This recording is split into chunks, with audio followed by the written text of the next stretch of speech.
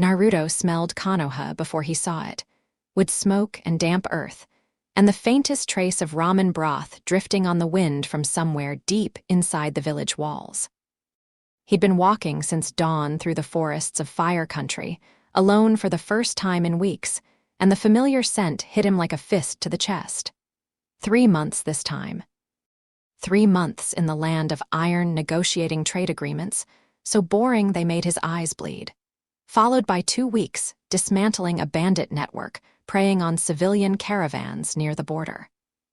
Followed by a brief stop in Suna to deliver sealed documents to Gaara, who'd looked at him with that quiet, unreadable expression of his and said something strange.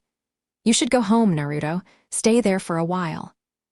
"I'm always home eventually," Naruto had said, grinning. That's not the same thing. He hadn't understood what Gaara meant. He still didn't, really, but the words had burrowed into him like a splinter and stayed there during the long walk back. And now here he was, standing on the ridge above the village, watching the late afternoon sun paint the Hokage monument in shades of amber and gold. His father's stone face stared out over the rooftops, and next to it, Kakashi's newer addition, still sharp-edged where the older carvings had been softened by decades of wind and rain. Naruto stood there for a long moment, breathing. He was 20 years old, and he was tired in a way that sleep didn't fix. The path down to the main gate was well-worn, and he took it at a civilian's pace, his orange and black cloak catching the breeze. He'd long since stopped wearing the full jumpsuit.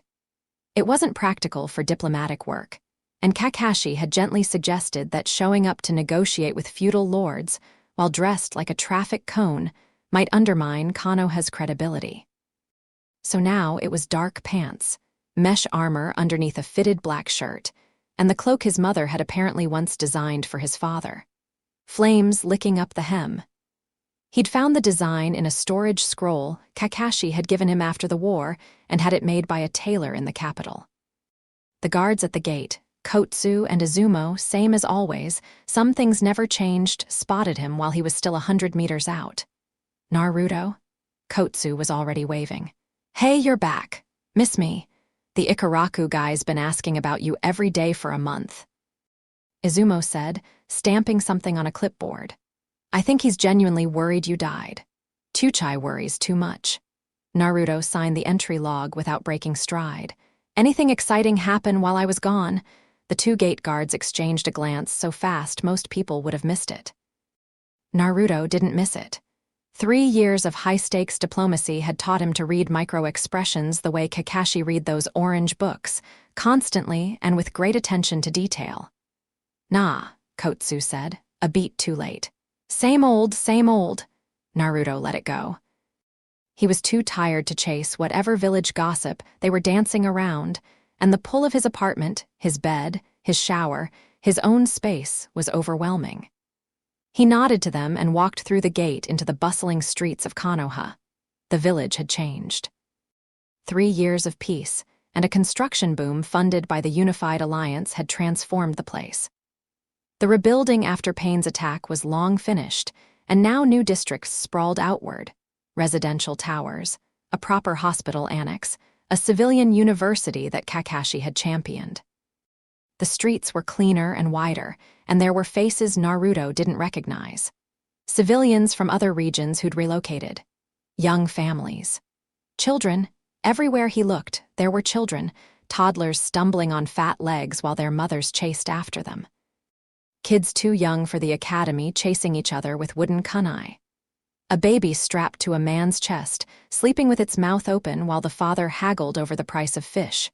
Naruto watched them as he walked, and something pulled tight behind his ribs.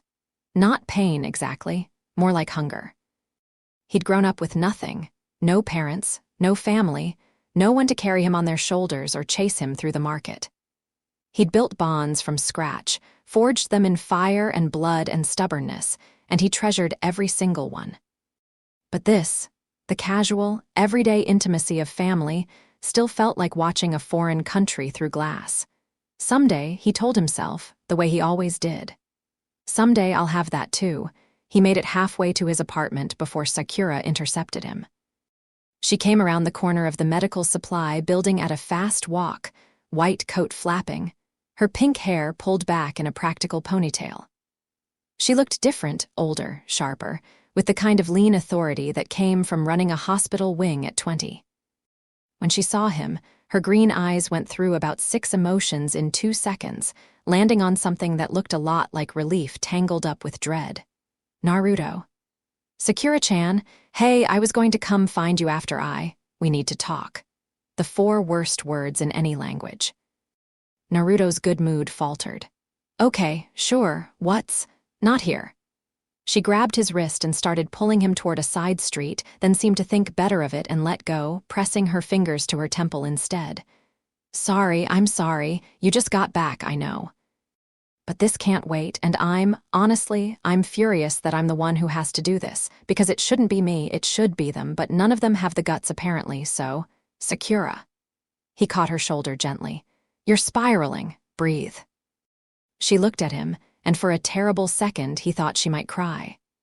Sakura almost never cried anymore. The war had burned that out of her, replaced it with a fierce, competent hardness that cracked only in private, only with people she trusted absolutely. Your apartment, she said. Let's go to your apartment. I need to sit down for this. They walked in silence. Naruto's mind raced through possibilities. Someone was hurt. Someone was dead. Sasuke had done something unforgivable again. No, Sasuke was on his own journey of atonement somewhere in the Western Territories. Kakashi was stepping down as Hokage. The alliance was fracturing. A new enemy, an old enemy, returned. By the time he unlocked his front door, he'd cycled through a dozen catastrophic scenarios and settled on a kind of numb readiness for whatever was coming. His apartment was small and dusty, the air stale from months of absence. He cracked a window, tossed his travel pack on the floor, and turned to face Sakura, who was standing in the middle of his living room with her arms crossed and her jaw set like she was about to perform surgery without anesthesia. Sit down, she said. I'm fine standing. Naruto, sit down. He sat on the edge of his bed because it was the only clear surface. His small kitchen table was buried under old mission scrolls and instant ramen cups he'd forgotten to throw away before leaving. Sakura remained standing. She paced twice across the small room, stopped, turned to face him, opened her mouth, closed it, and then said, How many women have you slept with? Naruto choked on nothing. What? In the last 3 years, how many? Sakura-chan, what the hell kind of, answer the question. The look on her face killed every deflection he could think of. She wasn't teasing. She wasn't gossiping. She was asking with the clinical precision of a doctor diagnosing a disease, and underneath that precision, she was afraid for him. Naruto rubbed the back of his neck, heat crawling up his face. I don't. Why does that? Because I've spent the last 6 months discovering that apparently half the Kunoichi I know have children with secret fathers, and every single trail leads back to you, and I need to know the full scope of this disaster before I tell you what I know. The room went very quiet. Naruto stared at her.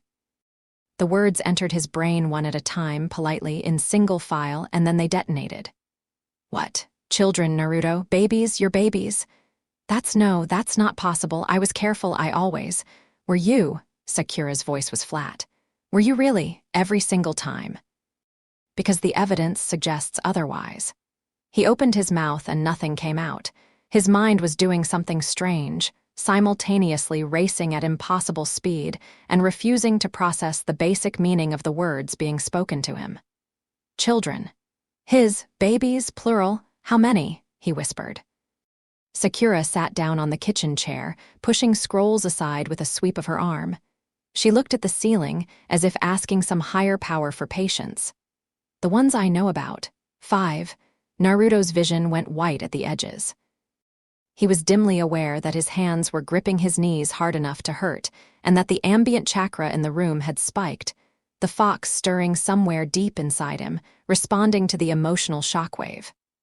5, he repeated. 5 children, 5 mothers, all Kunoichi, all women you know. Sakura met his eyes, and every single one of them chose to keep it from you. The silence that followed was so complete Naruto could hear his own heartbeat, fast and getting faster. "Who?" he said, and his voice sounded like it belonged to someone else. Sakura took a long breath. "Hinata has a son." "He's 2, his name is Boruto." The room tilted. Naruto remembered. Of course he remembered. The night after the war.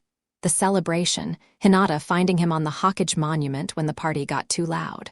Her quiet confession that she didn't want to waste any more time being afraid, the way her fingers trembled when she touched his face.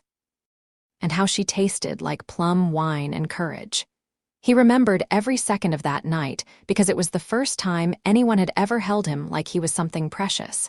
And then the chaos of the post-war period had swallowed them both. Missions, reconstruction, diplomatic assignments. He'd left the village 2 weeks later and hadn't returned for 3 months.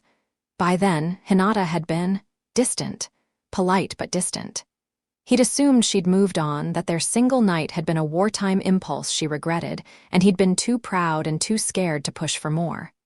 "Hinata," he said, and the name tasted like grief. "There's more."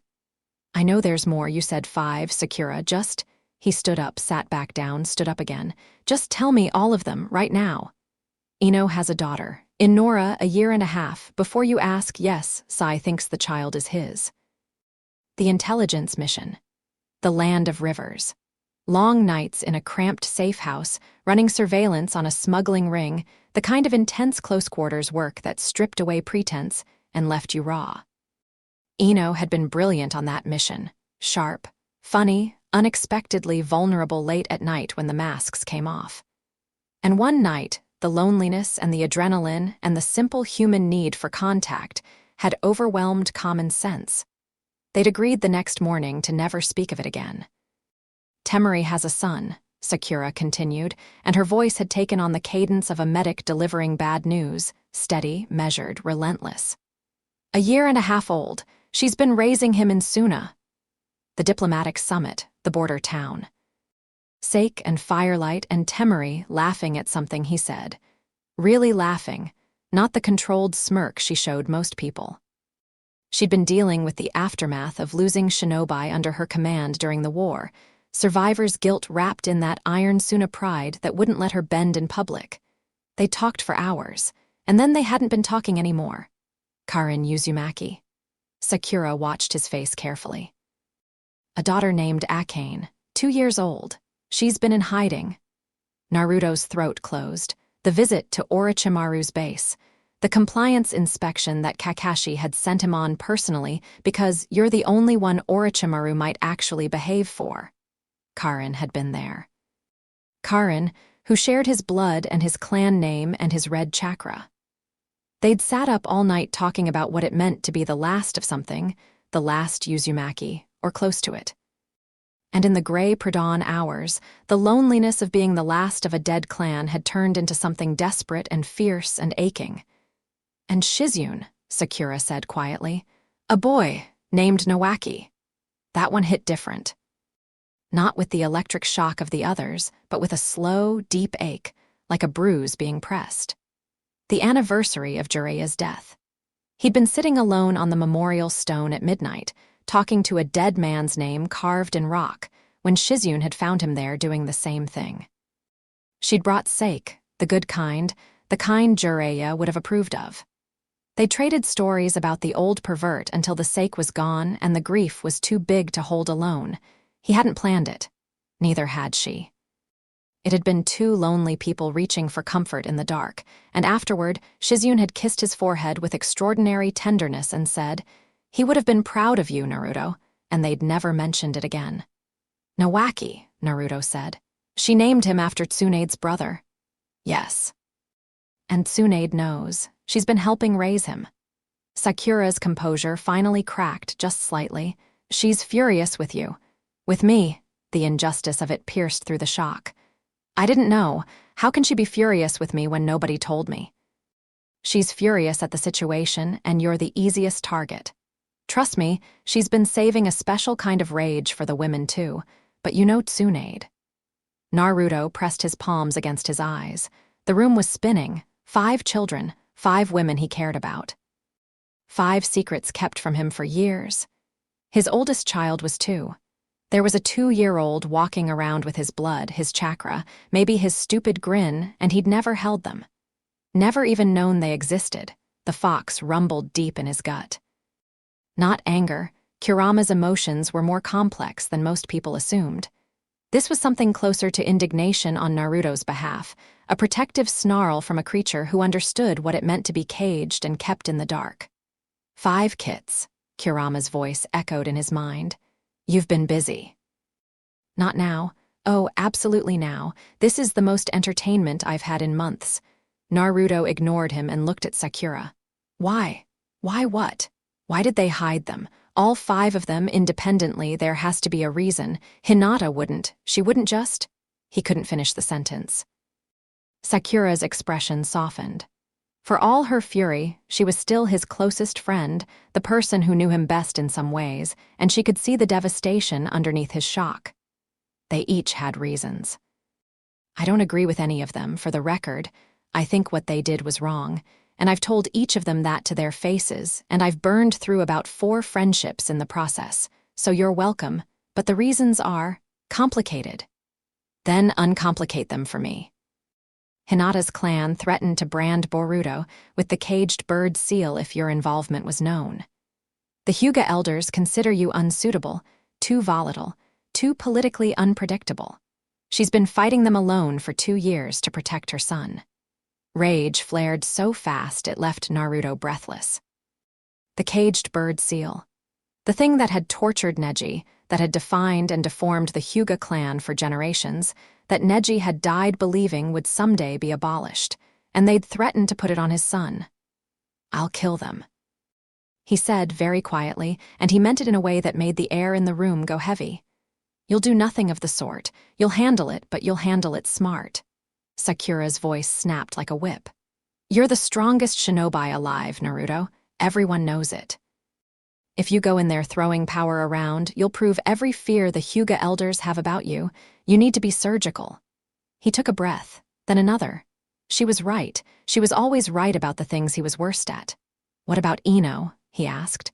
Ino's terrified of losing Sai. She loves him, genuinely loves him, and she's been living with this lie for over a year. She convinced herself that what happened between you two was a mistake, that Inora is better off with Sai as her father, and that telling the truth would destroy 3 lives without helping anyone. That wasn't her call to make. No, it wasn't, but I understand why she made it, even if I don't agree. Sakura paused. Temari kept her son's secret to protect Gaara's political position, an illegitimate child between Konoha's hero and the Kazekage sister. That's not a personal scandal, it's an international incident. She chose Suna's stability over your right to know. And Karin's different. She's been in hiding because Akane is unusual. The child has already manifested chakra chains, Naruto, at 2 years old. Karin's terrified that if anyone finds out about a full-blooded Uzumaki child with that kind of power, every opportunist and relic hunter on the continent will come for her. She's not wrong about that. Naruto admitted, and the tactical part of his brain, the part that had grown sharp and cold during 3 years of navigating the ugly realities of shinobi politics, was already spinning. A child with Uzumaki chakra chains. His child. That was a target that would draw every kind of predator. And Shizune simply didn't want you to feel obligated, Sakura finished. She's older than you. She's Tsunade's apprentice. She was afraid of how it would look and what it would do to your career. She thought she was being selfless. Naruto sat in the wreckage of his understanding of his own life and tried to think. 5 children. 5 sets of reasons, each one a mixture of love and fear and terrible judgment. None of the women were villains. None of them had acted out of malice. But every single one of them had decided, unilaterally, that Naruto Uzumaki, the boy who had spent his entire childhood screaming into the void for someone, anyone, to see him as family, didn't get to know about his own children. The irony was so sharp it could cut. I need to see them, he said. All of them, today. You can't see Temari or Karin today. Temari's in Suna, and Karin's location is, I actually don't know where she is. I only found out about Akane through medical records Karin sent to Orochimaru. I was doing a routine audit of his lab when I found them. Then the three who are here. Hinata, Ino, Shizune, I need to see them now. Naruto, you should take a day to process. I've already processed it. He stood. The shock was still there, thick and disorienting, but beneath it something else was rising. A cold, clear purpose he recognized from the battlefield. When everything was chaos, when the plan was shattered and people were dying, there was a moment where the noise fell away and what needed to be done became perfectly obvious. He was in that moment now. I have 5 children I've never met. I'm going to meet them. And then I'm going to have some very hard conversations with their mothers. And if anyone tries to stop me, Hyuga elders, political complications, anyone, I will go through them. He looked at Sakura. But I'd rather have you with me. Sakura stood, smoothed her white coat, and nodded once. I've been waiting 3 months for you to come back so I could stop carrying this alone. Where do you want to start? Hinata, he said immediately, and the name hurt. She was first. She's been alone with this the longest. Sakura grabbed her med bag from the chair. The Hyuga compound, then. And Naruto? Yeah. When we get there, let me do the talking with the guards. If they sense your chakra spiking, they'll lock the place down. My chakra's fine. Your chakra is making my teeth vibrate from across the room. He hadn't noticed. He took a deliberate breath, reached inward, and pulled the ambient energy back. Kurama grumbled at the constraint but cooperated. The air in the room settled. Better? Naruto asked. Marginally. Sakura opened the door. Let's go. The walk to the Hyuga compound took them through the market district as the sun began its descent toward the tree line.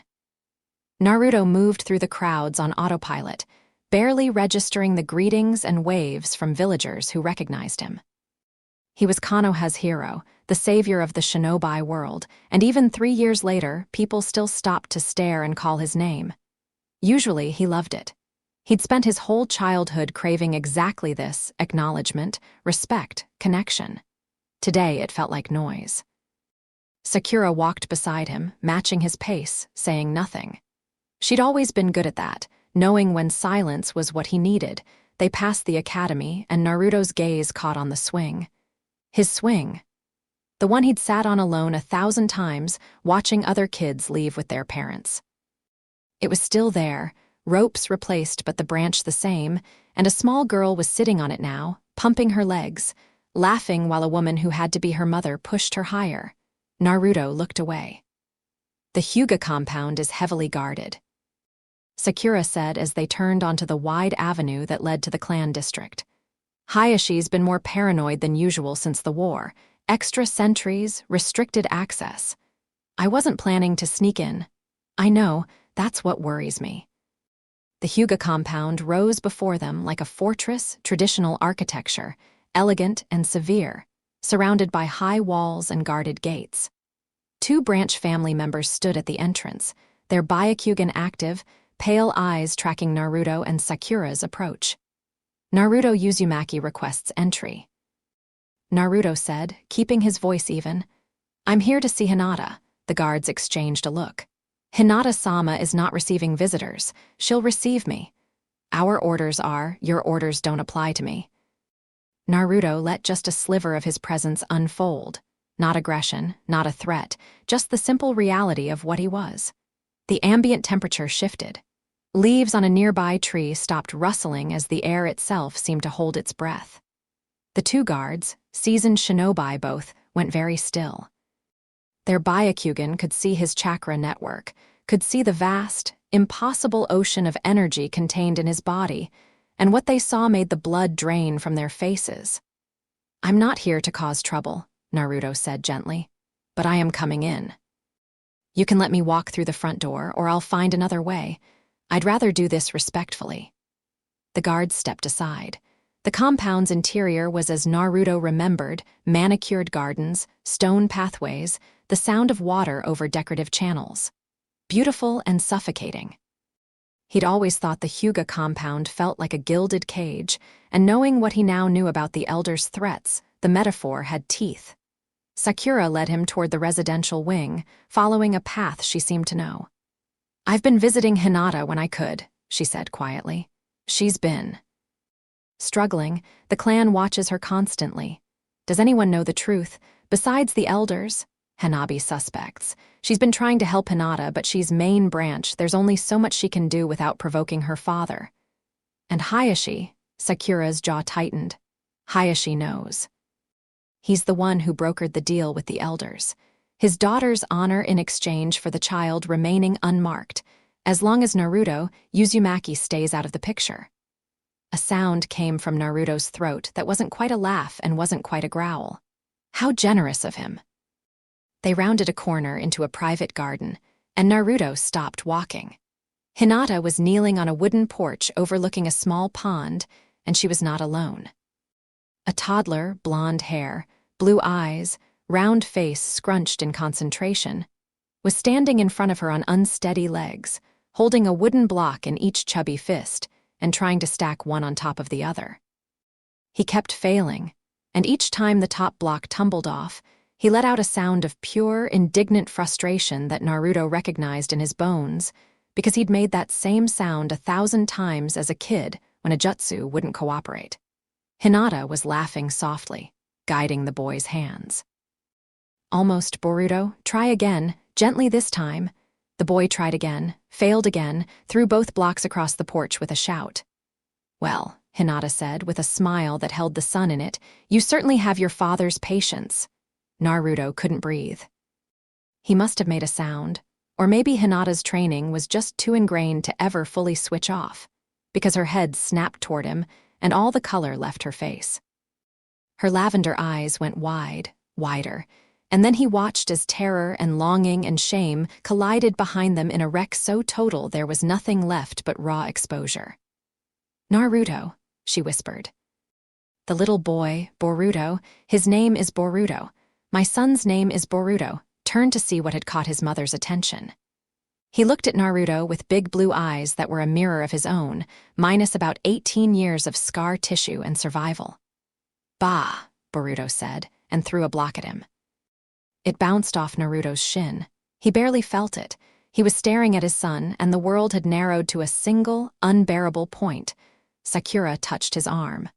"I'll give you two some privacy. I'll be by the gate." She turned and walked away, and Naruto distantly noted her wiping her eyes as she went. Hinata stood. Her hands were shaking. She positioned herself slightly in front of Boruto, not blocking the boy from Naruto, but close. Protective instinct. She'd spent 2 years being the only wall between her child and everything that could hurt him, and even now, even facing the man she'd loved since childhood, that instinct was carved deep. "You know," she said, "not a question." "Yeah, who told you?" "Sakura." Hinata closed her eyes. A tremor ran through her, visible, whole body, and when she opened her eyes again, they were bright with tears she was refusing to shed. "I wanted to tell you. Every day. Every single day but you didn't." The words came out sharper than he intended, and he watched them land like a slap. Hinata flinched. Behind her, Boruto had found another block and was gnawing on the corner of it with focused determination. Naruto forced himself to take a breath. Then another. He crossed the garden slowly, each step deliberate, and climbed the 3 stairs to the porch. He was close enough now to see the dark circles under Hinata's eyes, the tension in her shoulders, the way her hands kept curling into fists at her sides. "The elders threatened to seal him," Naruto said.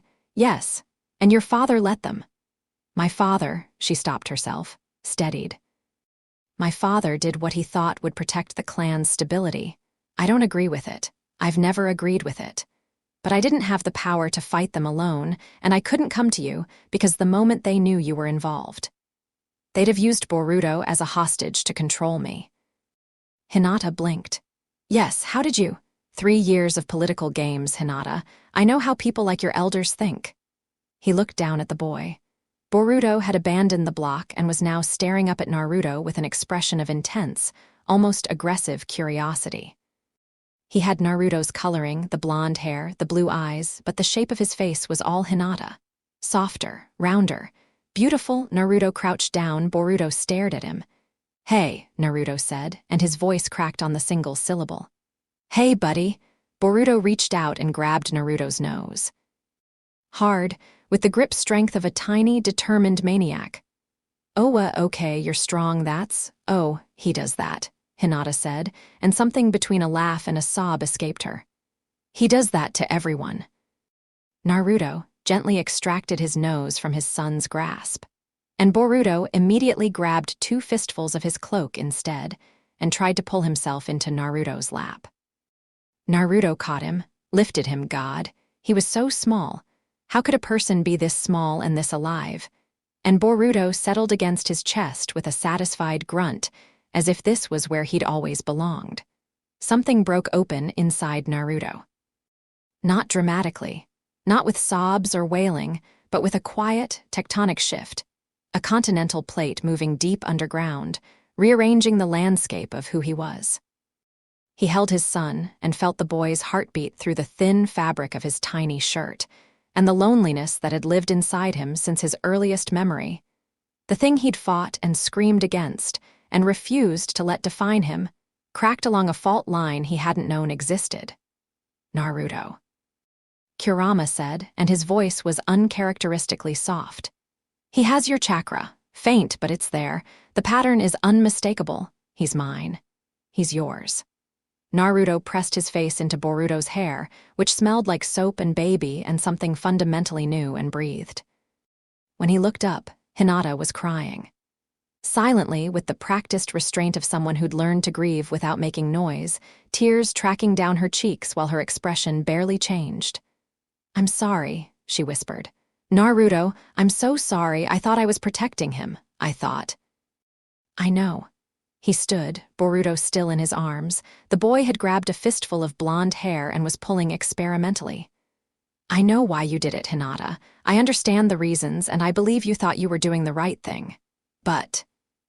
He looked at her and let her see everything, the hurt, the anger, the grief for 2 lost years without flinching. You should have told me. Whatever the risk, whatever the cost, you should have told me. I would have burned this compound to the ground before I let anyone put that seal on him. That's exactly what I was afraid of, Hinata said, and there was no accusation in it, just an exhausted truth. You would have fought the whole clan, you would have won, and then the political consequences would have... I don't care about political consequences. I know you don't. That's the problem. The words burst out of her with more force than she'd clearly intended, and she pressed her hand to her mouth, glancing around as if checking for observers. When she continued, her voice was lower but no less intense. You would have torn everything apart to protect him. And I love that about you. But I had to think about what came after. If you destroy the Hyuga clan's power structure, if you force change through violence, what happens to Boruto then? He grows up as the child who caused a civil war inside his own mother's clan. He becomes a symbol of division instead of a person. Naruto opened his mouth to argue and found that he couldn't. Not because she was entirely right, she wasn't, and the fundamental wrong of keeping a father from his child couldn't be justified by political calculus, but because her reasoning was more sophisticated than he'd expected. She hadn't hidden Boruto out of weakness. She'd done it out of a strategic assessment that Naruto's response would cause more damage than the secrecy. She'd been wrong, but she hadn't been stupid. Things are going to change, Naruto said, starting now. I'm going to deal with your elders, and I'm going to do it without burning anything down, because you're right about one thing, Boruto shouldn't grow up in the middle of a war. But I am done being kept out of my son's life. Hinata nodded. The tears had stopped, replaced by something cautious and fragile, hope, maybe, or the beginning of hope. What are you going to do? First, I'm going to hold my son for a while, then I'm going to go have several more conversations that are going to hurt. And then I'm going to come back here and deal with Hayashi and the elders. He paused. Will you be okay until then? I've been okay for 2 years. Have you? The question landed, and Hinata looked away. The answer was obviously no. She'd been surviving, enduring, holding the line through sheer Hyuga stubbornness and the fierce, cornered love of a mother, but she had not been okay. No, she admitted quietly. I haven't been. Then that changes too. He spent 20 more minutes on that porch with Boruto.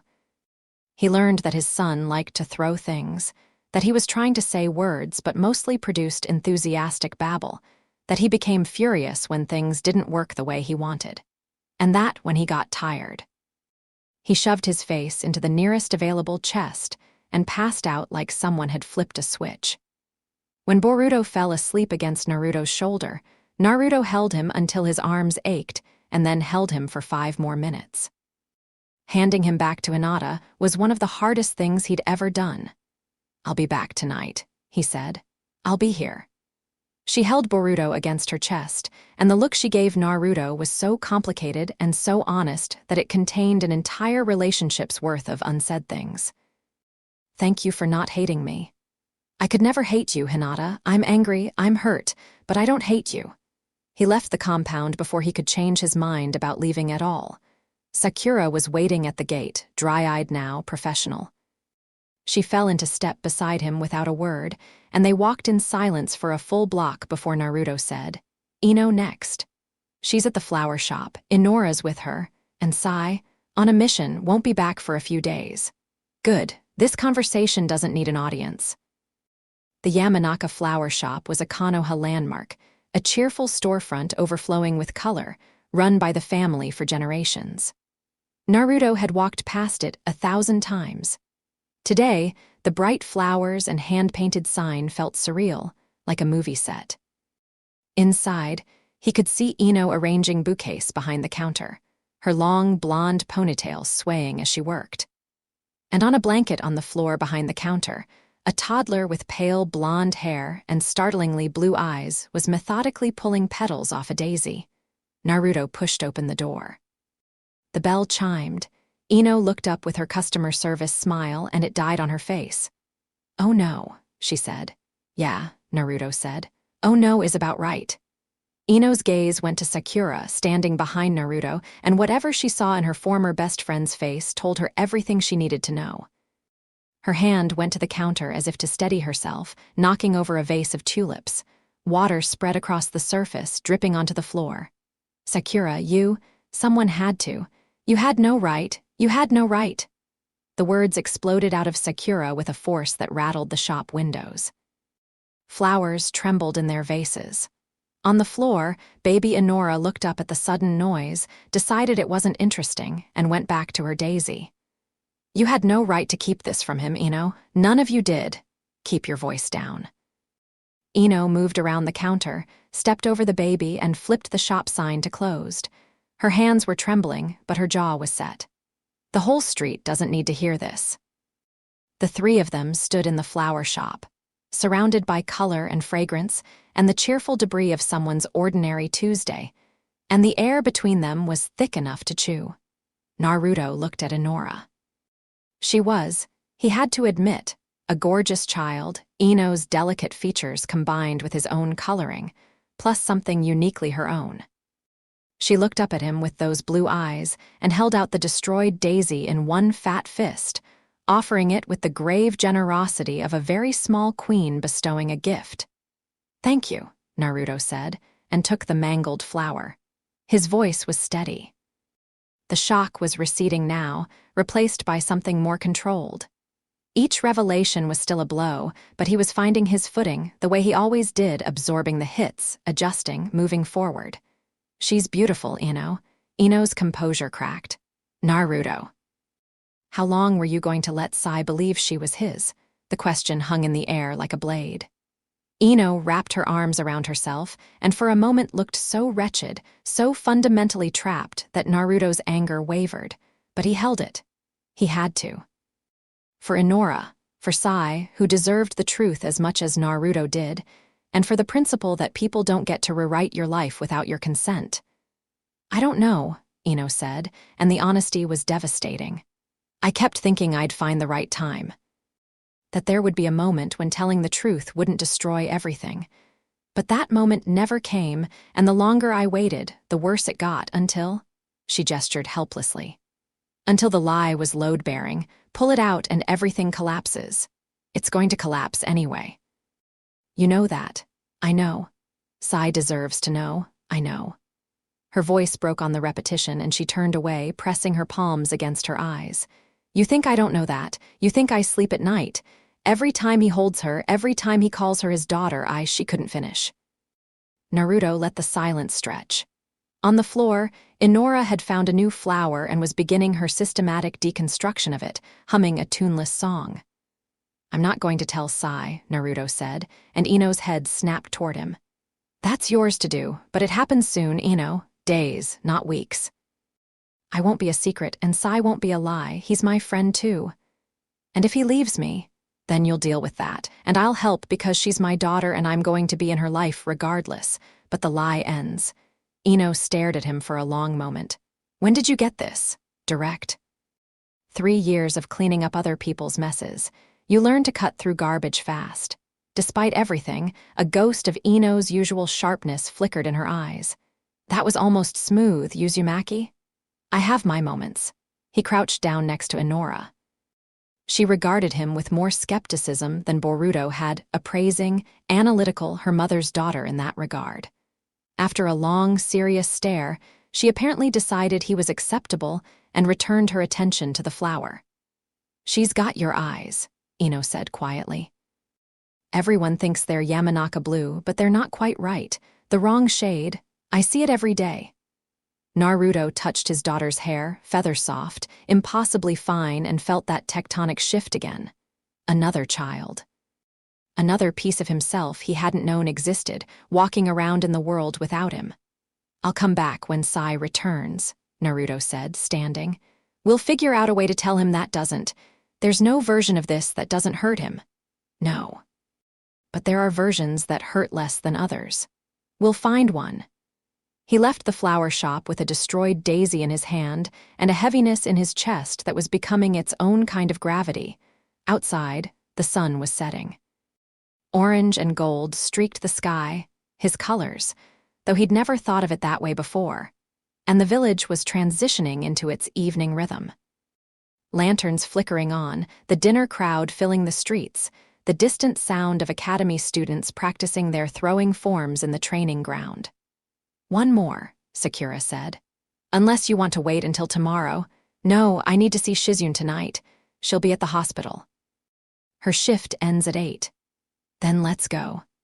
They walked toward the hospital, and as they walked, Naruto felt the weight of the day pressing down, not just the emotional weight, but a growing tactical awareness that was harder to ignore. 5 children, 5 targets, if the wrong people found out. Sakura. Who else knows? About all of them, I mean, the full picture. Just me. And I didn't figure it out all at once. It was months of little things adding up. Hinata's medical records routed through a discreet channel. Ino's prenatal visits scheduled under a false name. Karin's correspondence with Orochimaru. Shizune's pregnancy hidden behind a sabbatical that Tsunade arranged. She paused.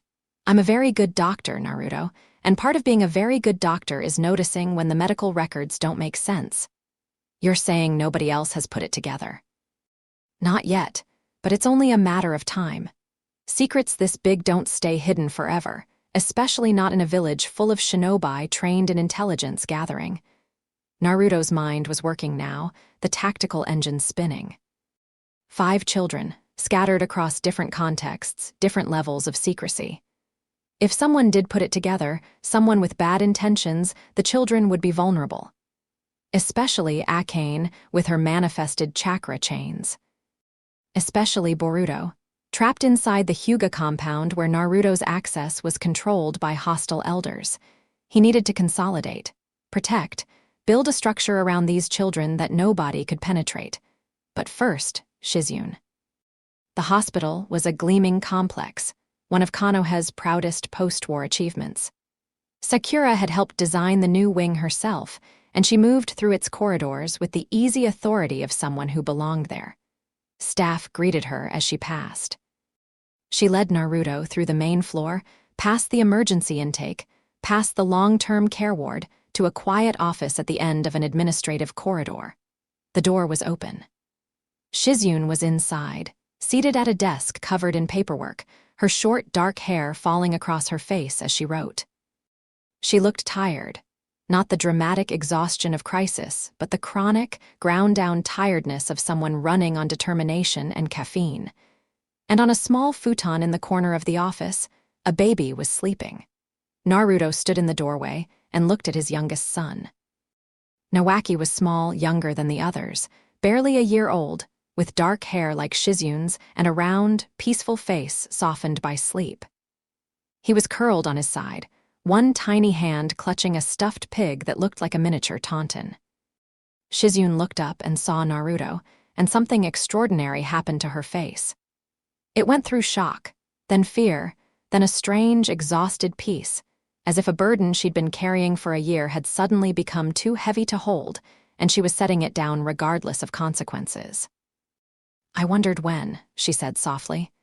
"I didn't think it would be today, but I wondered when." "Today," Naruto said. "Sakura." "Me," Sakura confirmed from behind him.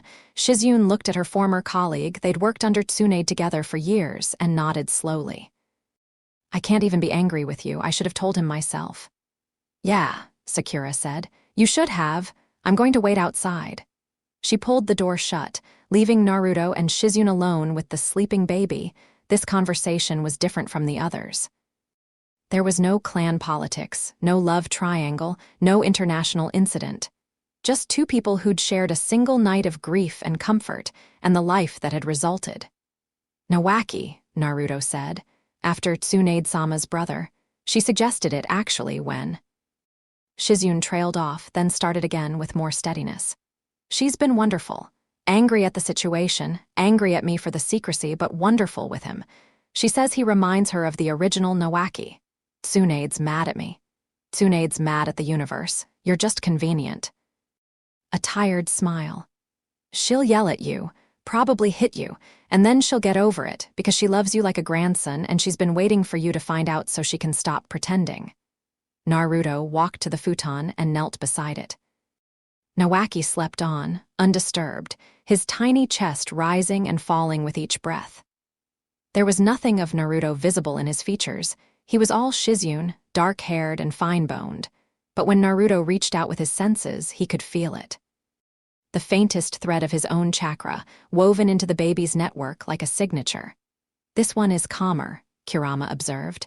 "Steadier chakra pattern. He'll have good control when he's older." "Is there a reason you're giving me status reports on my children's chakra?"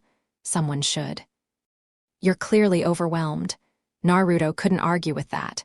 "I was afraid," Shizun said, and he looked up to find her watching him with an expression that held no defenses. "Not of you, never of you, but of what it would mean, the age difference, the power imbalance. People would say I took advantage of a grieving boy. I was 19, Shizun, not a child. I know that. Rationally, I know that. But the perception. And your career, Naruto, you're going to be Hokage. Everyone knows it. I didn't want a scandal attached to your name before you'd even started.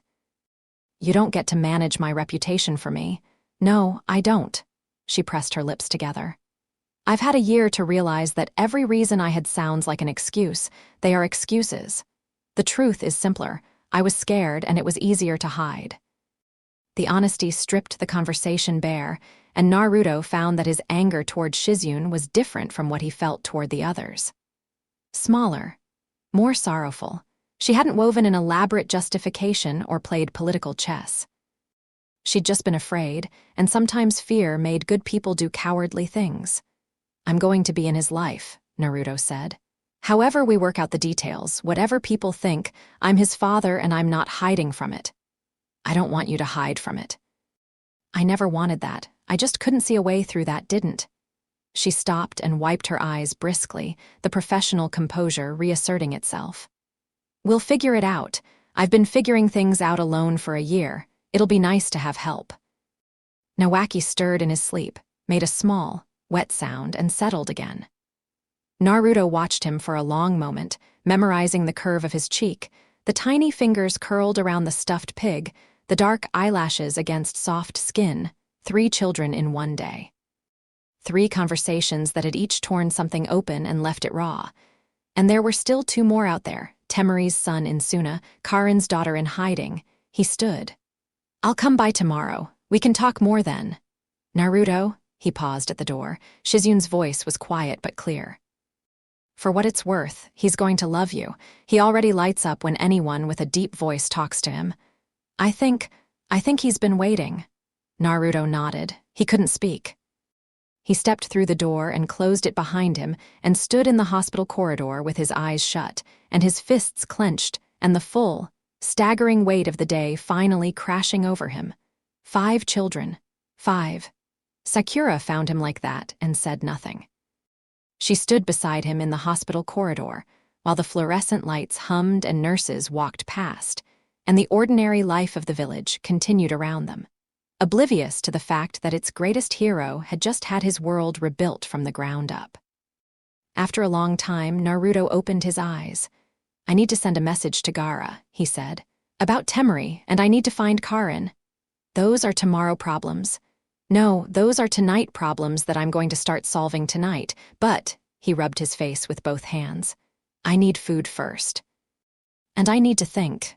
Ikaraku, Ikaraku." They walked to the ramen stand in the deepening dusk, and Naruto ate 4 bowls while Chuchai fussed over him and Iame asked about his travels, and the comfortable, familiar ritual of Ikaraku ramen did what it had always done.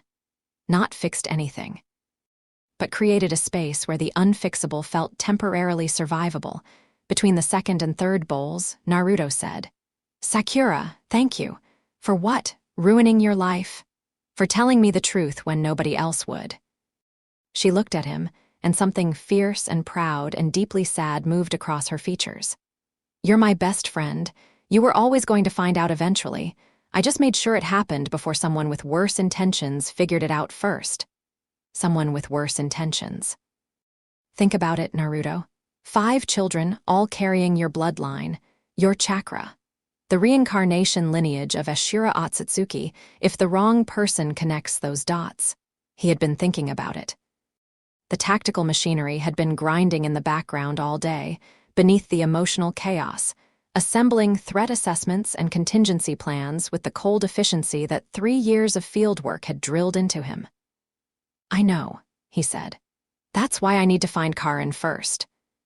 Akane's the most vulnerable. She's off the grid, no village protection, and if her chakra chains have really manifested at 2 years old, she's a beacon for anyone with sensory abilities. Orochimaru might know where she is. Orochimaru definitely knows where she is. The question is whether he'll tell me. He will if you ask nicely." Naruto snorted. "I don't ask Orochimaru for things nicely. I ask him for things while reminding him that I can atomize his entire compound. Diplomacy at its finest. I learned from the best." He set down his chopsticks. "I'm going to write to Gaara tonight. Send it by Hawk. Temari and I need to talk, but it has to happen in person, and I need Gaara's cooperation to make that meeting happen without it becoming a diplomatic incident. And the Hyuga situation? That one I handle face-to-face, tomorrow morning. I'm going to request a meeting with Hayashi and the Elder Council. Request, formally request, politely, with all due respect for clan traditions and hierarchy." A pause. "And if they say no, I'll walk in anyway and we'll have the conversation on my terms instead of theirs." Sakura studied him. "You've changed. I grew up." "No, that's not it. Growing up made you smarter, but this is different. You're," she searched for the word. "Harder, not in a bad way, but you're harder than you were." He thought about that. 3 years of navigating the gap between how the world should work and how it actually worked. 3 years of watching idealism collide with reality and learning, painfully, that you couldn't punch your way to peace. You could punch your way to silence, to compliance, to fear. Peace required something more, something he was still learning, still groping toward, but he was done being naive, and he was done being the person things happened to. 5 kids, Sakura, he said, and something in his voice made her sit straighter. 5 kids who need a father. I don't care what it takes. I don't care who it offends. I don't care what political structures I have to reshape or what uncomfortable truths have to come out. Those are my children, and I am going to protect them, provide for them, and be present for them. Every single one. He looked at her, and his eyes, blue as a clear sky, blue as his son's, blue as his daughter's, held a resolve that was absolute. The era of keeping Naruto Uzumaki in the dark is over. Sakura held his gaze for a long moment, then she raised her teacup. About damn time, she said. They clinked cups over empty ramen bowls, and the night settled around them, and somewhere across the village, in a compound guarded by pale-eyed sentries. A little blond boy slept in his mother's arms and dreamed of nothing, because he was too young to know how much his world was about to change. And in a hidden location, far from any village, a 2-year-old girl with red hair and her mother's fierce eyes extended her hands and watched, giggling, as golden chains of pure chakra spiraled from her tiny palms and tangled in the branches of the trees above her, pulling leaves loose to rain down around her like confetti, while her mother watched with terrified wonder and clutched a kunai in each hand, listening to the forest for footsteps that weren't there. Chapter 2. The fox and the serpent. Naruto didn't sleep. He lay on his back in his apartment, staring at the ceiling, and let his mind work. The emotional storm of the day had settled into something colder, more useful, a crystalline awareness that felt almost meditative. 5 children. 5 vulnerabilities. 5 points of failure in a security framework he hadn't known existed until 12 hours ago. Kurama stirred. "You're strategizing?" "Yeah, good." The weeping was getting tiresome. I wasn't weeping. "Your emotional output nearly overloaded my sensory filters 3 separate times today. I know what weeping looks like from the inside, Kit." Naruto let that pass. The fox was right. He needed to think, not feel. Feelings could come later, in the quiet spaces between crises. Right now, he had a problem set that demanded the ruthless tactical clarity he'd spent 3 years developing. Priority 1, Karin and Akane. The most exposed. A full-blooded Uzumaki child manifesting chakra chains at 2 years old. That wasn't just unusual, it was unprecedented. Karin's chains hadn't manifested until she was nearly a teenager, and she'd been exceptional. If Akane was already producing them, the child's chakra reserves must be staggering. A lighthouse in the dark for anyone with the ability to sense such things. Priority 2, the Hyuga situation. Boruto was physically safe inside the compound, but the political cage around him was its own kind of danger. The elders' leverage over Hinata, the implied threat of the seal, needed to be dismantled. Carefully, like diffusing an explosive tag. Priority 3, Temari. A diplomatic conversation that could reshape the relationship between 2 great villages. He'd need Gaara's buy-in before he did anything. Priority 4, Ino and Sai. A personal detonation waiting to happen, but at least contained within the village, among people he could reach. Priority 5, Shizune and Nawaki. The least politically complicated, but Tsunade's fury was a variable he'd need to manage. He ordered them, reordered them, ran scenarios. At 2 in the morning, he gave up on sleep entirely, sat at his kitchen table, and wrote 3 messages. The first was to Gaara. Formal but honest. He didn't try to soften it or play games. Gaara would see through any manipulation instantly and respect him less for trying.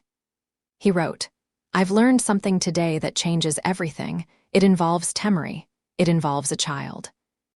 I need to come to Suna, and I need it to happen without triggering a diplomatic review. I'm asking you as my friend, not as Konoha's representative. I'll explain everything in person." Naruto. The second was to Kakashi. Shorter, more urgent. "I need an audience with you tomorrow morning. It's personal, but it's going to become political fast. Clear your schedule." The third was to Orochimaru, and he spent the longest time on this one. Orochimaru was a snake in every sense, brilliant, dangerous, and impossible to predict. The old Naruto would have charged into his compound and demanded answers. The current Naruto understood that Orochimaru responded to leverage, not force. So he wrote, "I know about Karin's daughter. I know you've been receiving medical correspondence about her. I'm coming to collect the location, and I'd prefer to do it through conversation rather than through Sage Mode enhanced interrogation. Your cooperation will be noted favorably in my next compliance report, tomorrow afternoon. Uzumaki Naruto." He summoned a hawk and sent all 3 messages into the pre-dawn dark. Then he showered, dressed, and watched the sunrise from his window. Konoha woke around him, the village stirring to life the way it did every morning, unaware that the man standing in his apartment window was quietly reorganizing his entire existence. At 7, he left for the Hawkage Tower. The morning was cool and bright, and Naruto moved through the streets with a purpose that people noticed. Shinobi were trained to read body language, and his was broadcasting something that made pedestrians step aside without being asked. Not aggression, direction. The focused forward motion of a man who knew exactly where he was going and what he would do when he got there. Kakashi's office was on the top floor of the tower, behind a set of heavy doors guarded by Anbu. The Sixth Hokage's workplace was characteristically a disaster. Scrolls piled on every surface, 3 different half-eaten meals on the desk, and Kakashi himself leaning back in his chair with his feet up, reading a book that was decidedly not work-related. Naruto. Kakashi lowered the book. His one visible eye was sharp and assessing despite the lazy posture. I got your message. Cryptic. It's going to get less cryptic real fast. Naruto closed the door and activated the privacy seals, a set of sound-dampening barriers built into the office walls. He'd learned to do this automatically. Some conversations couldn't risk being overheard. Kakashi's eyebrow rose. He set the book aside and brought his feet down from the desk. That tiny shift from casual to attentive was the most reaction Kakashi ever showed, and it meant Naruto had his full, undivided focus. Naruto told him everything. He didn't embellish or soften. He laid out the facts in the order he'd received them: the 5 children, the 5 mothers, the individual reasons for secrecy, the strategic implications. He watched Kakashi's face throughout, looking for tells, and found almost nothing. The man's composure was legendary for a reason. When Naruto finished, the silence in the office was absolute. Kakashi sat perfectly still, his hands steepled in front of his masked face, staring at Naruto with an expression that might have been shock if it had any movement in it at all. Then Kakashi exhaled, a long, slow breath that carried more weight than a scream. 5, he said. 5.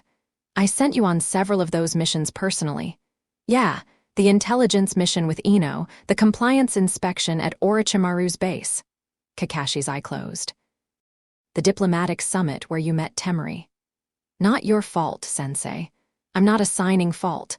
I'm noting that if I'd been paying closer attention to the personal dynamics of my operatives, I might have. He stopped himself and shook his head. No, that's paternalistic and beside the point. You're adults. You made your choices. And they made theirs without me. Yes, Kakashi's voice was quiet now, stripped of its usual wry detachment.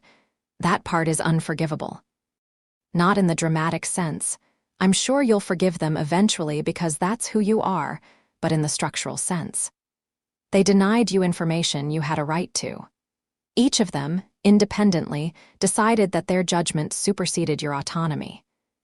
And regardless of their individual reasons, the cumulative effect is that you have 5 children you've never parented. Hearing it laid out so precisely, by someone he respected this deeply, hit Naruto harder than he expected. He swallowed against the tightness in his throat and kept going. I need several things from you, Kakashi. I need diplomatic authorization to travel to Suna on short notice. I need your backing when I confront the Hyuga elders, not your direct involvement, but the knowledge that the Hokage is aware of the situation and supports me. And I need access to whatever intelligence resources can help me locate Karin. You'll have all 3. Kakashi said it immediately, without hesitation, but I want something in return. Name it. Don't do anything that forces me to intervene as Hokage. Handle the Hyuga situation within their clan structure if you can. If you can't, come to me before you tear it apart, and we'll find a legal framework for what needs to happen. He held Naruto's gaze. I know how strong you are, everyone knows. But strength without institutional support creates precedents that will haunt the village long after we're both gone. Sakura said something similar. Sakura's the smartest person you know. Listen to her. I'm going to handle the Hyuga situation today, this morning actually. Kakashi studied him for a long moment. You're going to walk into a compound full of people who don't want you there and tell them that their clan politics are about to change. That's the plan. Without backup, Naruto smiled, and it wasn't a kind smile. Kakashi-sensei, I am the backup. That's exactly the kind of statement that makes me worried. I know what I'm doing. He turned to leave, then stopped. One more thing. How much do you know about full-blooded Uzumaki chakra chain manifestation in very young children? Kakashi's eye sharpened. That's an oddly specific question. Karin's daughter, my daughter, she's manifesting chains at 2 years old. A long pause. That's extraordinary. The youngest recorded Uzumaki to manifest chains was 14. At 2 years old, the chakra network shouldn't even be developed enough to, he caught himself. This is urgent, isn't it? Not just a personal matter. A child producing that kind of chakra output is a target. I need to get to her. Find Karin first. I'll have Anbu Intelligence start running traces on Orochimaru's communication network. If he's been in contact with Karin, we'll find the trail. Kakashi reached for a scroll and began writing. Go deal with the Hyuga. I'll have something for you on the Karin situation by this afternoon. Naruto left the Hokage Tower and headed straight for the Hyuga compound. The morning sun was climbing, burning off the night chill, and the streets were busy with the village's daily commerce. He moved through the crowds at a purposeful walk, and this time he didn't bother tempering his presence. People felt him coming the way they felt a change in weather. Not threatening, but undeniable, a pressure shift that made them look up and step aside. The gates of the Hyuga compound were manned by the same 2 guards as yesterday. They saw him coming, and their faces did something complicated. I'm here to see Hayashi, Naruto said. And the Elder Council, official business. Hayashi-sama is not. Tell him Naruto Uzumaki is at the gate, and that the conversation we're about to have will happen either in a private chamber of his choosing or on his front lawn in full view of the village. His preference, he has 5 minutes. The guards stared at him. One of them, to his credit, recovered quickly and disappeared into the compound at a run. The other stood his ground, Byakugan active, watching Naruto with the rigid alertness of a man who just realized he was standing next to a force of nature. Naruto waited. He was patient, perfectly still, but he left his chakra unmasked, a continuous, ambient reminder of exactly who was standing at their door. Inside the compound, he knew, every Byakugan user within range could see him. Could see the blazing furnace of his chakra network, the massive secondary reservoir that was Kurama, the sage energy pathways that laced through his system like veins of gold. Let them look. 4 minutes later, the guard returned. Hayashi-sama will see you in the main council chamber. Lead the way. The council chamber was deep inside the compound, a large, austere room with wooden floors polished to a mirror shine and clan banners hanging from the rafters.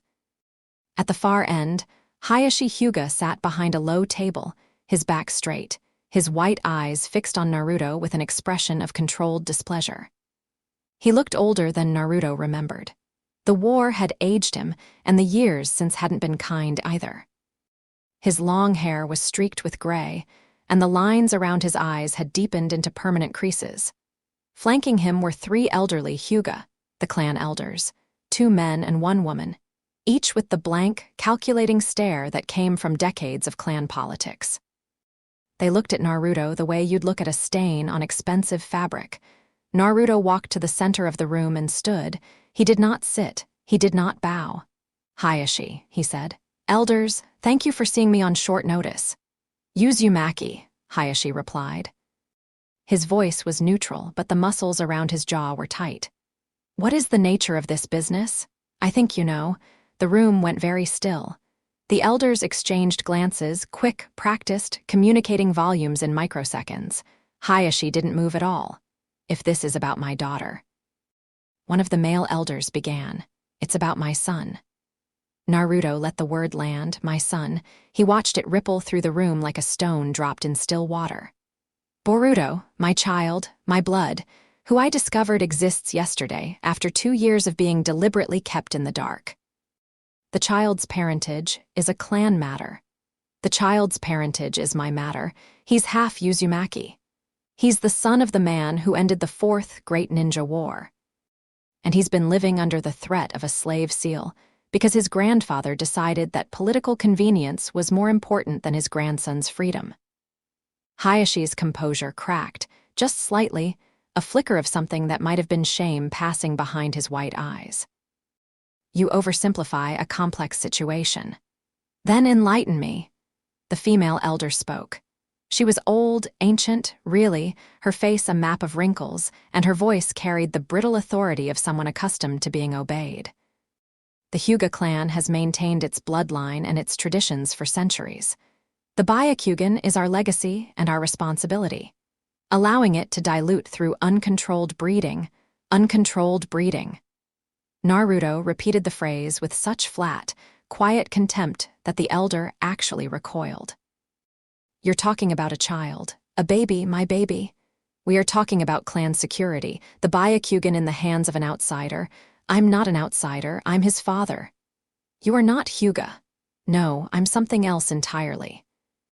Naruto let a single heartbeat of silence pass, and then he released his chakra, not all of it, not even a significant fraction, but enough.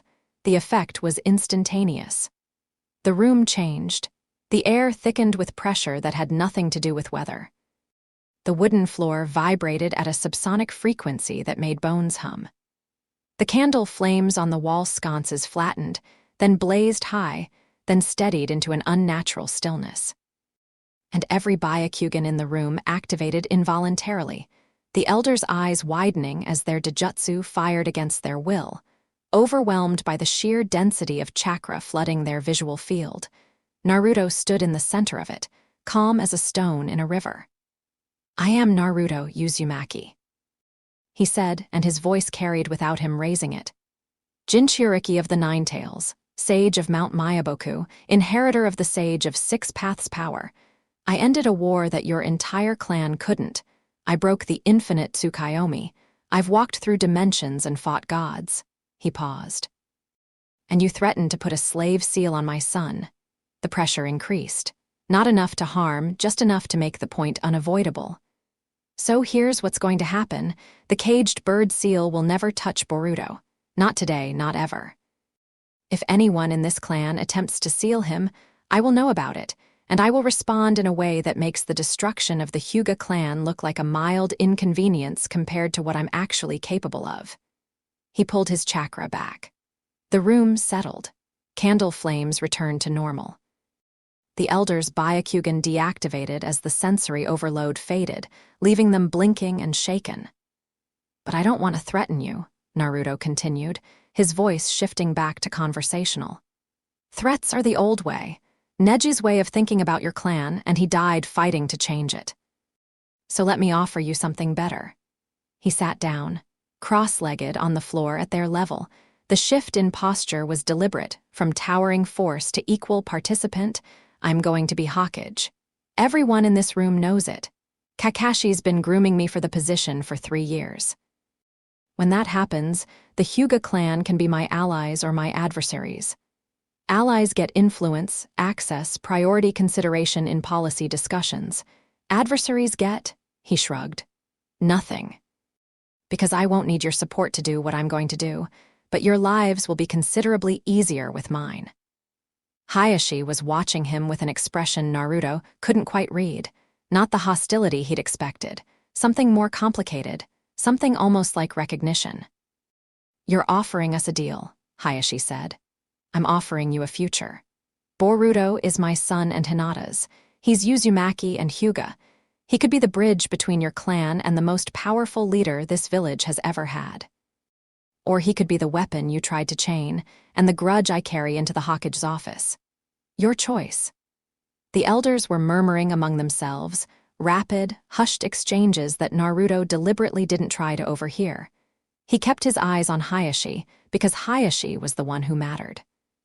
The elders advised, but the clan head decided. And the caged bird seal? The female elder asked, her voice considerably less authoritative than before. Abolished, Naruto said. Not just for Boruto, for everyone. That is a clan internal, no. It's a human rights violation that this village has tolerated for too long. The seal will be abolished, and the Hyuga will reform their branch family system, and they'll do it voluntarily because the alternative is legislation from the Hokage's office that forces it. He looked at Hayashi. Neji died to protect me. He died believing the cage could be broken. I'm breaking it. The silence that followed was so dense it felt physical. Naruto could hear his own pulse, steady and slow, and the ragged breathing of the female elder, and the whisper of fabric as one of the male elders shifted uncomfortably. Hayashi closed his eyes. When he opened them, something had shifted. The rigid defensiveness was still there, but beneath it, a crack had appeared. The crack had a name, Neji. Because Hayashi had loved his nephew in his complicated, guilt-ridden way, and Neji's death was a wound that had never healed. "You remind me of your mother," Hayashi said quietly. Naruto blinked. Of all the things he'd expected to hear, that wasn't on the list. Kushina Uzumaki stormed into this compound 30 years ago when she heard about the branch family seal. She called it barbaric. She threatened to teach my father what Uzumaki sealing techniques could really do if he didn't change his ways. A ghost of a smile touched Hayashi's lips. She was formidable, I've been told. She didn't succeed either. The clan's traditions were too entrenched, but she planted a seed. Hayashi looked at the elders, then back at Naruto. Perhaps it's time that seed grew. The female elder started to object. Hayashi raised one hand, and she went silent. "I will convene a full clan assembly to discuss the abolition of the caged bird seal," Hayashi said. "It will take time, the traditionalists will resist, and forcing the issue too fast risks a schism, but I will advocate for it personally." He paused. "Regarding Boruto, no seal will be applied to him. I will guarantee this on my authority as clan head, and my access to my son. You will have unrestricted access to the compound. I'll issue the order today." Hayashi hesitated, and for the first time, the patriarch's armor showed a genuine crack. "I should have handled this differently. When Hinata came to me when she told me about the pregnancy, I should have." "Yeah," Naruto said. "You should have. My brother's death taught me many things, apparently not enough." Naruto stood. "I'll come back this afternoon to see Boruto. And Hayashi, if anyone in this clan gives Hinata trouble over this, I'll hear about it. She spent 2 years protecting our son alone." "That's done." He walked out of the council chamber, and the elders parted around him like water around a stone. In the corridor outside, he passed Hanabi Hyuga, who was pressed against the wall with her Byakugan active, obviously having watched the entire exchange through the walls. She was grinning. "That," she whispered as he passed, "was the most satisfying thing I've ever witnessed. You were eavesdropping." "Obviously, I've been waiting 2 years for someone to tell those fossils off." She fell into step beside him. "I'm Hanabi, Hinata's sister. We haven't formally met." "I know who you are. My sister loves you. She's loved you since she was 6 years old, and she's been miserable and she won't admit it because she's too noble and self-sacrificing for her own good." Hanabi's pale eyes were fierce. "Don't mess this up. I'll do my best. Do better than your best." She stopped at a junction in the corridor. "Boruto's in the East Garden. Hinata takes him there every morning. Go." Naruto went. He found them in a garden, drenched in morning sunlight. Hinata sitting on a stone bench while Boruto toddled through the grass, chasing a butterfly with the deadly focus of a miniature predator. When Boruto saw Naruto, he abandoned the butterfly immediately and charged toward him with the wobbly, flat-footed sprint of a toddler who hadn't entirely mastered the concept of legs. Naruto caught him, swung him up, and Boruto shrieked with delight. A sound so pure and uncomplicated that it burned through every layer of strategy and anger and exhaustion, and left Naruto standing in a garden holding his laughing son and feeling for exactly 3 seconds. Like everything might be okay, Hinata watched from the bench. Her eyes were red, she'd been crying, probably all night, but the look on her face as she watched Naruto hold Boruto was something beyond tears. Relief so profound it looked like pain. "The elders agreed," Naruto told her. "No seal. Open access, and Hayashi is going to push for full abolition." Hinata's hands flew to her mouth. "How did you?" I asked nicely. "You did not ask nicely. I could feel your chakra from across the compound." "Okay," I asked firmly. "But nobody got hurt and nothing caught fire, so by my standards, that counts as nicely." She laughed. "It was watery and broken and beautiful. and Boruto looked between his parents with the baffled intensity of a very young human trying to understand why the big people were making weird noises with their faces. Naruto set Boruto down and sat beside Hinata on the bench. Not touching her, that felt too presumptuous, too loaded with implications they hadn't sorted out, but close enough that she could feel his warmth. "We have a lot to figure out," he said. "I know. I'm not going to pretend I'm not still angry. I know that too, but I'm here. And I'm not leaving." Hinata's hand found his on the stone bench. Her fingers were cool and trembling slightly, and she didn't grip, just rested her hand on top of his, barely touching, giving him every opportunity to pull away. He didn't. Boruto had found a stick and was hitting a rock with it, generating a rhythmic clack-clack-clack that echoed through the garden. Naruto watched his son and felt the second tectonic shift in 2 days, another plate moving, another landscape rearranging. He stayed for an hour. Then he kissed Boruto's forehead. The boy tolerated this with regal impatience before squirming free to resume his stick-on-rock percussion, and told Hinata he'd be back that evening. He had a snake to visit. Orochimaru's compound was a 3-hour run from Konoha, hidden in the forests south of the village behind layers of concealment jutsu and natural camouflage. Naruto covered the distance in 90 minutes, pushing his speed, the landscape blurring around him as he leaped through the canopy. He'd been here twice before, both times on official compliance inspections, making sure the former villain was keeping his end of the post-war agreement. No human experimentation, no forbidden jutsu development, no building armies of synthetic soldiers. In exchange, Orochimaru got to live, to conduct approved research, and to maintain a small compound staffed by his most loyal retainers. The deal was Kakashi's pragmatism at its finest. Keep the monster where you can watch him. Give him just enough rope to be useful.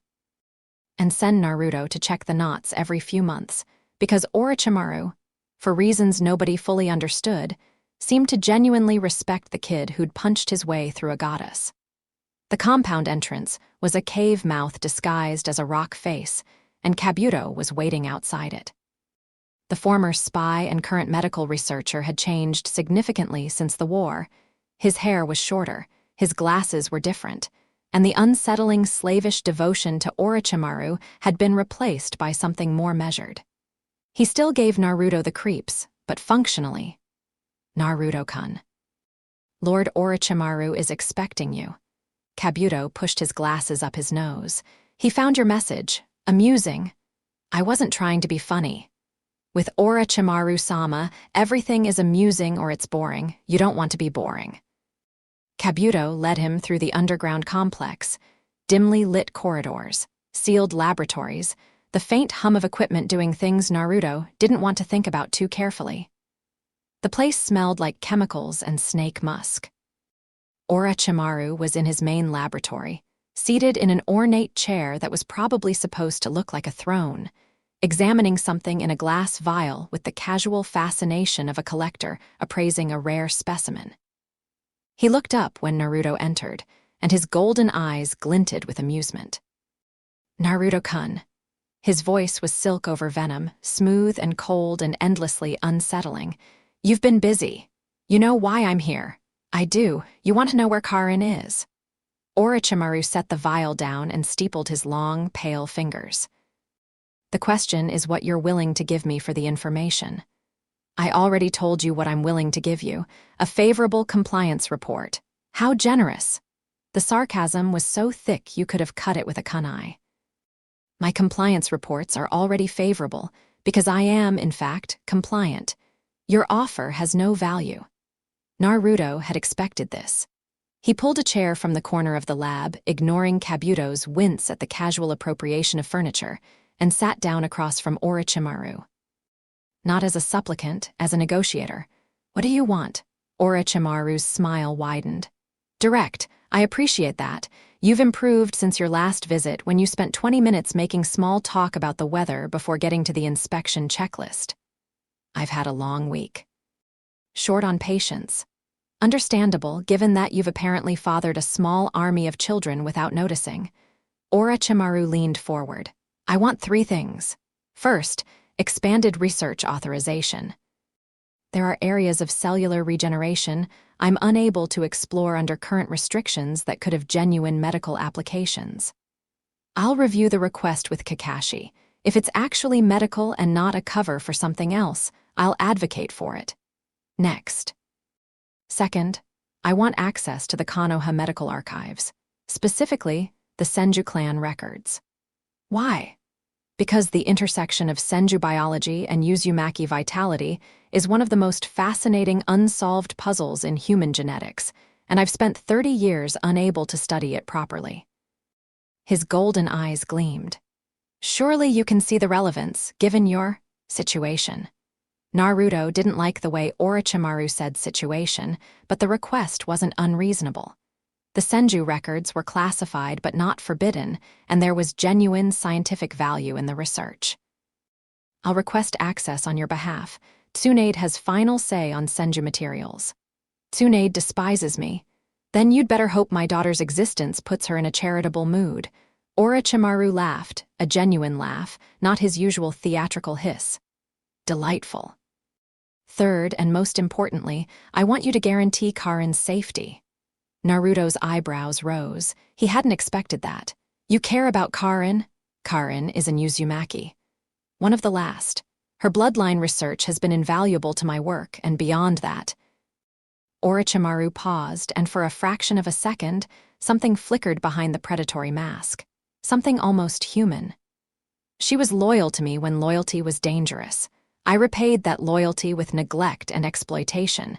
It is one of my few genuine regrets. Naruto stared at him. In 3 years of dealing with Orochimaru, he had never heard the man express anything remotely resembling guilt. You're worried about her. I'm worried about the child. Orochimaru's voice dropped, losing its theatrical edge. Akane's chakra chain manifestation at her age is not just unusual, Naruto-kun. It's a genetic anomaly that suggests both parents' Uzumaki lineage has created a feedback loop in the child's chakra network. She's producing energy at a rate that should be physiologically impossible for a toddler. Karin's been sending me readings, and the numbers are... He trailed off, searching for the word. Alarming. Alarming how? Alarming in the sense that if her chakra output continues to increase at its current rate, she'll be producing Jonin-level energy before she can read. And that kind of output is visible, Naruto. To anyone with sensory abilities, that child is a bonfire on a dark plain. Karin knows this. It's why she's been running. Running from who? Orochimaru went very still. The amusement drained from his face like water from a cracked bowl, leaving something cold and sharp beneath. There are people looking for her. What people? I don't know all the details. I have fragments, intercepted communications, intelligence gathered through my own network. A group calling themselves the Vane. They're not a military organization in the traditional sense. More of a philosophical collective with operational capabilities. Ex-shinobi, former monks, disillusioned idealists who believe the current peace is a lie. What do they want with Karin? Not Karin, the child. Orochimaru reached into a drawer and produced a scroll which he slid across the table. 6 weeks ago, Karin sent me this. Coded, routed through 17 relay points. She detected surveillance on her position, sophisticated, beyond bandit level. She relocated, but the pursuers adapted. She's been moving every few days since. Naruto unrolled the scroll. Karin's handwriting was sharp and angular, written fast, the ink smudged in places. The code was basic Uzumaki cipher, something she'd taught him during his compliance visits, a clan encoding system based on spiral patterns. They're getting closer. I don't know how they're tracking us. I've suppressed my chakra to nothing, but Akane can't control hers. She doesn't understand. The chains manifest when she's scared or excited. I need extraction. I can't keep running with a toddler. They've sent at least 4 operatives that I've detected. High-level sensory types. Someone is coordinating them. The last team had a symbol on their gear.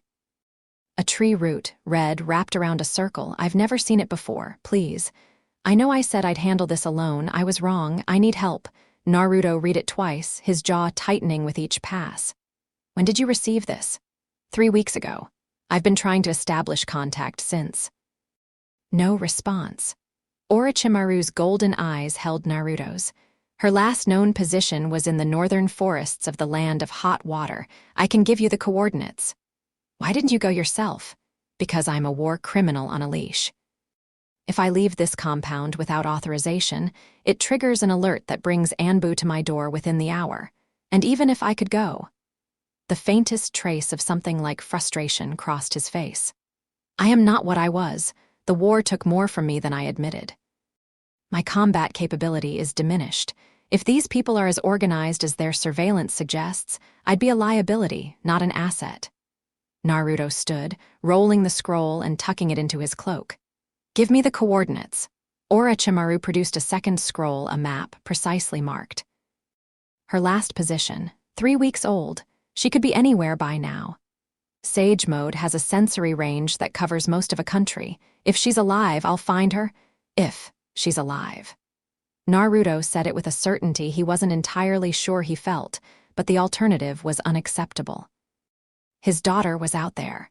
A 2-year-old Uzumaki girl with impossible chakra chains, being hunted by people with unknown capabilities and unknown objectives. Every minute he spent in conversation was a minute she was in danger. I'm leaving now, Naruto said. I'll need to stop in Konoha to gear up and notify Kakashi, but I'll be in the land of hot water by tonight. Take someone with you. I work faster alone, and die faster too. Orochimaru's voice had a rare edge of urgency. These people have been tracking a suppressed Uzumaki through 17 relay point changes. That implies resources, organization, and capability beyond what a single operative, even you, should underestimate. I don't underestimate anyone. But I also don't wait for committee approval when my kid is in danger. Naruto turned to leave, then stopped. Orochimaru, you said 3 things. Expanded research, Senju archives, Karin's safety. Yes, you'll get all 3. I keep my promises. I know you do. It's your single most irritating quality. Naruto left the compound at a dead sprint. The run back to Konoha was a blur of green canopy and dappled sunlight. His mind was racing ahead of his body, processing the new information. The vein. A tree root wrapped around a circle. Former monks, disillusioned idealists. Someone was hunting his daughter specifically, not Karin, but Akane. Why? What could a 2-year-old child have that was worth this level of operational investment? Her chakra, Kurama said. You're overthinking this. They want the girl's chakra, either to harvest it, to study it, or to use her as a weapon. She's a baby. Since when has that stopped humans? Your own village sealed me into a newborn, twice. The comparison made Naruto's stomach turn, and Kurama felt the spike of emotion and rumbled something that might have been an apology. I'm not trying to upset you. I'm saying, think like a predator, because that's what these people are. A full-blooded Uzumaki child with chakra chains and Jonin-level reserves at age 2 is a resource. To the wrong people, she's the most valuable resource on the continent. Then I'll make sure the wrong people never get anywhere near her. That's the spirit. Now run faster. He hit Konoha's gates 30 minutes later, blowing past Kotsu and Izumo with a shouted Hawkage Tower, 5 minutes. Tell Kakashi I'm coming, that left them scrambling. He detoured to his apartment long enough to grab his mission pack. Always prepped, always ready, a habit drilled into him by 3 years of sudden deployments. And then he was at Kakashi's office, bursting through the door without knocking. Kakashi was already standing, as if he'd felt Naruto coming. Sakura was there too in her medical gear, a field kit slung over one shoulder. She looked at Naruto's face, and her expression hardened into combat readiness. What happened? Naruto laid out the situation in 30 seconds flat. Karin's message, the vein, Akane's danger, the 3-week communications blackout. He put the map on Kakashi's desk and pointed to the marked coordinates. I need to go now, tonight at the latest. I'm coming with you, Sakura said immediately. Sakura, if Karin's been on the run for 3 weeks with a toddler, there's a medical component to this that you can't handle alone. Dehydration, malnutrition, injury. and the child's chakra manifestation issues may require treatment I can provide. This isn't negotiable." Naruto looked at Kakashi. The Hokage's expression was grave. "Take her," Kakashi said. "I'll clear both of you from village duties and classify this as an S-rank retrieval mission. Officially, you're performing a routine inspection of northern border security. And the vein? I'll start an intelligence workup immediately. If this organization exists, someone in our network has heard of them. I'll have preliminary findings by the time you return." Kakashi pulled something from his desk, a small, sealed scroll with the Hokage's personal cipher on it.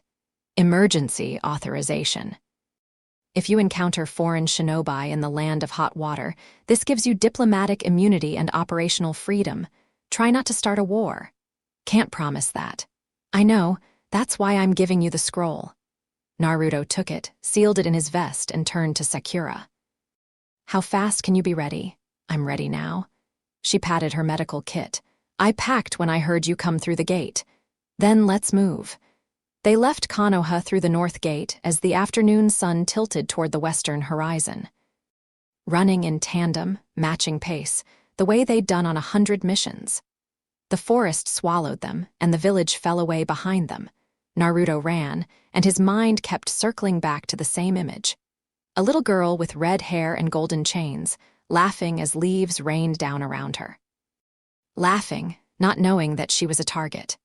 Not knowing that somewhere in the dark, people were moving toward her with intentions that made Naruto's blood run cold.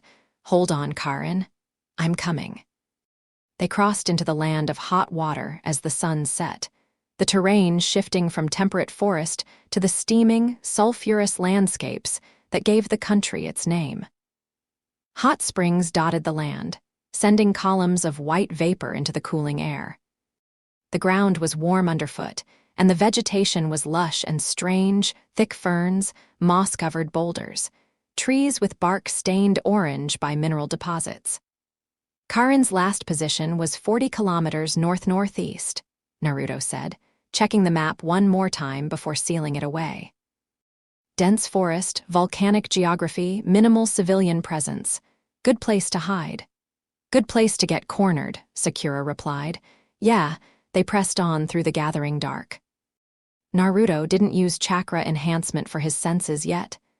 Sage mode required stillness to activate, and he wanted to cover ground first, then search. They ran for another hour, the landscape growing wilder and more remote, until the forest was ancient and untouched, and the only sounds were night birds and the distant hiss of geothermal vents. Naruto stopped on a high ridge overlooking a vast expanse of old-growth forest. Steam rose from half a dozen hot springs scattered across the valley below, ghostly in the moonlight. "Here," he said. "I'm going to enter sage mode. Watch my back." Sakura nodded and drew a kunai, settling into a guard position while Naruto sat cross-legged on the ridge, closed his eyes, and went still. Sage mode activated like a door opening onto a larger world.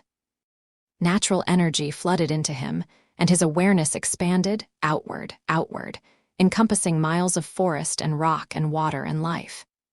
He could feel every living thing within range, the deer browsing in the valley below, the fish in the hot springs, the birds in the trees.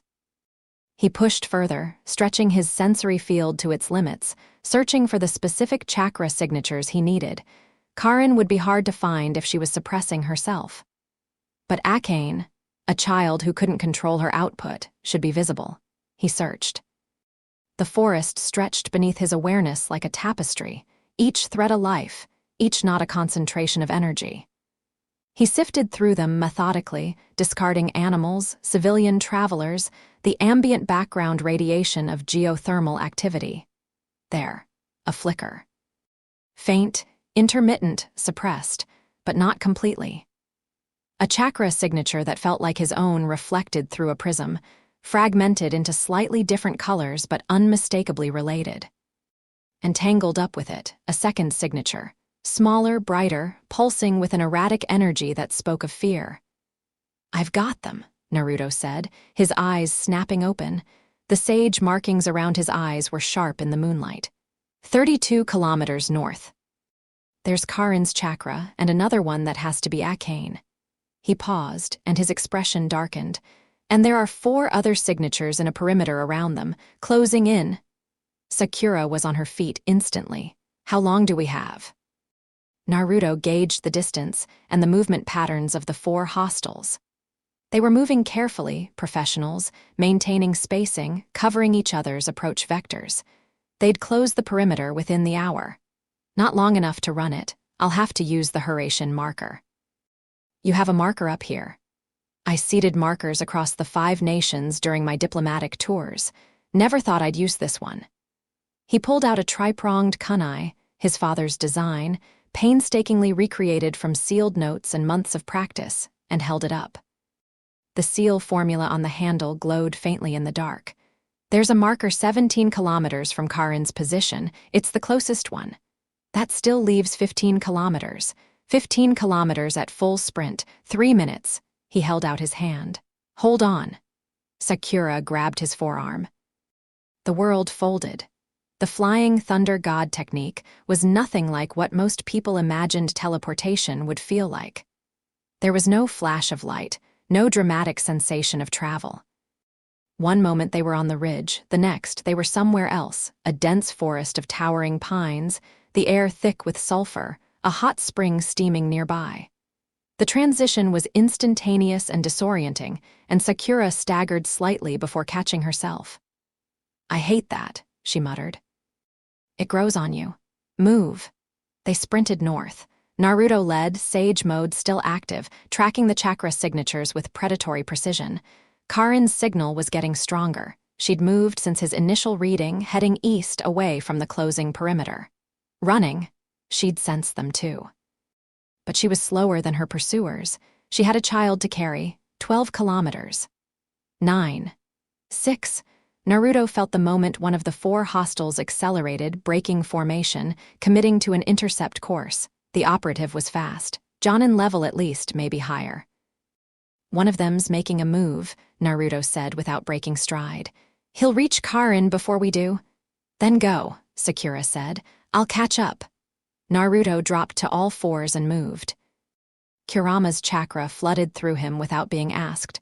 The fox understood urgency, and the world became a blur of dark shapes and moonlight, and the wind screaming past his ears.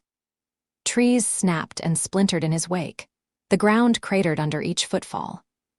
He covered the remaining distance in seconds, not minutes, and burst into a clearing lit by moonlight and the glow of a natural hot spring. Karin was there. She stood with her back to a rock face, Akane clutched to her chest with one arm, a kunai in her free hand. She was a mess, thin, dirty, exhausted, her red hair matted and her glasses cracked. Her eyes were wild with the feral, cornered intensity of a mother defending her young, and even through the exhaustion, even through the fear, her chakra burned with defiant fury. And facing her, 20 meters away, was a figure in dark clothing with a red symbol on his chest. A tree root wrapped around a circle. The operative was tall, lean, moving with the unhurried confidence of someone who believed the outcome was predetermined. He had a sword drawn, a straight-bladed tanto, and his chakra signature was clean and controlled. Professional, the kind of shinobi who killed efficiently and without pleasure, which somehow made them more dangerous than the ones who enjoyed it. The child, the operative said. His voice was calm, almost gentle. We don't want to hurt you, Karin, but we will take the girl, over my dead body, if necessary. The operative took a step forward, and Naruto landed between them. The impact cratered the ground in a 3-meter radius. Steam erupted from ruptured earth, and the shockwave flattened the grass in every direction. Naruto rose from his landing crouch, wreathed in golden chakra, sage markings burning around his eyes, and looked at the operative with the flat, unhurried gaze of someone who has killed gods and found the experience manageable. The operative stopped. Hey, Naruto said. Bad night to be in these woods. The operative's eyes went wide. Whatever training, whatever mental preparation he'd undergone for this mission, it hadn't included a contingency for Naruto Uzumaki materializing in his path. His chakra signature spiked, not with aggression but with raw, primal terror. He ran. He didn't even try to fight. He turned and bolted into the forest with every ounce of speed he possessed. And Naruto let him go for exactly 2 seconds before creating a shadow clone that pursued at a leisurely pace, not to catch him, but to track where he went.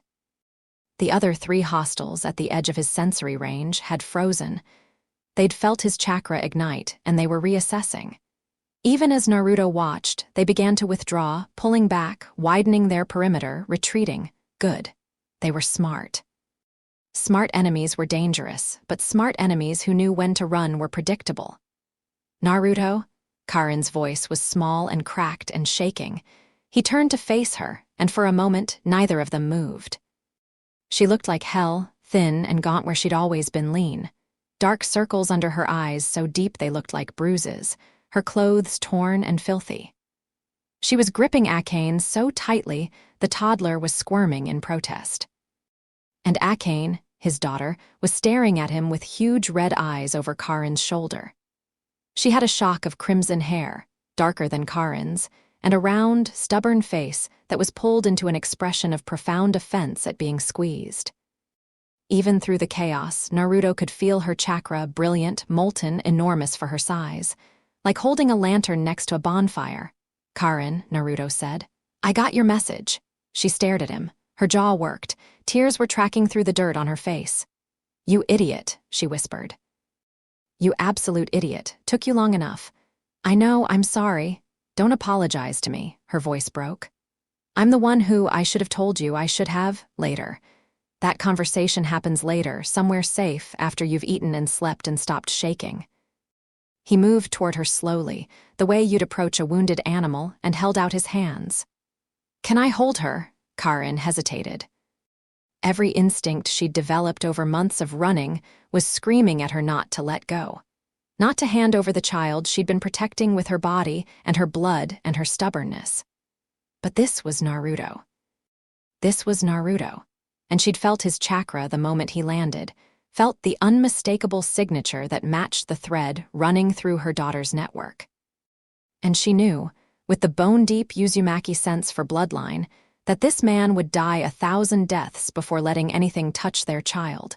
She loosened her grip, and Akane turned toward Naruto with the fearless curiosity of a toddler who didn't understand danger. "Da," she said. Naruto's heart stopped. "She can't really. She's been saying it for a month," Karin said, and she was crying openly now. "I don't know how, I never told her. She just started saying it, looking at the door like she was waiting for someone to walk through it." Naruto took his daughter. She was heavier than Boruto, denser, her tiny body packed with chakra that hummed against his skin. She looked at him with those red Uzumaki eyes and grabbed his nose. What was it with his children and noses? And then she laughed, and golden chains flickered briefly from her palms before dissolving into sparks. Kurama rumbled deep in Naruto's chest, not a warning, but a recognition. She's strong. Impossibly strong for her age, and she feels like home. Naruto held his daughter in a clearing full of steam and moonlight, surrounded by the retreating signatures of enemies who would come back, and felt the third tectonic shift, the biggest one yet. The continental plate didn't just move. It cracked open, and something new rose from the gap. Not just love, not just protectiveness, but a terrible, absolute, diamond-hard certainty. Anyone who tries to take her will die. Anyone who tries to take any of them will die. I will tear this world apart before I let someone use my children.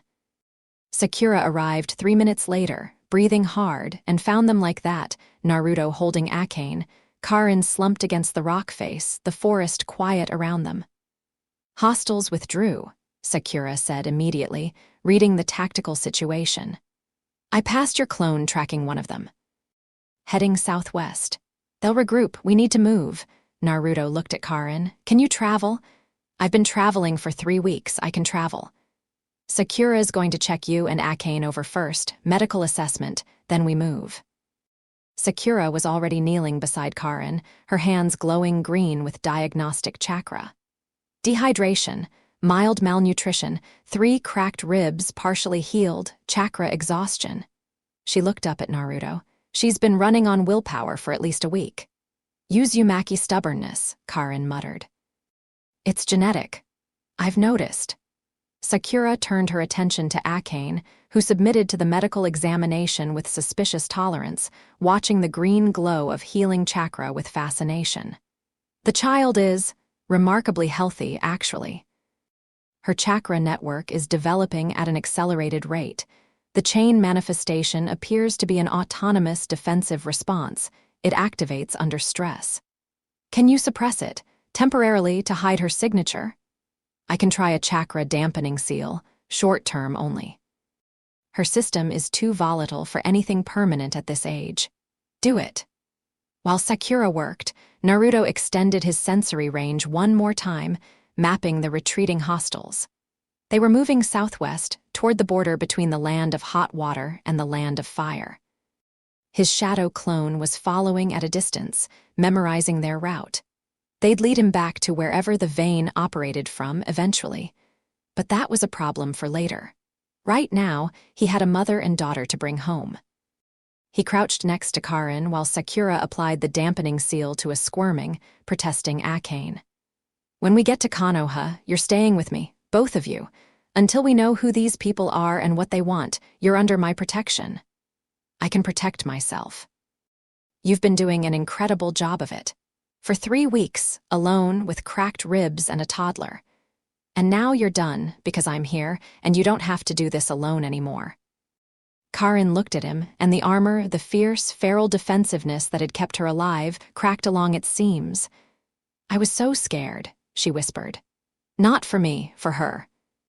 Every night I thought they'd find us, and every morning I ran, and she kept manifesting the chains because she could feel my fear, and the chains made us visible, and it was this horrible cycle that I couldn't break.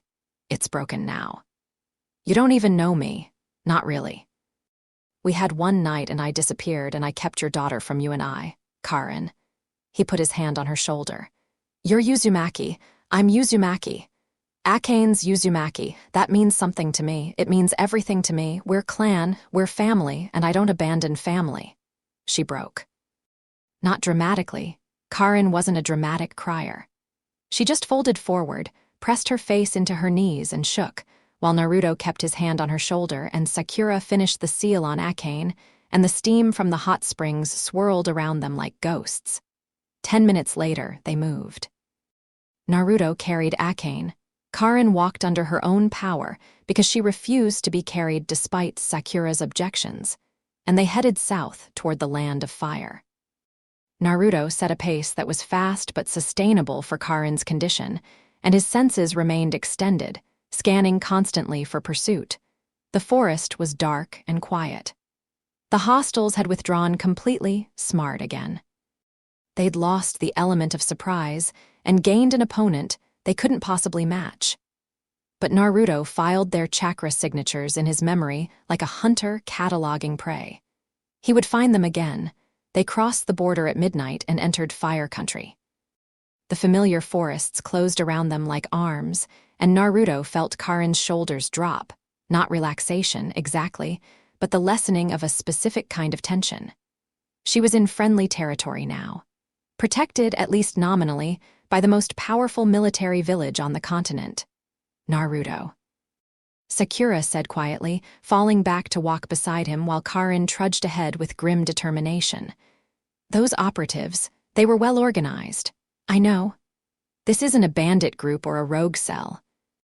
Whoever's behind this has resources, intelligence capability, and the willingness to commit assets to the field for an extended tracking operation. I know. You're worried. I have 5 children. Someone is hunting at least one of them. And if they know about Akane, they might know about the others. He shifted Akane's weight on his hip. She was asleep, finally, her face pressed into his neck, her tiny fists curled into his cloak. I need to get back to Konoha and lock this down. What about Temari's son? Gaara can protect him. For now, but I need to get to Suna as soon as possible. They walked in silence for a while. The forest floor was soft with old leaves, and the night was cool and full of small sounds, insects, night birds, the distant rustle of deer. It was peaceful, and the peace felt like a lie. Sakura. Thank you for coming. Stop thanking me. This is what teammates do. She paused. Also, your daughter is adorable. Those red eyes are going to break hearts. Naruto looked down at Akane, sleeping in his arms, her crimson hair plastered to her forehead with dried sweat. Even in sleep, even with Sakura's dampening seal in place, he could feel the power coiled inside her, vast, hot, patient. She was 2 years old and she was already extraordinary, and the world was already trying to consume her for it. Not on my watch, he thought, and held her tighter. They reached Konoha at dawn.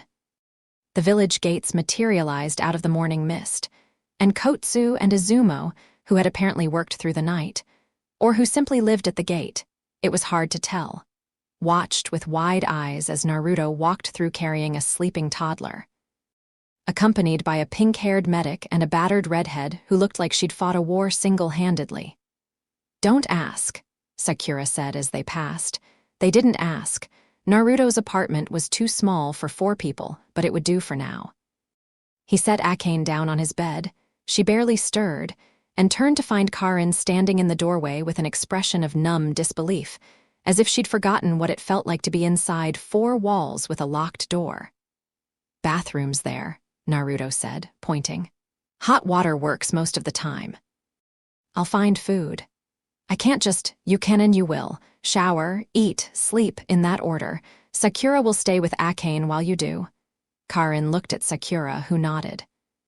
Then she looked at Naruto, and something complicated moved behind her eyes, gratitude and resentment and exhaustion, and an emotion she didn't seem to have a name for. "You're annoyingly good at this," she said. "At what?" "At making people feel safe." She disappeared into the bathroom, and a moment later, Naruto heard the shower running and then, muffled through the door, the sound of someone sobbing with the particular broken relief of a person who has been holding it together for too long and has finally found a place where they can fall apart. He stood in his kitchen and listened, and something in his chest ached with a fierce, protective tenderness that was becoming familiar. 3 children met. 2 more to go. An unknown enemy in the shadows, and the dawn of a new day painting Konoha in gold. Naruto put on a pot of tea and started planning his next move. Chapter 3. Sand and Secrets. Karin slept for 14 hours straight. Naruto watched the sun cross his apartment ceiling, tracking time by the angle of light on the wall while he sat at the kitchen table with a cold cup of tea and a mind that wouldn't slow down. Akane had woken once around noon, confused and cranky in an unfamiliar place, and Naruto had held her while she cried and then fed her mashed rice and bits of soft fish that Sakura had brought from the market.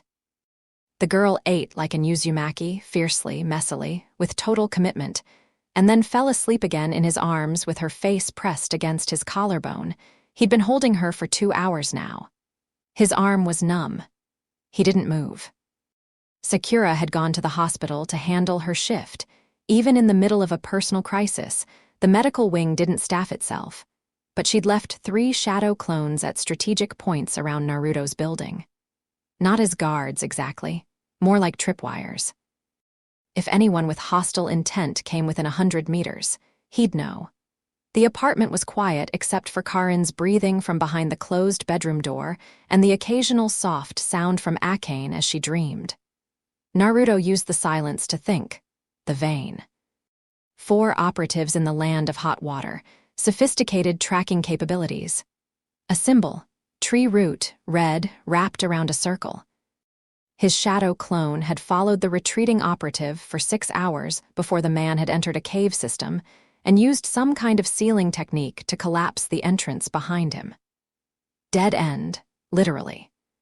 But the clone had memorized the location before dispersing, and that information was now filed in Naruto's mind alongside the chakra signatures of all 4 hostiles. Kakashi would be running intelligence on the vein. That would take time. Meanwhile, Naruto had other pressing matters. He looked down at Akane. She was drooling on his shirt.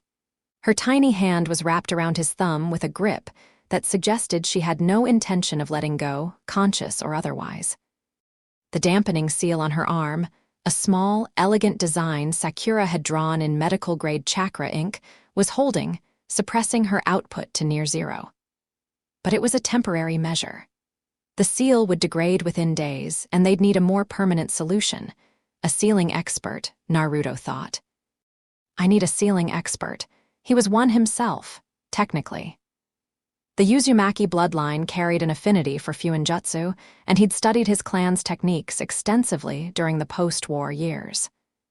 But Akane's situation required something more specialized, a seal that could regulate a toddler's chakra output without damaging her developing network. That was precision work, the kind of thing that... The bedroom door opened. Karin stood in the frame, wearing one of Naruto's old shirts that hung to her knees, her red hair damp and wild, her eyes puffy from sleep. She looked better. Not good, but better. The gaunt, hunted quality had receded slightly, replaced by the kind of exhaustion that comes from finally resting somewhere safe. She saw Naruto holding Akane and stopped. "You've been sitting there this whole time?" She fell asleep on me. I didn't want to wake her. "Your arm's dead, isn't it? Completely. Can't feel it at all." A ghost of a smile crossed Karin's face. She padded across the room on bare feet, sat down at the table across from him, and studied Akane with an expression that was fierce and tender and slightly amazed, as if she still couldn't quite believe the child existed. "She's a good sleeper when she feels safe," Karin said. On the road, she barely slept. 2-3 hours at a time, every noise woke her. Her voice tightened. "She's 2, she shouldn't know what fear feels like. She won't have to learn any more of it." Karin looked at him, really looked, the way a censor-type shinobi evaluated someone, reading his chakra as much as his expression. Whatever she found must have satisfied her, because some of the tension in her shoulders released. "We need to talk," she said. "The real conversation. Not the battlefield version." "I know. I don't want to do it with her in the room. She's asleep. She's an Uzumaki sensor. She picks up emotional chakra even in her sleep. If we argue, she'll feel it. I don't want that." Naruto hadn't known that about his daughter. The realization that Karin had been living with and learning Akane's unique characteristics for 2 years, building an entire body of knowledge about their child that he had no access to, sent a complicated pulse of emotion through him. Gratitude that someone had been paying attention. Resentment that it wasn't him. He carefully transferred Akane to the bed, arranging pillows around her in a barrier that she immediately rolled against and hugged. Then he joined Karin on the small balcony outside his kitchen window, where the morning sounds of Konoha drifted up from the street below. They stood side by side, elbows on the railing, looking out over the village. "Ask me," Karin said. "Why?" "Because she's a target.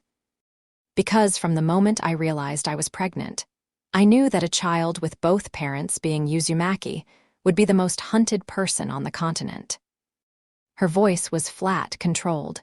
She'd rehearsed this, probably hundreds of times, preparing for the conversation she'd known would eventually come. "The Uzumaki clan was destroyed because of our sealing abilities, our chakra, our longevity. 3 hidden villages allied to wipe us out because they were afraid of what we could do. And Akane she's the purest expression of the bloodline in generations. Both parents full Uzumaki. The chakra chains, the reserves. You could have told me and let me protect you both." "Protected us how?" "By bringing us to Konoha, the same village that sealed a demon into a newborn twice. The same village whose council has a documented history of treating bloodline abilities as military assets." Her tone sharpened. "Don't look at me like that. You know I'm right." The moment Konoha's leadership learned about Akane's abilities, she'd have been classified. Monitored. Enrolled in an accelerated program, she'd have been a weapon before she was a person. "That's not," Naruto started, and then stopped. Because the denial forming in his throat collided with a memory, Danzo, root, the systematic exploitation of bloodline users throughout Konoha's history, and died. "You were going to say that's not how Konoha works," Karin said, "but you stopped. Because you know it is how Konoha has worked for its entire history. Hiruzen, Danzo, the Uchiha massacre, your own childhood." She turned to face him. "I wasn't protecting Akane from you, Naruto. I was protecting her from systems, from institutions that see special children as resources." I'm going to change those systems. I know, I believe you will, but she needed protection now, not in the future you haven't built yet. The argument was sound. Naruto hated that it was sound. He wanted a clear villain, a simple wrong to rage against, and instead he got this, a mother's calculated assessment that hiding was safer than trusting the systems meant to protect her. And the worst part was, looking at his own history, looking at what had been done to him as a child, he couldn't honestly say she was wrong. You were still wrong not to tell me, he said. Not about Konoha, about me. You could have told me and we could have hidden together. Instead, you carried this alone for 2 years, and when the danger came, you had nobody. I had Orochimaru. That's what I said. Nobody.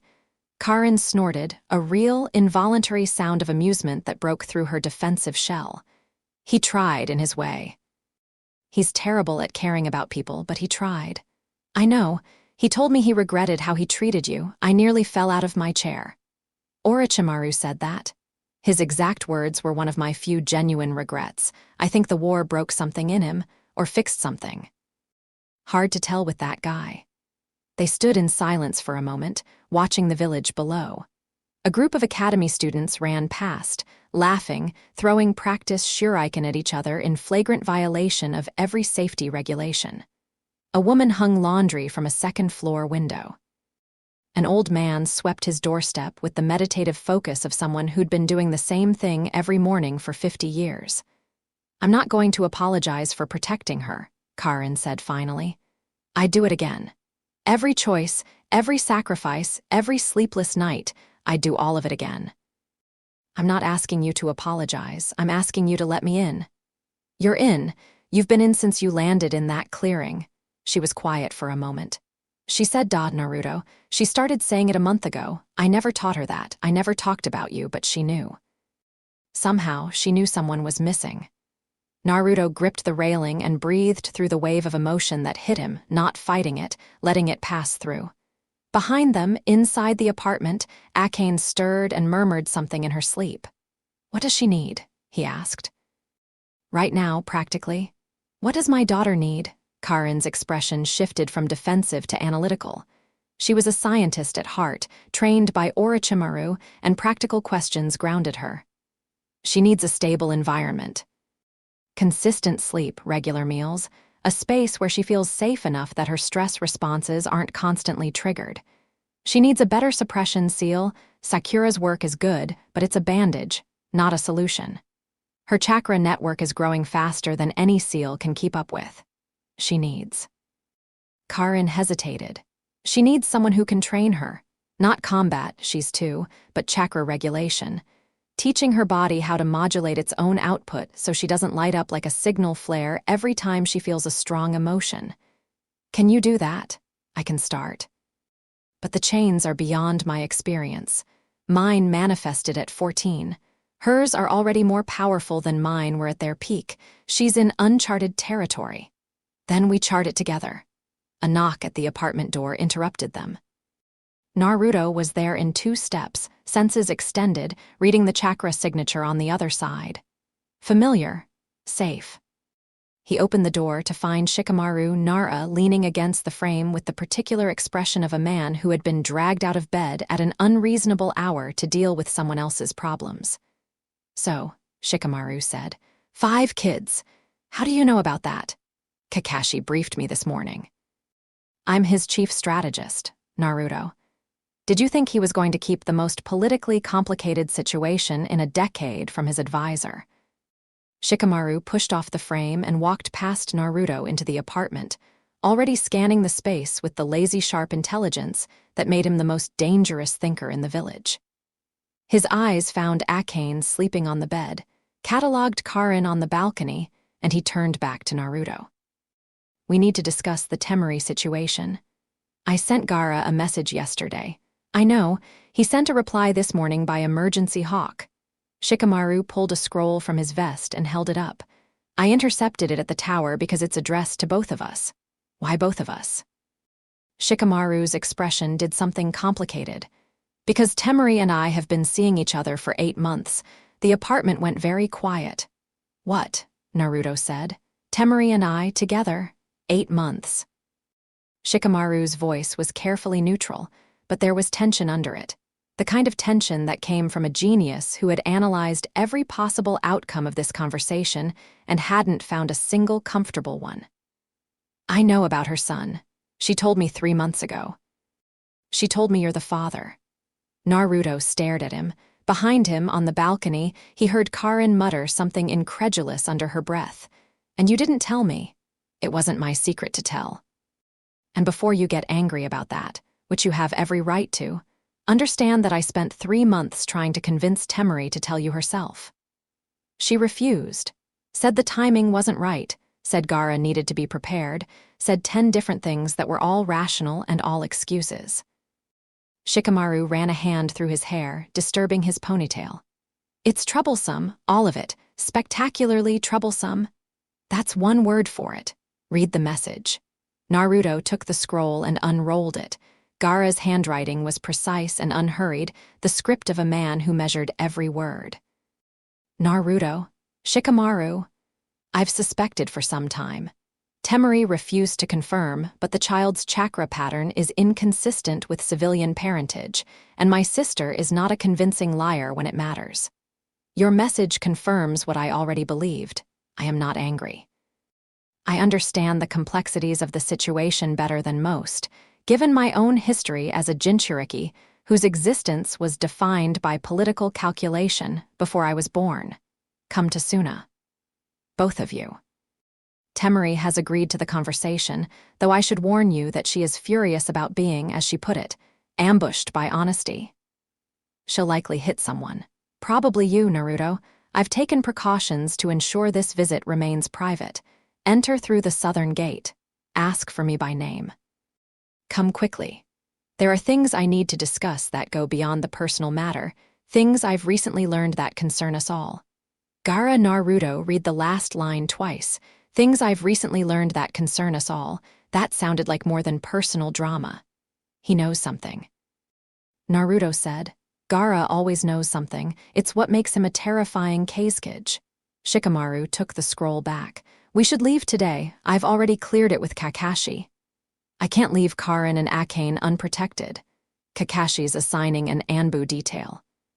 Sakura's volunteered to stay as well. And Shikamaru glanced toward the balcony, where Karin was watching them with narrowed eyes. I'd suggest asking Hinata to help. Her Byakugan gives her the best perimeter defense in the village, and it gives her a reason to leave the compound. It was a good idea. Naruto hated that it was a good idea because it meant the person who'd hidden his son from him was now being trusted to protect his daughter. But Shikamaru thought in systems, not emotions, and the system he was proposing was tactically sound. Give me an hour, Naruto said. I need to set things up. I'll be at the gate. Shikamaru left with the particular unhurried walk of a man who was already 6 moves ahead and waiting for reality to catch up. Naruto watched him go and thought about the layers of this situation. Shikamaru and Temari, 8 months, and the man had known about Naruto's son for 3 of them. Another person who'd decided keeping the secret was the right call. Another person who'd chosen to manage Naruto rather than trust him. Your species has a pathological fear of honest conversation, Kurama observed. Not now, Fox.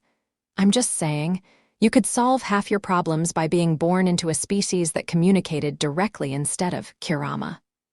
Not. Now, the fox subsided with a grumble. Naruto spent the next hour in a controlled frenzy of preparation. He went to the Hyuga compound first, moving fast through the now unguarded gates. Hayashi's order had gone into effect, and the sentries barely glanced at him and found Hinata in the east garden with Boruto. Seeing his son again was a different experience the second time. Less shock, more sweetness. Boruto spotted him from across the garden and went into full toddler sprint, arms pumping, face determined, closing the distance with the aerodynamic grace of a small, drunk person. Naruto scooped him up and swung him in a circle, and Boruto's delighted shriek echoed off the compound walls.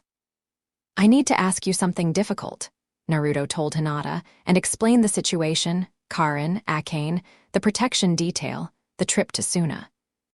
He watched Hinata's face as she processed the information. She was learning, in real time, about another one of Naruto's children. The quiet flicker of pain in her expression was unmistakable, but she folded it away with characteristic grace and focused on the practical. You want me to help protect them? Your Byakugan gives us the best early warning system available, and Akane's a sensor. She'll be calmer around someone with a steady chakra signature. You're the steadiest person I know. Hinata studied him. You're trusting me. Should I not? After everything I've kept from you, most people wouldn't. I'm not most people, and you're not most people either. You made a mistake, Hinata, a big one, but you did it to protect Boruto, not to hurt me. That matters. He set Boruto down. The boy immediately grabbed his pant leg and began climbing it like a tree. Will you do this? Yes, no hesitation. Bring Boruto, if you're comfortable with it. He should meet his. She paused, navigating the strange new geography of their situation. His sister. The word hung in the air between them, heavy with implication. Boruto and Akane, half-siblings, Naruto's children by different women, about to be in the same room. It was the first concrete collision of Naruto's fragmented family, and the reality of it was dizzying. Thank you, Hinata. Don't thank me, just come back safe. He brought Hinata and Boruto to his apartment, and the meeting between the two halves of Naruto's accidental family was complicated. Karin looked at Hinata, and Hinata looked at Karin. And for a long, terrible moment, the apartment was filled with a silence so charged it practically crackled. Two women, both mothers of Naruto's children, both grappling with jealousy and guilt and the absurdity of the situation, standing in a cramped apartment above a noodle shop.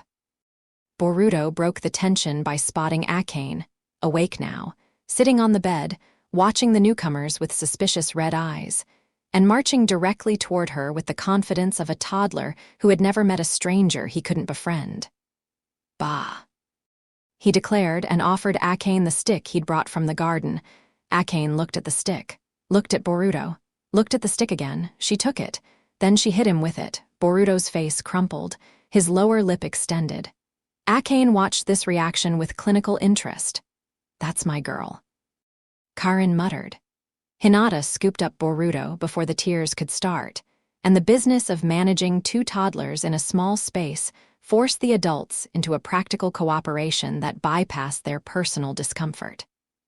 By the time Naruto left, after explaining the security arrangements, the Anbu details patrol routes, and the emergency communication protocols he'd set up with Kakashi, Karin and Hinata were sitting on opposite sides of the room in wary truce, watching their children fight over the stick with the resigned patience of mothers everywhere.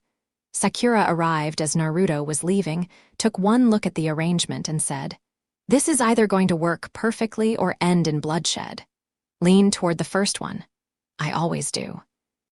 Naruto met Shikamaru at the south gate, and they left Konoha at speed. The journey to Suna was a day and a half of hard travel through the forests of Fire Country, across the border, and into the desert that surrounded the village hidden in sand. They ran in companionable silence for the first several hours. Shikamaru was a good travel partner, efficient, low maintenance, and smart enough to know when conversation wasn't wanted. But as they crossed into the desert proper, the sand stretching in golden waves beneath a sky so blue it hurt, Shikamaru spoke. "You should know something before we get there." Naruto glanced at him. About Temuri's son." Shikamaru adjusted his pace to match the shifting terrain. "His name is Shinki. He's a year and a half old, and he's different. Different how? He doesn't cry. He barely makes noise at all. Temuri thought something was wrong with him for the first few months, had him checked by Suna's best medics. Physically, he's perfect.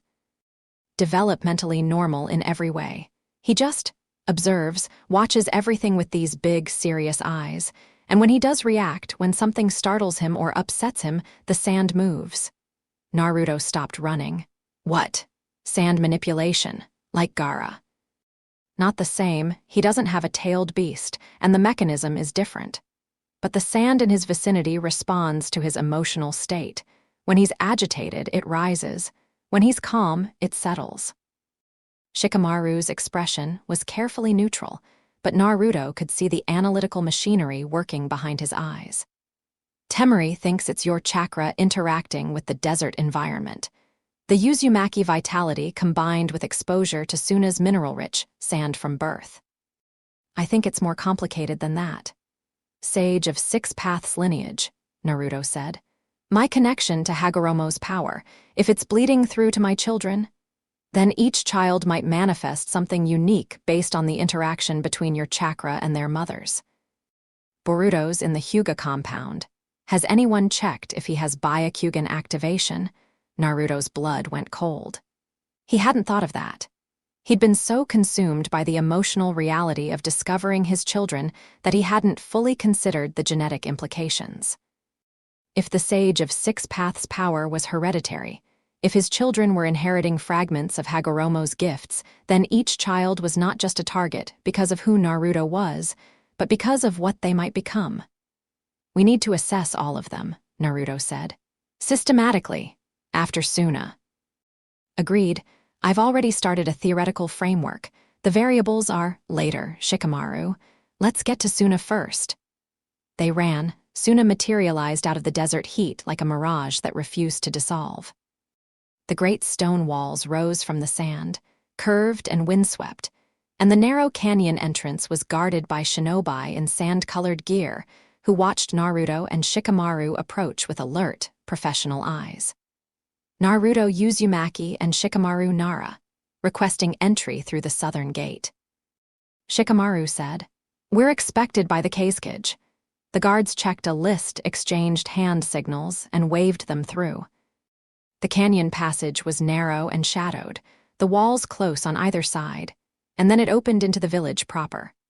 A sprawling collection of sandstone buildings, clay domes, and winding streets that buzzed with activity beneath the relentless desert sun. Asuna Chunin was waiting inside the gate. The Kazekage is in his private residence, not the office. Please follow me. They were led through the village to a modest compound in the residential district, nothing like the Kazecage's official quarters. This was Gaara's personal home, where he lived when he wasn't being the leader of a military village. The architecture was simple, functional, and surrounded by a garden where stubborn desert plants grew in defiance of the climate. Gaara met them at the door. He looked the same, pale, red-haired, the dark rings around his teal eyes unchanged since childhood. But there was a settled quality to him now, a groundedness that hadn't been there during the war. Leading a village through peacetime had smoothed some of his edges, not all of them, just enough. Naruto. He extended his hand, and Naruto clasped it, not a handshake, something closer, a grip between two men who'd fought gods together and come out the other side. Shikamaru. Gaara. Shikamaru nodded. Where's Temari? Inside, with Shinki. A pause. She's angry. At me or at Naruto? At the concept of accountability in general. The faintest shadow of humor crossed Gaara's face. Come in. The interior of Gaara's home was sparse but warm, sandstone walls, woven rugs, the smell of desert spices. They passed through a central courtyard, open to the sky, where a small fountain trickled water into a stone basin, and into a sitting room where Temari was waiting. She stood by the window with her arms crossed, her fan, her weapon, 4 feet of iron and wind, leaning against the wall within arm's reach. She'd always been beautiful in a fierce, angular way, and time had only sharpened it. Her sandy blonde hair was up in its usual 4 ponytails, her teal eyes were hard as gemstones, and her jaw was set in a way that promised violence. Sitting on a rug in the center of the room, a small boy was silently constructing a tower out of wooden blocks. He was methodical about it, placing each block with careful precision. His dark eyes, Naruto's eyes, in Temari's face, focused with an intensity that was almost unsettling in someone so young. Temari saw Naruto and Shikamaru enter, and her expression didn't change. She'd already decided how this conversation was going to go, and she was committed. Before anyone says anything, she said, I'm not apologizing. Noted, Naruto said. I made the right call for my village, for my brother's political position, and for my son. If the same situation happened again, I'd make the same choice. Also noted. Naruto's voice was calm. He'd spent the entire journey preparing for this version of the conversation, the unapologetic version, the one where Temari's iron pride refused to bend even when she knew she was in the wrong. He'd known she'd come at him this way because Temari didn't do vulnerability. She did strength. She did defiance, and underneath both, if you knew where to look, she did guilt. Good. Temari uncrossed her arms, crossed them again. So, what do you want to meet my son? You're looking at him. Naruto turned his attention to Shinki. The boy had paused his building project and was watching the adults with those dark, serious eyes. He didn't move toward Naruto, didn't reach out, just assessed, taking in data, processing, filing it away. The contrast with Boruto's enthusiastic charge and Akane's suspicious hostility was striking. This child was a thinker. Naruto crouched down, putting himself at the boy's level. Hey, Shinki. Shinki looked at him, then looked at his block tower, then placed another block with millimeter precision. He's not much of a talker, Temari said. Takes after Gaara. He's not Gaara's. I know, I meant the temperament. Naruto sat on the rug, a respectful distance from Shinki, and waited. He didn't push, he didn't reach out, he just sat and let the boy decide. After a long moment, Shinki picked up a block and held it out. Not toward Naruto, toward the tower. An instruction. Help me build. Naruto took the block and placed it where Shinki indicated. The boy studied the placement, made a micro-adjustment, and nodded with satisfaction. They built in silence for several minutes. Block by block, the tower grew taller, more complex. Shinki had an architect's eye. Each piece was deliberate, structural, serving a purpose in the larger design. When the tower was nearly as tall as the boy himself, a gust of wind from the open window threatened to topple it. The sand moved. Naruto felt it before he saw it. A subtle shift in the mineral particles scattered across the rug, rising in a thin curtain to shield the tower from the wind. The sand held for 3 seconds, then settled as the gust passed, and Shinki went back to building as if nothing had happened. Naruto looked at Temari. She was watching with an expression she couldn't entirely control, pride and terror in equal measure. How long has he been doing that? Naruto asked, since he was about 8 months old. Gaara noticed it first. He was watching Shinki play in the courtyard when the sand started moving on its own. It's not Shukaku's power, Gaara said from the doorway. He'd been watching silently, his own gaze tracking the sand's movement with an expert's assessment. I would recognize my former tenant's chakra. This is something else. His own chakra, shaped by the desert environment, the sand responds to him the way it responds to the wind, naturally. As if he's part of it. Naruto extended his senses carefully, probing Shinki's chakra network with the delicate touch of a sage-trained sensor. What he found made him catch his breath. The boy's chakra was dense, layered. The base was unmistakably Naruto's, that warm, golden Uzumaki signature, but it was wound through with something mineral, something ancient. The desert itself had gotten into the boy's energy system, integrating with his natural chakra the way water integrates with earth to become mud. Inseparable, fundamental, interesting, Kurama said, and his tone was genuinely fascinated rather than sarcastic. His chakra has bonded with the inorganic material in his environment. I've seen this before. The sage of 6 paths could do something similar. Manipulate natural elements through chakra resonance. Your son has inherited a fragment of that ability, filtered through exposure to Suna's unique geological composition. Is he in danger? Not from the ability itself, but if anyone realizes what he can do, another target. Another target. Naruto placed another block on the tower. Shinki nodded his approval. We need to talk, Naruto said, standing. All of us, about more than just the personal situation. He told them about the vein. They gathered in Gaara's study, a room lined with scrolls and maps, the Kei's working space. Naruto laid out everything. Karin's pursuers, the operatives in the land of hot water, the symbol, Orochimaru's intelligence fragments, the targeting of Akane. He held nothing back.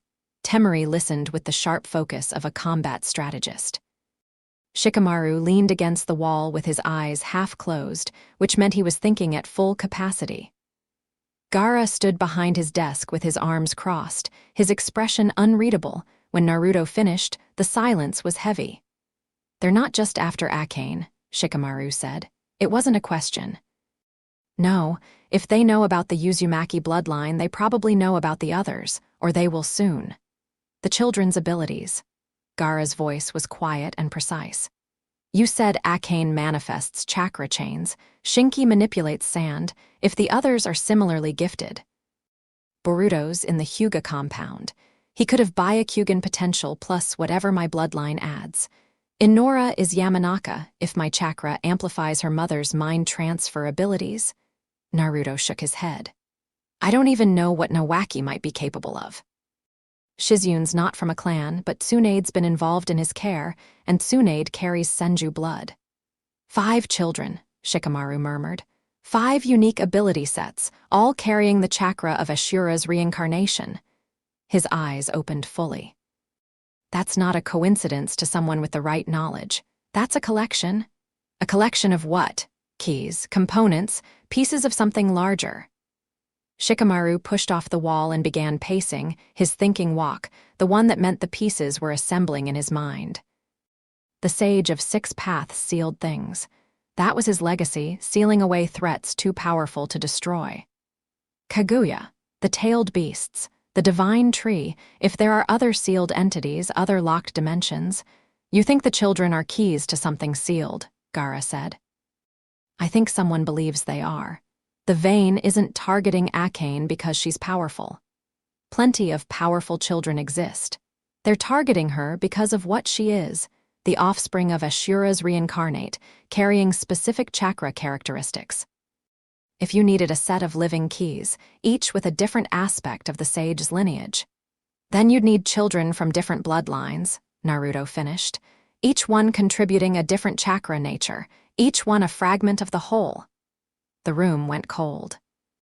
Not literally, Suna was never cold, but the temperature of the conversation had plummeted. "This is a theory," Temari said, "based on fragments and guesswork." "It's a theory that fits the evidence," Shikamaru replied, "and until we have better intelligence, it's the working hypothesis." Gaara moved to a cabinet against the far wall and retrieved a sealed scroll, thick, old, the wax imprinted with a symbol Naruto didn't recognize.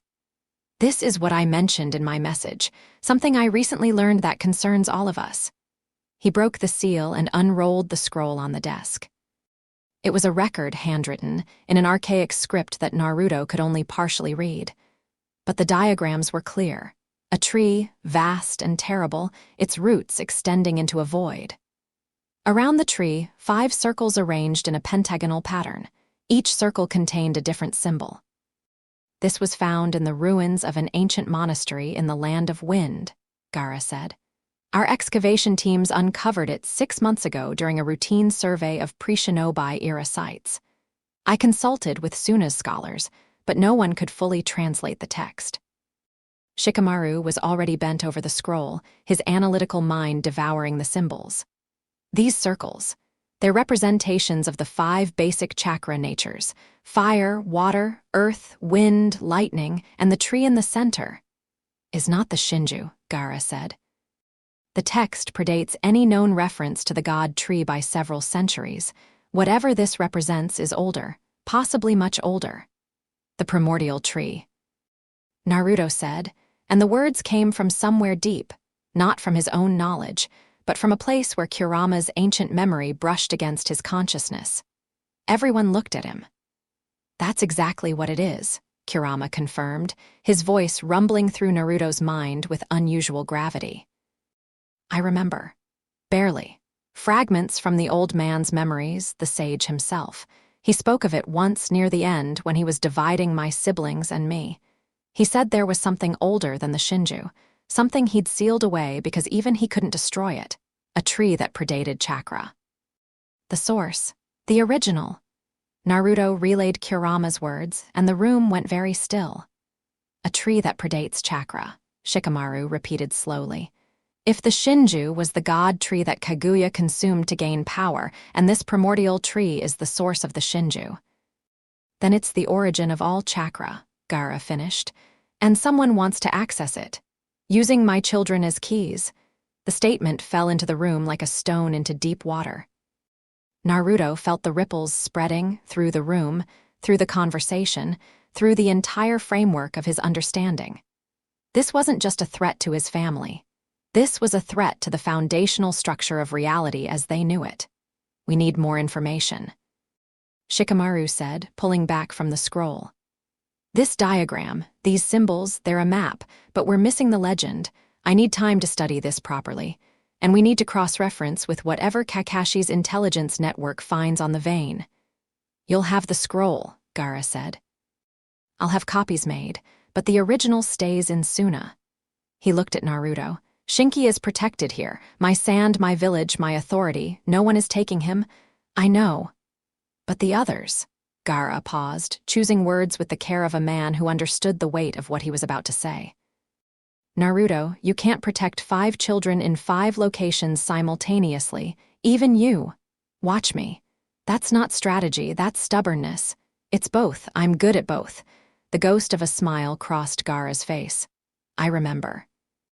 Temari had been listening with increasing agitation, her arms wrapped around herself, her gaze flicking between the scroll and the door beyond which her son was still building his block tower in peaceful oblivion. You're telling me, she said, her voice tight and controlled, that my son is a target, not just because of who his father is, but because he might be a component in some ancient ritual. That's the working theory, Shikamaru said. Temari turned to Naruto, and the fury in her eyes was absolute. This is why I didn't tell you. This is exactly why. You paint a target on everything you touch, Naruto. Your power, your lineage, your connections to gods and monsters, it follows you, and now it's following our son. The accusation hit hard because it contained a truth Naruto couldn't deny. His existence attracted catastrophe. It always had. The Nine Tails, the Akatsuki, Kaguya, being Naruto Uzumaki meant being at the center of world-ending events, and now that gravitational pull was reaching his children. But he didn't flinch. You're right, he said, and Temari blinked. She'd expected a fight, not agreement. My existence makes them targets. My bloodline, my power, all of it. I can't change that. What I can do is make sure that anyone who comes for them has to go through me first, and nobody goes through me. Arrogance. Fact. I killed a goddess, Temari. I sealed Kaguya Otsutsuki in a dimension where time doesn't exist. Whatever the vein is, whatever they want, they're not stronger than a goddess. And I'm 3 years stronger than the man who beat her. Temari stared at him, and slowly, reluctantly, the fury in her eyes receded.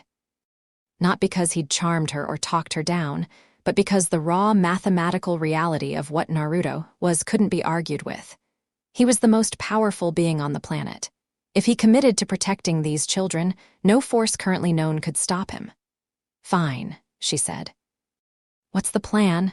Naruto looked at Shikamaru, who was already several steps ahead. Short term, the children stay where they're best protected.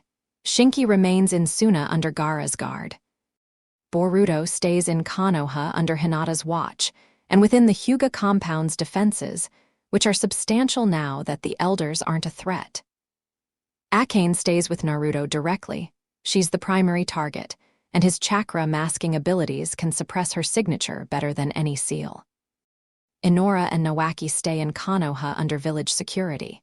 Medium term, we identify the vein. Kakashi's intelligence network, Orochimaru's contacts, Gaara's excavation findings. We map the organization, find their leadership, determine their full capabilities. Long term. Shikamaru paused, and his expression was grim. Long term, we figure out what the primordial tree actually is, whether the children really are keys to its seal, and how to neutralize the threat permanently. Because even if we destroy the vein, the knowledge exists. Someone else will find it. Someone else will try. Then I'll stop them too. You can't fight every threat personally forever. I can fight them until my children are old enough to fight for themselves, and when that day comes, they'll be ready, because I'll make sure they're ready. Naruto looked at Temari, at Gaara, at Shikamaru. I missed the first years. I can't get those back. But I'm here now and I'm not going anywhere, and every single one of my children is going to grow up strong and safe and free. Not as weapons, not as keys, as people. The room was quiet. Outside, through the walls, Naruto could hear the distant sound of Shinki stacking blocks, the soft, methodical clack-clack-clack of a small boy building something only he could see the design of. We should eat, Gaara said quietly, and rest. You'll return to Konoha tomorrow, and the real work begins. They ate together that evening in Gaara's modest dining room, grilled desert, lizard, and spiced rice, a Suna staple that Naruto had learned to appreciate during his diplomatic visits. Shinki sat in a high chair between Temari and Gaara, eating with the same careful precision he applied to his blocks, each bite deliberate, his dark eyes tracking the conversation he couldn't yet understand. Naruto watched his son eat and felt the now-familiar ache, love, and loss, intertwined. This boy was a year and a half old. He had sand manipulation abilities, his mother's stubbornness, and his father's chakra. And until yesterday, Naruto hadn't known he existed. After dinner, Temari put Shinki to bed. Naruto stood in the doorway and watched, the small rituals of bedtime, the tucking and the humming and the way Temari's fierce, combative exterior dissolved completely when she was alone with her son. She was gentle. Achingly, surprisingly gentle. When Shinki's eyes closed, Temari stood and turned to find Naruto watching. Don't, she said quietly. Don't what? Don't look at me like that. Like you're seeing something soft. I'm not soft. I know you're not, but you're a good mother. Temari's jaw tightened. She pushed past him into the hallway, but not before he saw the shine in her eyes. Shikamaru's on the roof, she said over her shoulder. He wants to talk to you, something about the stars and optimal thinking angles. I stopped listening. Naruto found Shikamaru exactly where Temari said, lying on the flat roof of Gaara's house, hands behind his head, staring up at the desert sky. The stars out here were staggering. Without the light pollution of a large village, the Milky Way was a river of light across the black. Naruto lay down beside him. How troublesome is this on a scale of 1 to 10? Naruto asked. 11. Minimum, possibly 12. Shikamaru was quiet for a moment. Naruto, I need to tell you something and you're going to be angry. Today's been nothing but things that make me angry. What's one more? When Temari told me about Shinki 3 months ago, my first reaction wasn't I should tell Naruto. My first reaction was I need to run the strategic implications before anyone else finds out. Shikamaru's voice was flat with self-assessment, a genius dissecting his own failures with clinical precision. I spent a week modeling scenarios, political fallout paths, military alliance stress tests, economic impact projections for both villages. And somewhere in the middle of all that analysis, I forgot that my friend had a child he didn't know about and that the right thing to do was just tell him. Naruto stared at the stars. I let the strategy override the ethics, Shikamaru continued. I told myself I was being smart, careful, responsible, but the truth is, I was being a coward. It's easier to hide behind analysis than to have a hard conversation. Everyone keeps telling me they had good reasons, Naruto said, and they all did. Every single person who knew and didn't tell me had logical, defensible reasons. And it still doesn't make it right. No, it doesn't. I'm not going to pretend it's fine, Shikamaru. You're one of my closest friends. You sat across tables from me for 3 months, knowing about my son, running scenarios in your head about how to manage the situation, and you never once just looked at me and said, hey, you have a kid. I know. That sucks. I know. They lay in silence for a while. The stars wheeled slowly overhead, and the desert wind carried the scent of sand and night-blooming flowers. But I understand why you did it, Naruto said finally. And I need you too much right now to hold a grudge. So here's what we're going to do. You're going to be completely, brutally honest with me from this point forward. No strategic filtering, no managing my reactions. If you know something I need to know, you tell me, even if the timing is bad, even if the implications are ugly. Deal, deal. Good. Now tell me what you've really been thinking about the scroll." Shikamaru turned his head, and in the starlight, his expression was the sharpest Naruto had ever seen it. "I think the 5 circles on the diagram aren't just chakra natures. I think they're positions, roles. The 5 keys aren't just any children of Ashura's lineage, they're children whose chakra natures correspond to the 5 elements. Fire, water, earth, wind, lightning, my children. Your children. Each one raised in a different environment, each one developing different affinities. Akane with her chains, that's yang release, life force, which maps to fire in the old system. Shinki's sand manipulation is earth. If Boruto develops wind nature through the Hyuga techniques. Then someone designed this, Naruto said, and the realization landed like a physical blow. Someone set this up. The encounters, the pregnancies, the specific women. Shikamaru was quiet for a beat. I considered that possibility, but the logistics don't hold up. Nobody could have orchestrated 5 separate intimate encounters across 3 years without detection. And the women involved are too strong-willed to be manipulated that easily. What I think is more likely is that someone has been watching. Tracking. When the children were born, when their abilities began manifesting, someone noticed the pattern and recognized what it could mean. The vein. The vein, or whoever leads them. Someone with knowledge of the old seals, the old systems, someone who read the same kind of texts that Gaara's excavation team found and understood the implications. How do we find them? We don't. Not yet. Shikamaru returned his gaze to the stars. We let them find us, on our terms at a time and place of our choosing. We create an opening they can't resist, and when they come for it, we close the trap. Using my children as bait? Never. Using the knowledge of your children as bait, there's a difference. If the vein is monitoring information channels, which they must be, given their tracking capabilities, then controlled leaks about the children's existence will draw their operational assets into positions we can predict and intercept. That's a dangerous game. Every game worth winning is dangerous. Shikamaru sat up, but we'll need time to set it up properly. Weeks, maybe months. And in the meantime, the children need to be secured, assessed, and, when they're ready, trained. They're toddlers. Akane's already producing Jonin-level chakra output. Shinki's manipulating sand. They're toddlers who are also, functionally, weapons with no safety mechanism. Someone needs to teach them control before they hurt themselves or someone else. He was right. Naruto lay on the roof of the Kazekij's house and stared at the stars and accepted the enormity of what lay ahead. Not just protecting his children. Not just finding and neutralizing the vein.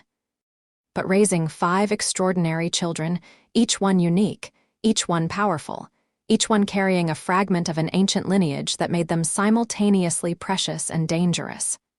I'm going to need help, Naruto said. Obviously, that's why you have friends. Friends who keep secrets from me. Friends who have learned a very expensive lesson about that.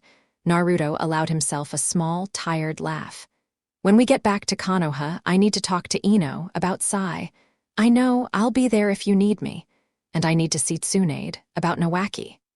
Tsunade's going to punch you through a wall. Probably. Definitely.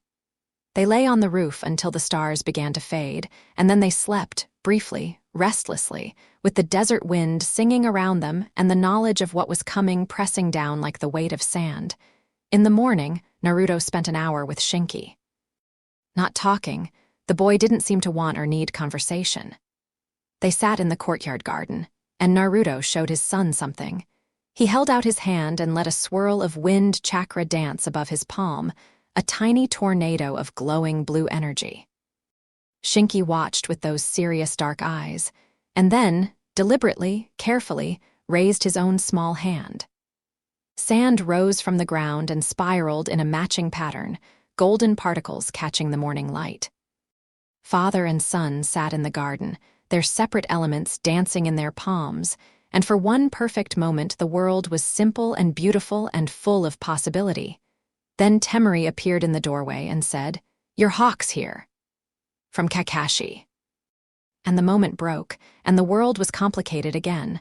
The message was brief. intelligence has identified the vein. Former Fire Temple monk named Raijin, leader.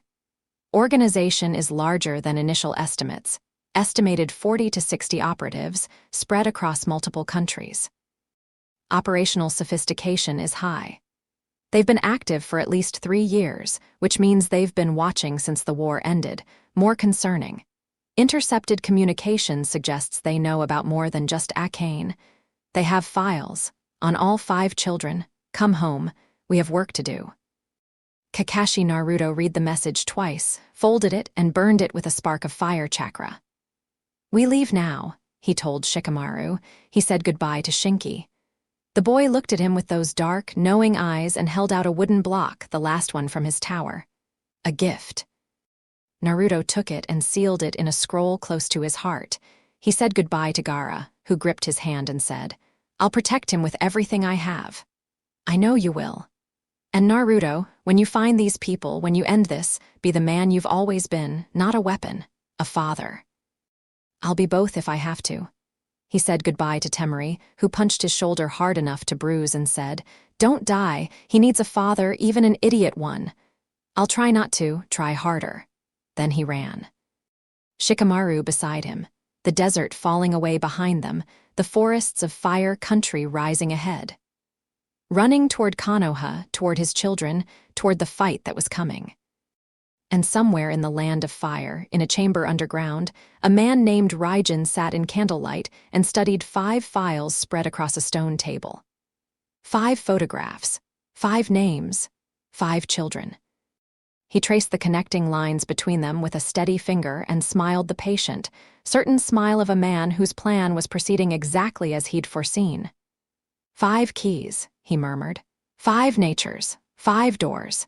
He closed the files and stood, begin the convergence. Chapter 4.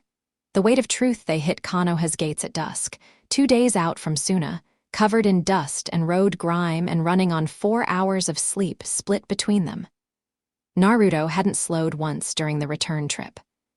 Shikamaru, to his credit, had kept pace without complaint, though his breathing was ragged by the final stretch, and his expression suggested he was reconsidering every life choice that had led him to befriend someone who treated cross-country sprints like morning exercise. Kotsu looked up from the gate log. Naruto, you've got. I know. He didn't stop. Shikamaru peeled off toward the Hokage Tower with a raised hand and a muttered, I'll brief Kakashi, you handle your situation, and Naruto went straight for his apartment. He felt them before he reached the building. 3 distinct chakra signatures on his floor, 2 adult, 1 child. Hinata's cool, steady presence, Karin's sharp, restless energy, and between them, a small sun of barely suppressed power that had to be Akane.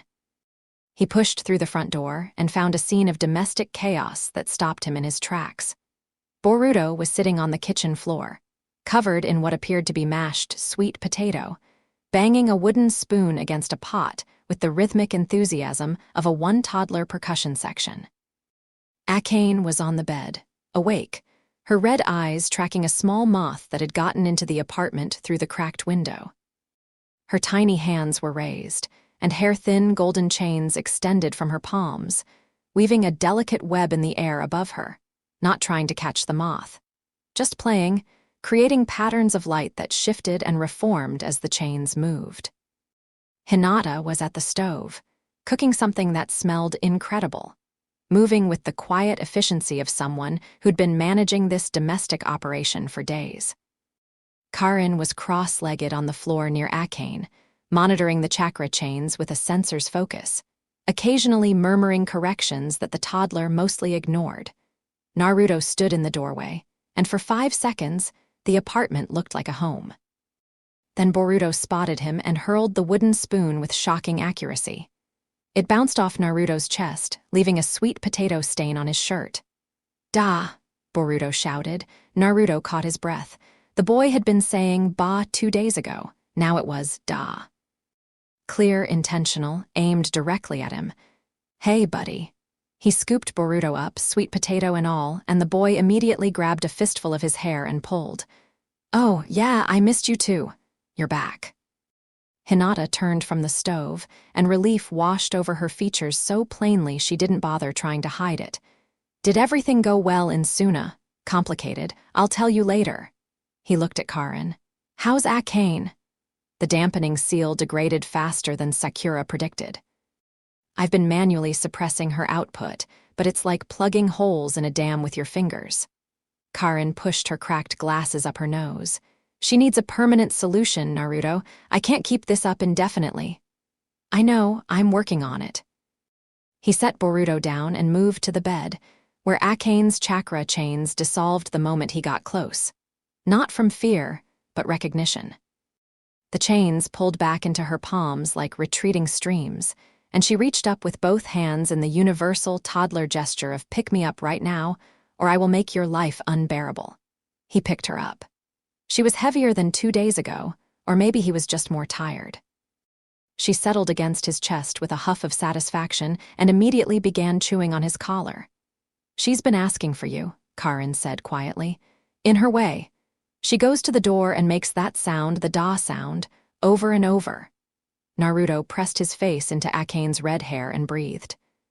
She smelled like baby soap and the faint ozone tang of chakra discharge, and the combination was becoming one of the most important scents in his world. How did it go? He asked, gesturing vaguely between Hinata and Karin. The two of you here together. Hinata and Karin exchanged a glance that contained entire volumes of unspoken negotiation. We survived, Hinata said diplomatically. She tried to reorganize my storage seals, Karin said flatly, and she keeps folding my laundry. Your laundry was on the floor. I knew where everything was. There was a sock in the rice cooker. It was drying. Naruto bit down on a laugh, which neither woman would have appreciated. So, normal roommate stuff. We're not roommates, they said simultaneously, then glared at each other, then looked away. It was going to be a long road. He ate dinner with them, all 4 of them, crammed around his tiny kitchen table, Boruto in his lap and Akane in Karin's. Hinata had made a stew that was rich and savory, and exactly what his body needed after 2 days of running on dried rations. Boruto ate with his hands, ignoring the spoon Hinata kept patiently offering. Akane ate neatly, each bite small and precise, watching the others with her characteristic intensity. Halfway through the meal, Boruto leaned across the table and offered Akane a fistful of stew-soaked rice. Akane considered the offering, then accepted it with a dignified nod. She ate it. Boruto beamed. It was the first cooperative interaction Naruto had seen between them, and it settled something anxious in his chest. After dinner, he put both children to bed, Boruto, in a makeshift crib constructed from storage containers and blankets. Akane in the bed, surrounded by her pillow fortress. He stood between them in the dark apartment, listening to their breathing synchronize into the deep, trusting rhythm of sleeping children, and made a decision. Tomorrow was going to be hard. Multiple hard things stacked on top of each other like blocks in one of Shinki's towers. But tonight, he stood in the dark and listened to his children sleep. Morning came fast and bright. Naruto was up before dawn, running through his mental checklist while Karin and the children slept. Hinata had gone back to the compound the night before. She couldn't stay away indefinitely without raising questions she wasn't ready to answer. But she'd promised to return by mid-morning to watch the children. Naruto left a shadow clone in the apartment, suppressing its chakra signature to avoid disturbing Akane's sensors, and headed out into the gray pre-dawn streets. His first stop was a conversation he'd been putting off. Tsunade lived in a house near the hospital, a modest place by any standard, certainly nothing like the Hawkage residence she'd once occupied. She'd stepped back from public life after the war, handing the hat to Kakashi with something between relief and reluctance, and settled into a role as Konoha's medical director emeritus. She consulted, she trained advanced students, she drank, and apparently, for the past year, she'd been helping raise Naruto's youngest son. He stood outside her door at 5:30 in the morning and knocked, the sound of movement inside. Heavy footsteps. A muttered curse. The door opened, and Tsunade filled the frame, Tall, blonde, furious, wrapped in a sleeping robe with her hair in disarray, and her honey-colored eyes blazing with the specific wrath of a legendary shinobi woken before she wanted to be. "You," she said. "Me," she hit him. Not at full strength. At full strength, she'd have sent him through the building across the street and the 3 buildings behind it. But even a fraction of Tsunade's power was enough to snap his head sideways and send a starburst of pain through his cheekbone. He rolled with it, absorbed the impact, and stayed on his feet. "I deserved that," he said. "You deserve worse." Her voice shook. Not with rage, well, partly with rage, but also with something deeper. "Get inside before the neighbors see." Her kitchen was cluttered and warm, smelling of tea and the faint medicinal tang that followed Tsunade everywhere. Naruto sat at the table while she made tea with movements that were deliberately slow, precisely controlled, the way she moved when she was stopping herself from breaking things. "How long have you known?" she asked, her back to him. 3 days. 3 days. She set the kettle down harder than necessary. "It took you 3 days to come see me. I know what you've been dealing with. Sakura tells me everything. 5 children, international incidents, ancient conspiracies." She turned and set a cup of tea in front of him with the careful precision of someone placing an explosive tag. "But Nawaki is here, in this village. A 10-minute walk from your apartment, and you went to Suna first." The accusation stung because it was fair. He'd prioritized by threat level. Karin and Akane's immediate danger, the Hyuga political situation, the diplomatic complexity of the Temari situation. And Shizune and Nawaki, as the least complicated scenario, had fallen to the bottom of the list. He'd been thinking like a strategist. He should have been thinking like a father. "You're right," he said. "I should have come sooner." "Damn right you should have." She sat across from him, and in the morning light filtering through the kitchen window, she looked every one of her years, not the years her jutsu hid, but the real ones. Old and tired and fierce, and carrying a weight that was partly grief and partly something more complicated. "He looks like you." Shizune said he looks like her. "His coloring is hers. Everything else is you. The way he grabs at things, the stubbornness, that sound he makes when he doesn't get what he wants. It's you at that age if your stupid sensei's old photographs are anything to go by." Tsunade wrapped both hands around her teacup. "I named him Nawaki." "I know. My brother died at 12. He wanted to be Hokage. He was brave and stupid and full of light, and the world snuffed him out like a candle." Her voice was steady, almost clinical, the way it got when she was discussing something that hurt too much for normal emotions to cover. "When Shizune told me she was pregnant, when she told me who the father was, I was furious. At her, at you, at the universe. And then the baby was born, and he looked at me with those dark eyes, and She stopped, drank her tea, set the cup down. "I named him Nawaki because I wanted him to have the chance my brother didn't, a chance to grow up in a world that isn't trying to kill him. That's what I want too." "Then act like it. Stop running around the continent putting out fires and come meet your son." "Where is he?" Shizune's. Tsunade stood. "I'll take you." They walked through the awakening village in the early morning light. Tsunade set a brisk pace, her robe replaced by practical clothing, her hair pulled back. She didn't look at him as they walked, but she talked. Shizune's been a better mother than she gives herself credit for. She was terrified, convinced she'd mess everything up, convinced the age difference made the whole thing wrong. I had to talk her off a ledge more than once. Tsunade's jaw tightened. "She should have told you from the beginning. I told her that. Repeatedly, loudly. But she's stubborn in her quiet way, and once she'd decided that keeping the secret was the right thing to do, no amount of arguing could shift her. She told me she was afraid. She was, but fear isn't an excuse, it's an explanation." Tsunade glanced at him. "I'm going to say something that will make you uncomfortable. Today's been nothing but uncomfortable. Good, then you're warmed up." She stopped walking and faced him directly. "You need to decide what these women are to you, not just as mothers of your children, as people. Hinata loves you. She's loved you since she was a child, and having Boruto hasn't changed that.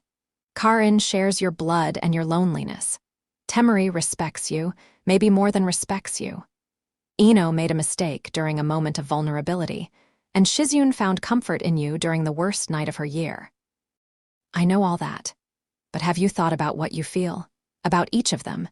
Because you're going to have to. These aren't casual relationships anymore, Naruto. You share children with these women. Your lives are permanently intertwined.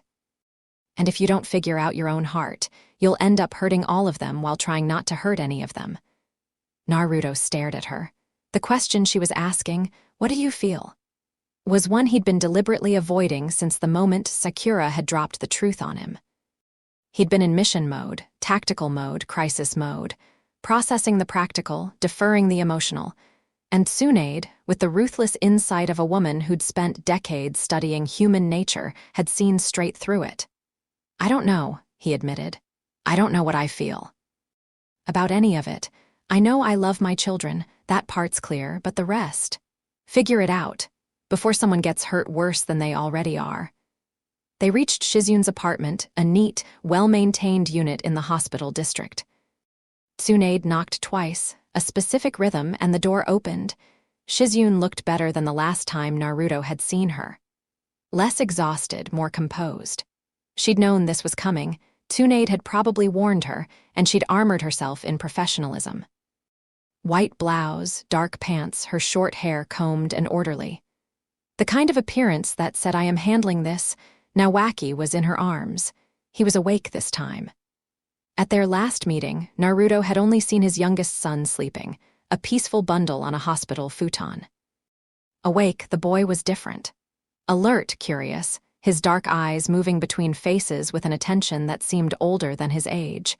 He had Shizyun's delicate features and dark hair, but there was something in the set of his jaw, a stubbornness, a determination that was pure Naruto. "Come in," Shizyun said, stepping aside. Her apartment was the opposite of Naruto's, clean, organized, every surface neat. Baby supplies were arranged with hospital-grade precision. A color-coded schedule was pinned to the wall.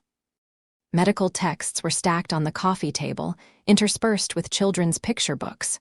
Naruto sat on the couch, and Shizyun placed Nawaki on the floor in front of him. The boy sat upright, good balance for his age, and regarded Naruto with solemn intensity. "Hey, Nawaki," Naruto said softly. The boy tilted his head. Then he reached forward and put his hand flat on Naruto's knee. Not grabbing, not pulling, just touching. Feeling. As if he was trying to understand something through contact that he couldn't get through sight alone, Naruto held perfectly still. Behind him, Tsunade had seated herself in an armchair with the studied casualness of a woman who was absolutely not crying. Shizyun stood by the kitchen counter, gripping the edge, watching. Nawaki's hand stayed on Naruto's knee for a long moment. Then the boy looked up at his father, and something shifted in his dark eyes, recognition, maybe, or the infant equivalent of it. He made a sound. Not da, not a word at all, really, just a soft, contented hum, like a question that had been answered. He does that when he feels safe. Shizyun said quietly. The humming, he started it about a month ago. Naruto lifted Nawaki carefully into his lap. The boy went willingly, settling against Naruto's chest the way Akane did, the way Boruto did, as if the space had been reserved for him. His small hand found the edge of Naruto's shirt and held on. "I'm sorry I'm late," Naruto murmured into his son's dark hair. "I'm sorry it took so long." Nawaki hummed. Tsunade made a sound from the armchair that she would later claim was a cough. It was not a cough. Naruto held his youngest son and let time pass. He studied Nawaki's face, his hands, the way he breathed. He extended his senses, gently, barely a whisper of sage energy, and felt the boy's chakra. It was different from the others. Where Boruto's was bright and wild, and Akane's was vast and hot, and Shinki's was dense and mineral, Nawaki's was precise. Clean. Organized like his mother's apartment, each element in its proper place. It felt like potential, not raw power, but the capacity for extraordinary control. Medical aptitude, Kurama observed. That chakra pattern is similar to Tsunade's. Precise regulation, fine control. If this child inherits the Senju healing factor through Tsunade's line. Tsunade's not his mother. No, but she's been in close contact with him since birth. Chakra resonance in infants is shaped by proximity as much as genetics. He's been marinating in Senju chakra for a year. Marinating? He's a baby, not a stew. The principle holds. This child will have abilities related to healing, chakra control, or both. He's the water nature, Naruto. The healer of your 5. Naruto tucked that information away and focused on the present. He spent an hour with Nowaki, playing, holding, learning the small things. The boy liked to be bounced gently. He disliked loud noises. He was fascinated by Naruto's hands, tracing the lines on his palms with a tiny finger as if reading them. And when he was tired, he pressed his face into Naruto's neck and hummed himself to sleep.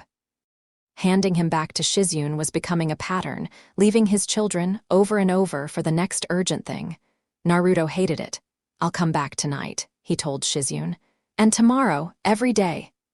"You don't have to, I want to. He's my son, I want to know him." Shizune nodded, and the professional armor cracked enough to show the real person underneath.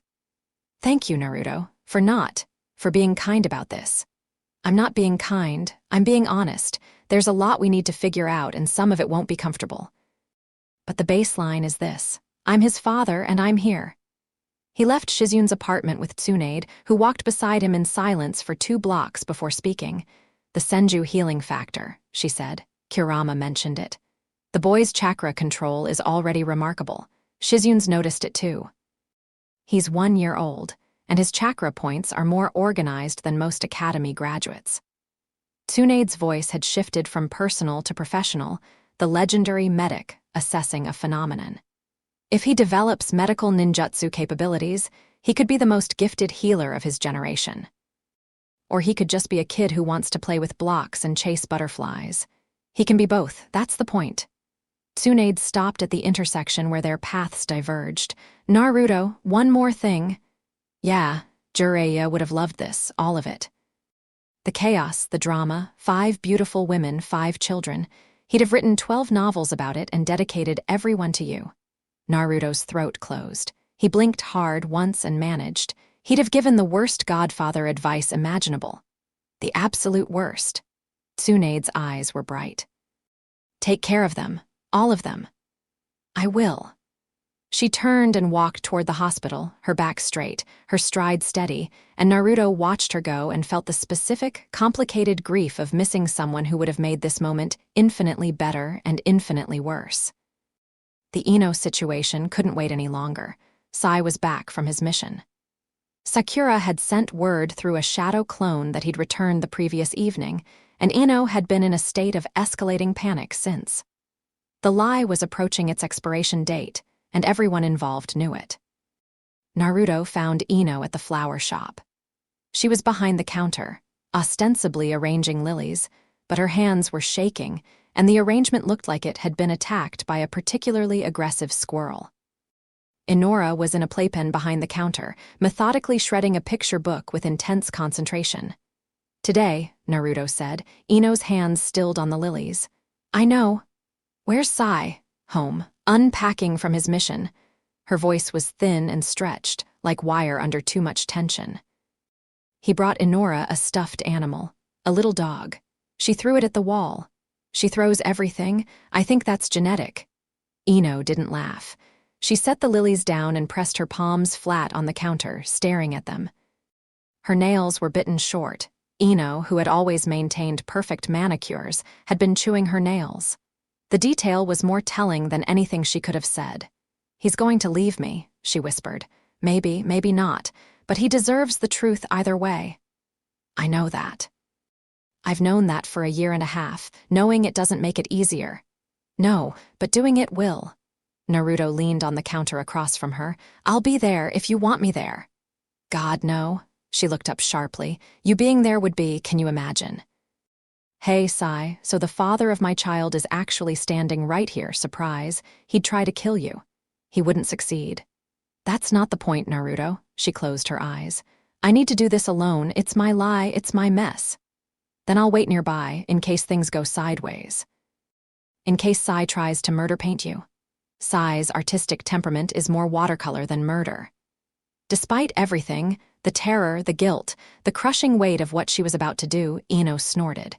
It was small and broken, but it was real. "You've gotten funnier," she said. Tragedy does that. Ino closed the shop early. She gathered Inora, who protested the interruption of her book destruction project with an indignant squall, and stood in the doorway of the flower shop looking at Naruto with an expression that was part gratitude, part fear, and part something else entirely.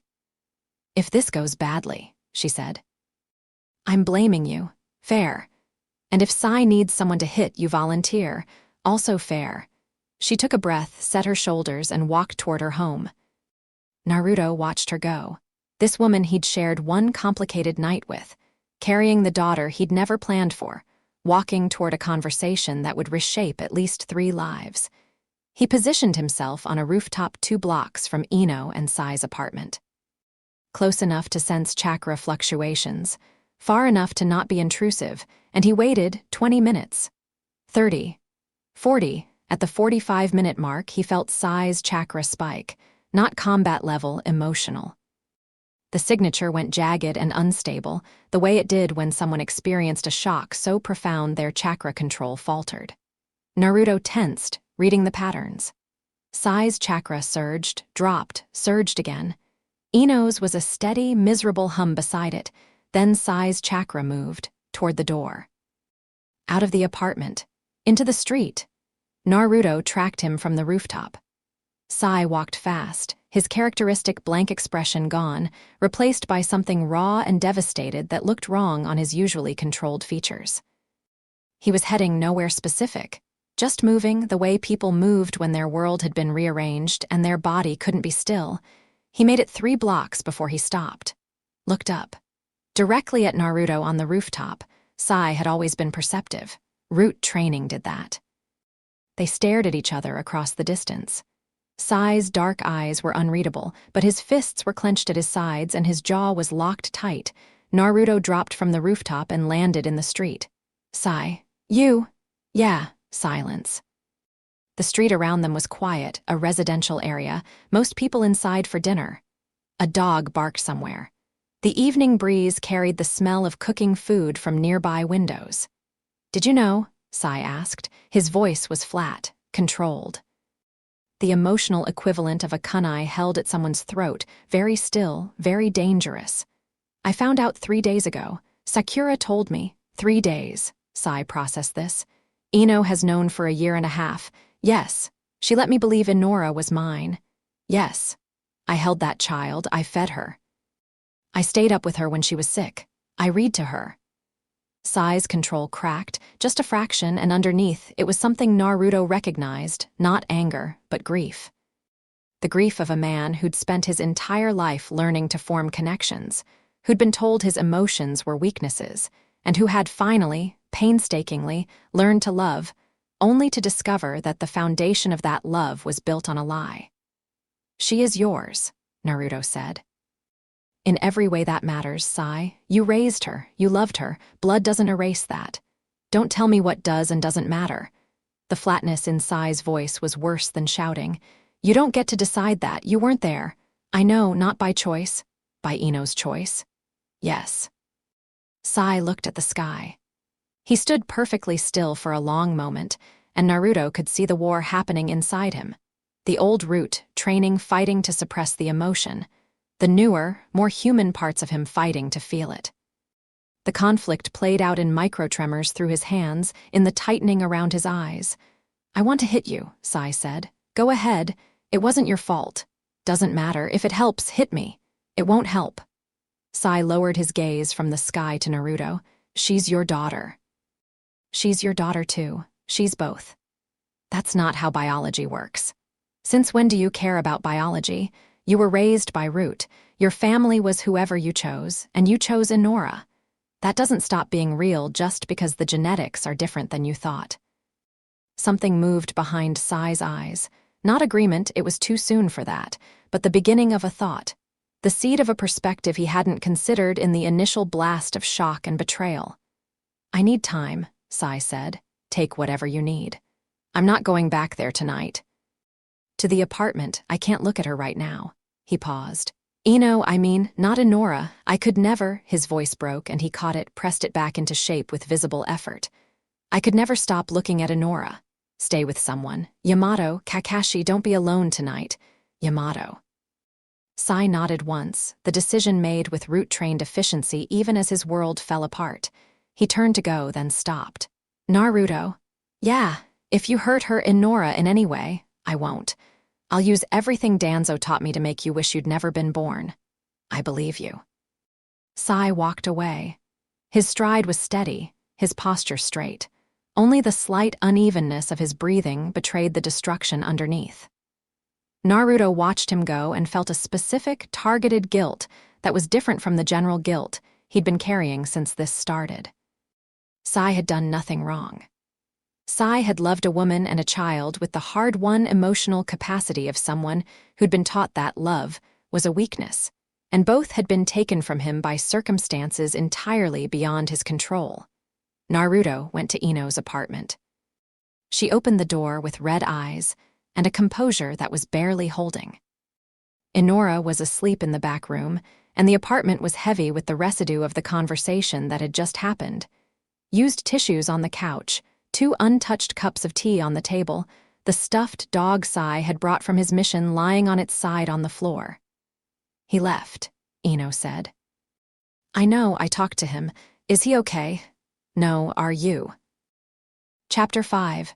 The roots beneath 3 weeks passed, and Naruto didn't sleep through a single night, not from nightmares, from logistics. From the sheer grinding machinery of building a life that hadn't existed a month ago. 5 children across 2 villages. 5 mothers with 5 different sets of needs and boundaries and emotional landmines. An intelligence operation running in the background against an enemy they couldn't yet see. And underneath all of it, the slow-burning question Tsunade had planted in his chest that he kept shoving aside and that kept crawling back. What do you feel? He'd moved apartments.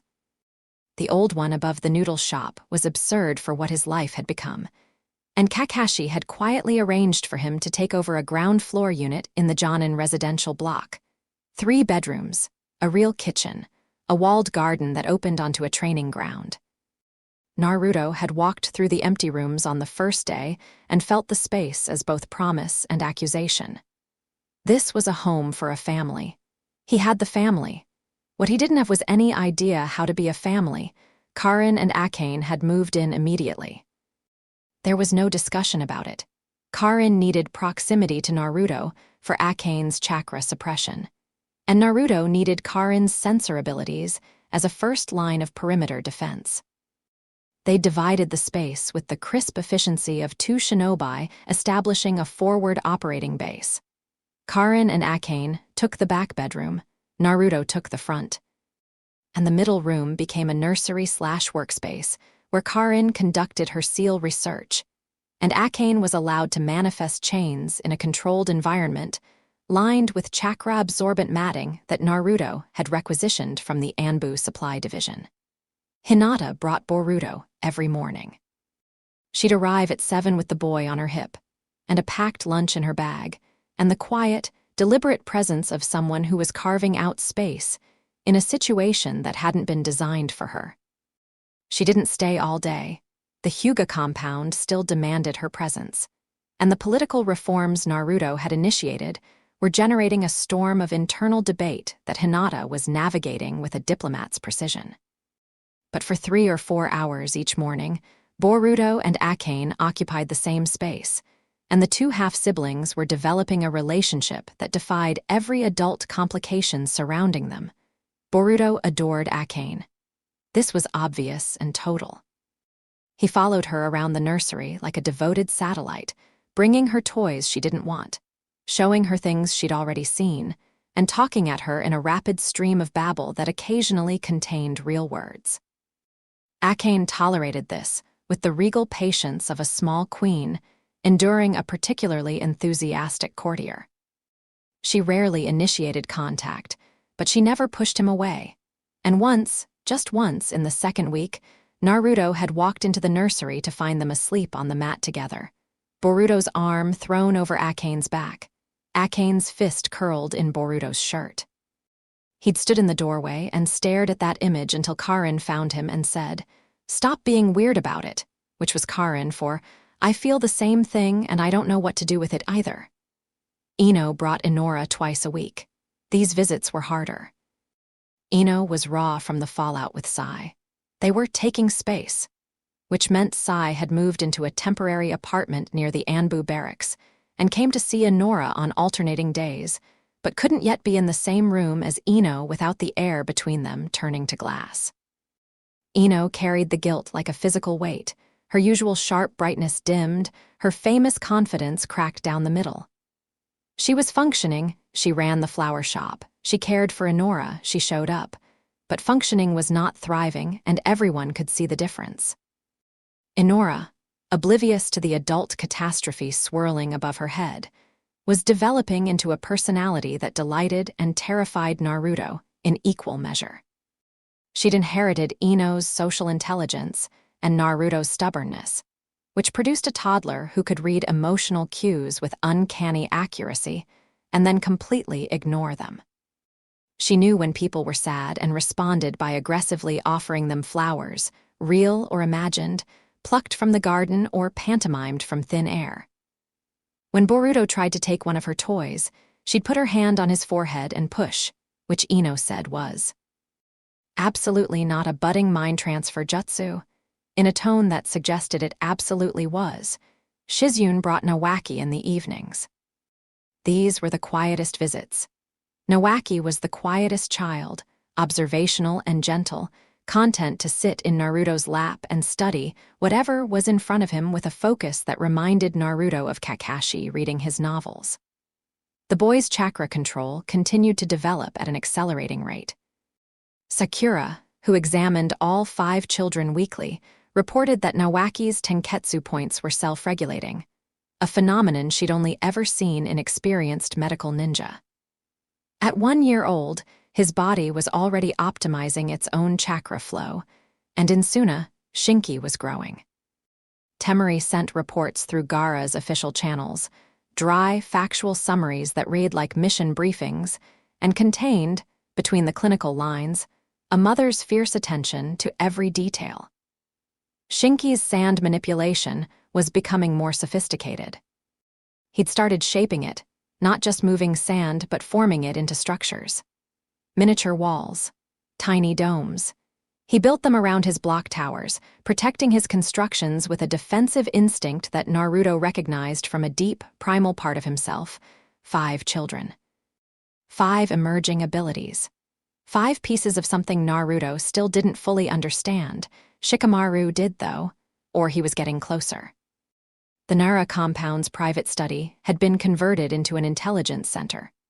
Maps on every wall, scrolls piled on tables, connected by colored strings that formed a web of relationships and hypotheses so complex, it looked like a spider had been given access to classified documents.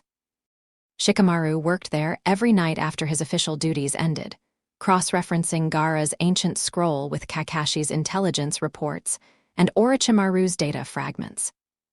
He slept in 4-hour blocks and consumed coffee in quantities that made Sakura issue formal medical warnings.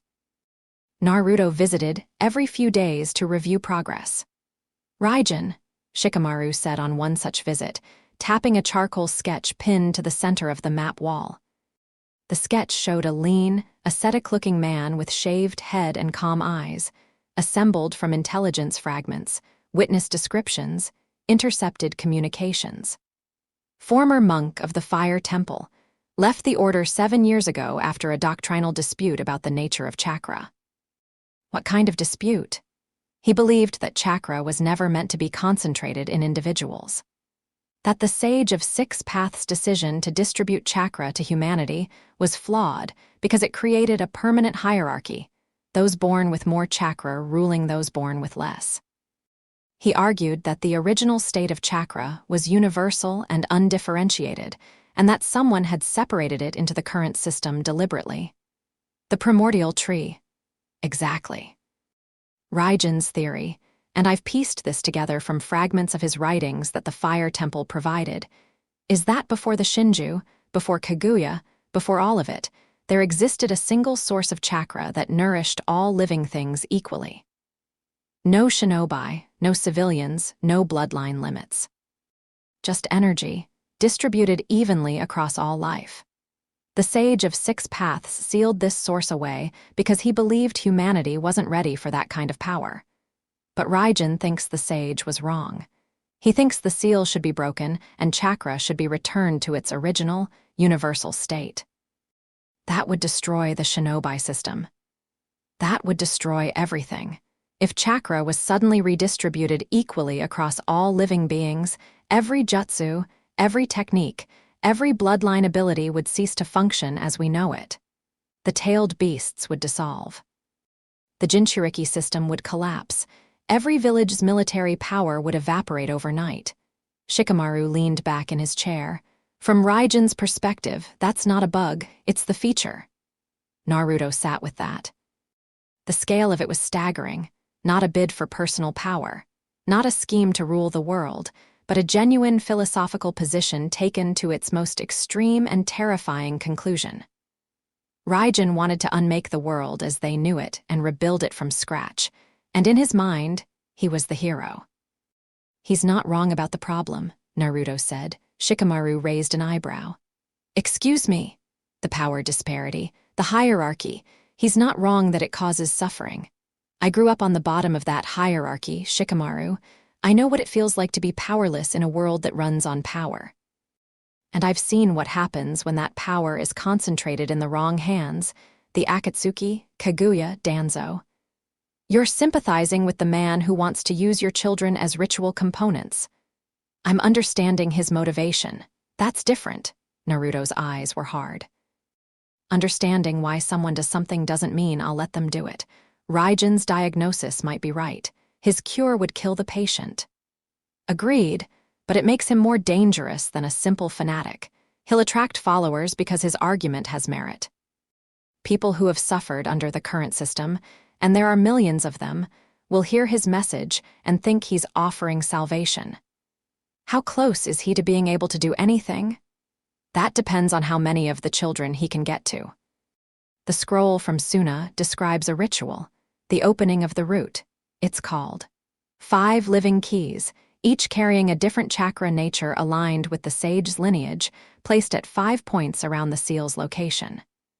The children's chakra is used to resonate with the seal and dissolve it. The process, Shikamaru hesitated. The process is not described as survivable for the keys. The temperature in the room dropped by 10 degrees, not metaphorically.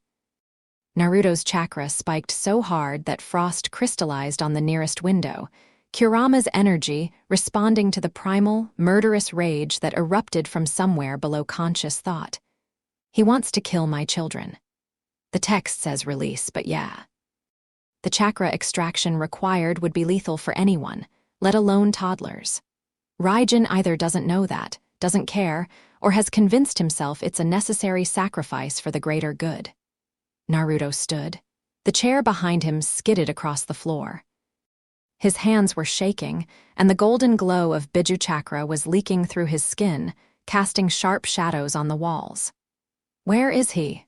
We don't know yet.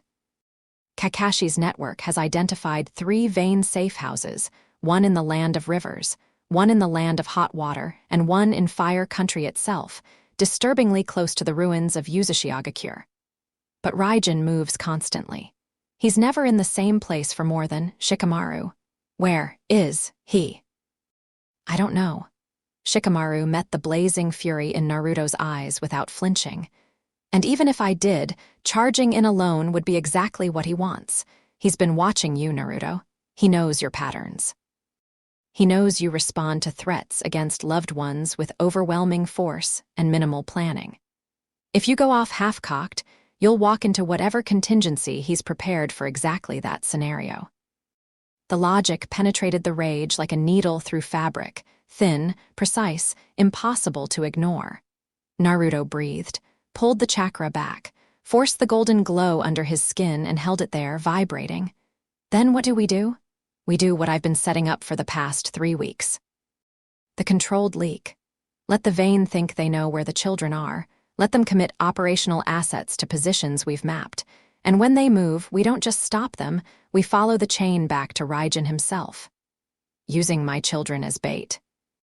Using information about your children as bait. The children themselves will be nowhere near the engagement zones. That's the whole point. Naruto forced himself to sit back down. The chair was across the room. He retrieved it, sat, and pressed his palms flat on the table until the trembling stopped. Walk me through it.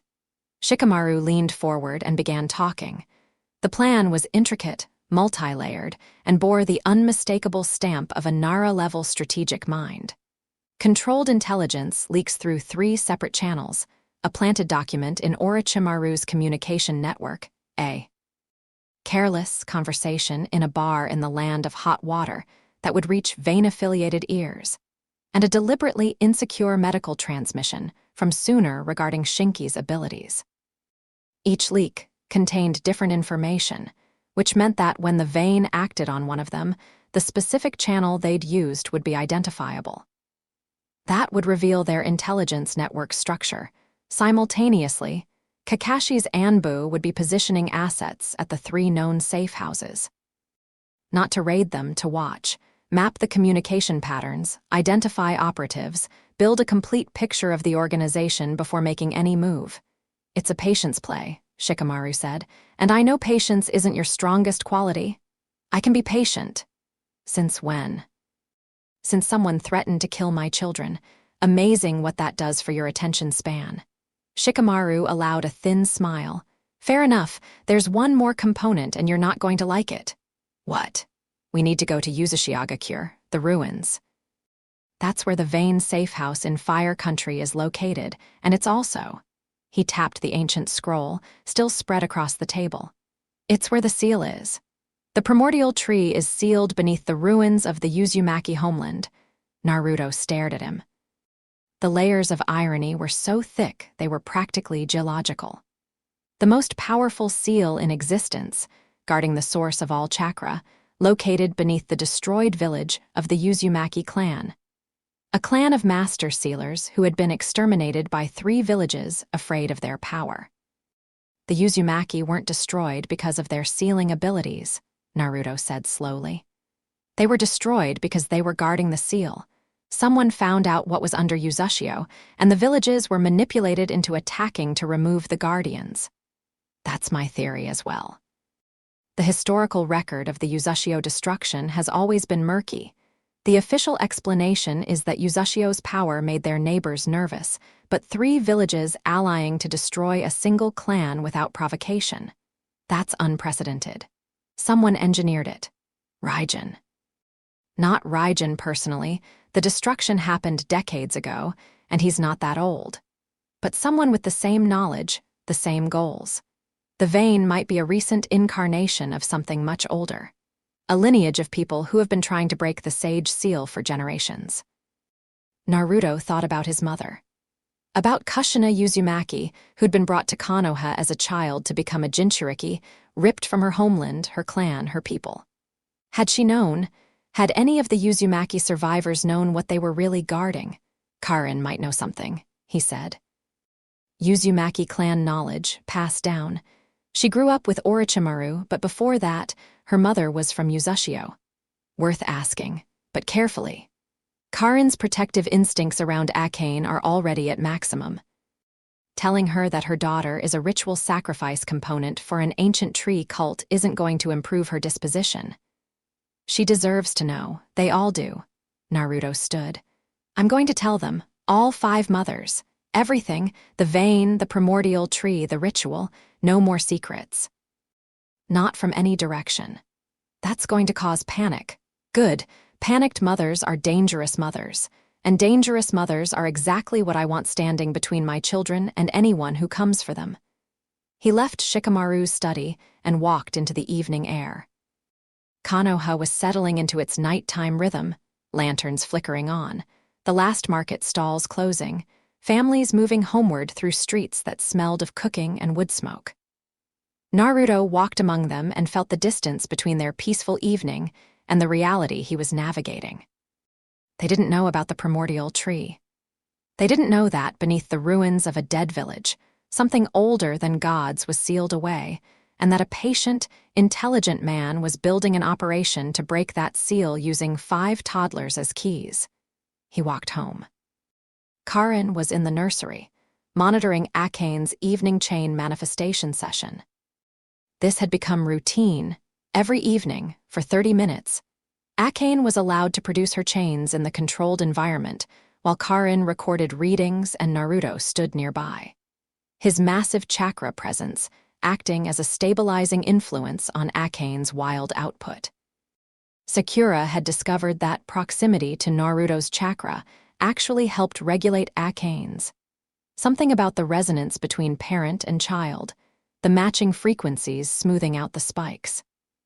Akane was sitting cross-legged on the chakra-absorbent mat, her face scrunched in concentration, golden chains extending from both palms and weaving through the air in patterns that were becoming increasingly complex.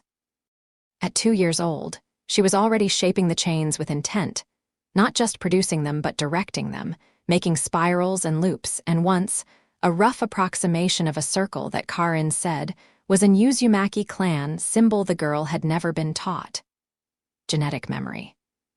Karin had murmured when that happened, her face pale. The clan techniques are encoded in her bloodline. She's accessing them instinctively. Now, watching Akane work, Naruto sat down on the mat beside her and let his chakra settle into its calming pattern. The chains steadied, their movement becoming smoother, more controlled.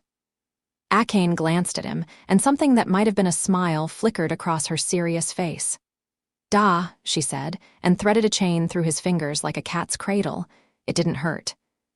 The chains, which could cut through steel and restrain tailed beasts, touched Naruto's skin with the gentleness of silk thread. She was controlling them. At 2, she was already modulating the chain's properties based on context, lethal force, or gentle touch, depending on what the situation required. "She's extraordinary," Karin said from her monitoring position, not looking up from her notes. "You know that, right? All of them are." "I mean specifically. Her chakra chain control at this age isn't just advanced, it's categorically different from anything in recorded Uzumaki history. The chains are responsive to her emotional state, yes, but they're also responsive to her intent. That's a level of chakra-mind integration that most adult shinobi never achieve. What does that mean for her development? It means she's going to be incredibly powerful and incredibly dangerous, and she's going to need training that nobody alive is qualified to give, because nobody alive has ever seen anything like her." Karin finally looked up. "Except maybe you. You're the only other person whose chakra her chains respond to. She might learn to control them through resonance with you, a kind of father-daughter synchronization." Naruto watched the golden chains weave between his fingers, casting warm light across the nursery walls. His daughter was building something, not a weapon, not a defense, but a pattern, something beautiful and intricate and entirely her own. "Karin, we need to talk about something serious. More serious than our 2-year-old manifesting legendary clan techniques from genetic memory." "Yeah." Something in his tone made her set down her notes. She crossed the nursery and sat beside him on the mat, close enough that their shoulders almost touched. Akane continued her chain work between them, absorbed in her patterns.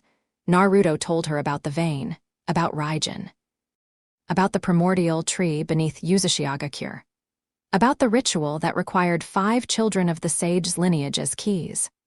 About what keys actually meant. He told her all of it, holding nothing back, and watched the blood drain from her face in stages. When he finished, the nursery was silent except for the soft hum of Akane's chains. Karin sat very still. Her breathing was controlled, too controlled, the kind of deliberate respiration that trained shinobi used to prevent hyperventilation. Her hands were in her lap, fingers interlocked, knuckles white. "Uzumaki, she said finally. "The seal is under Uzashio." "Yes." My mother told me stories. When I was very small, before she died, stories about the village, about the clan's purpose. She said the Uzumaki were guardians. That we protected something important.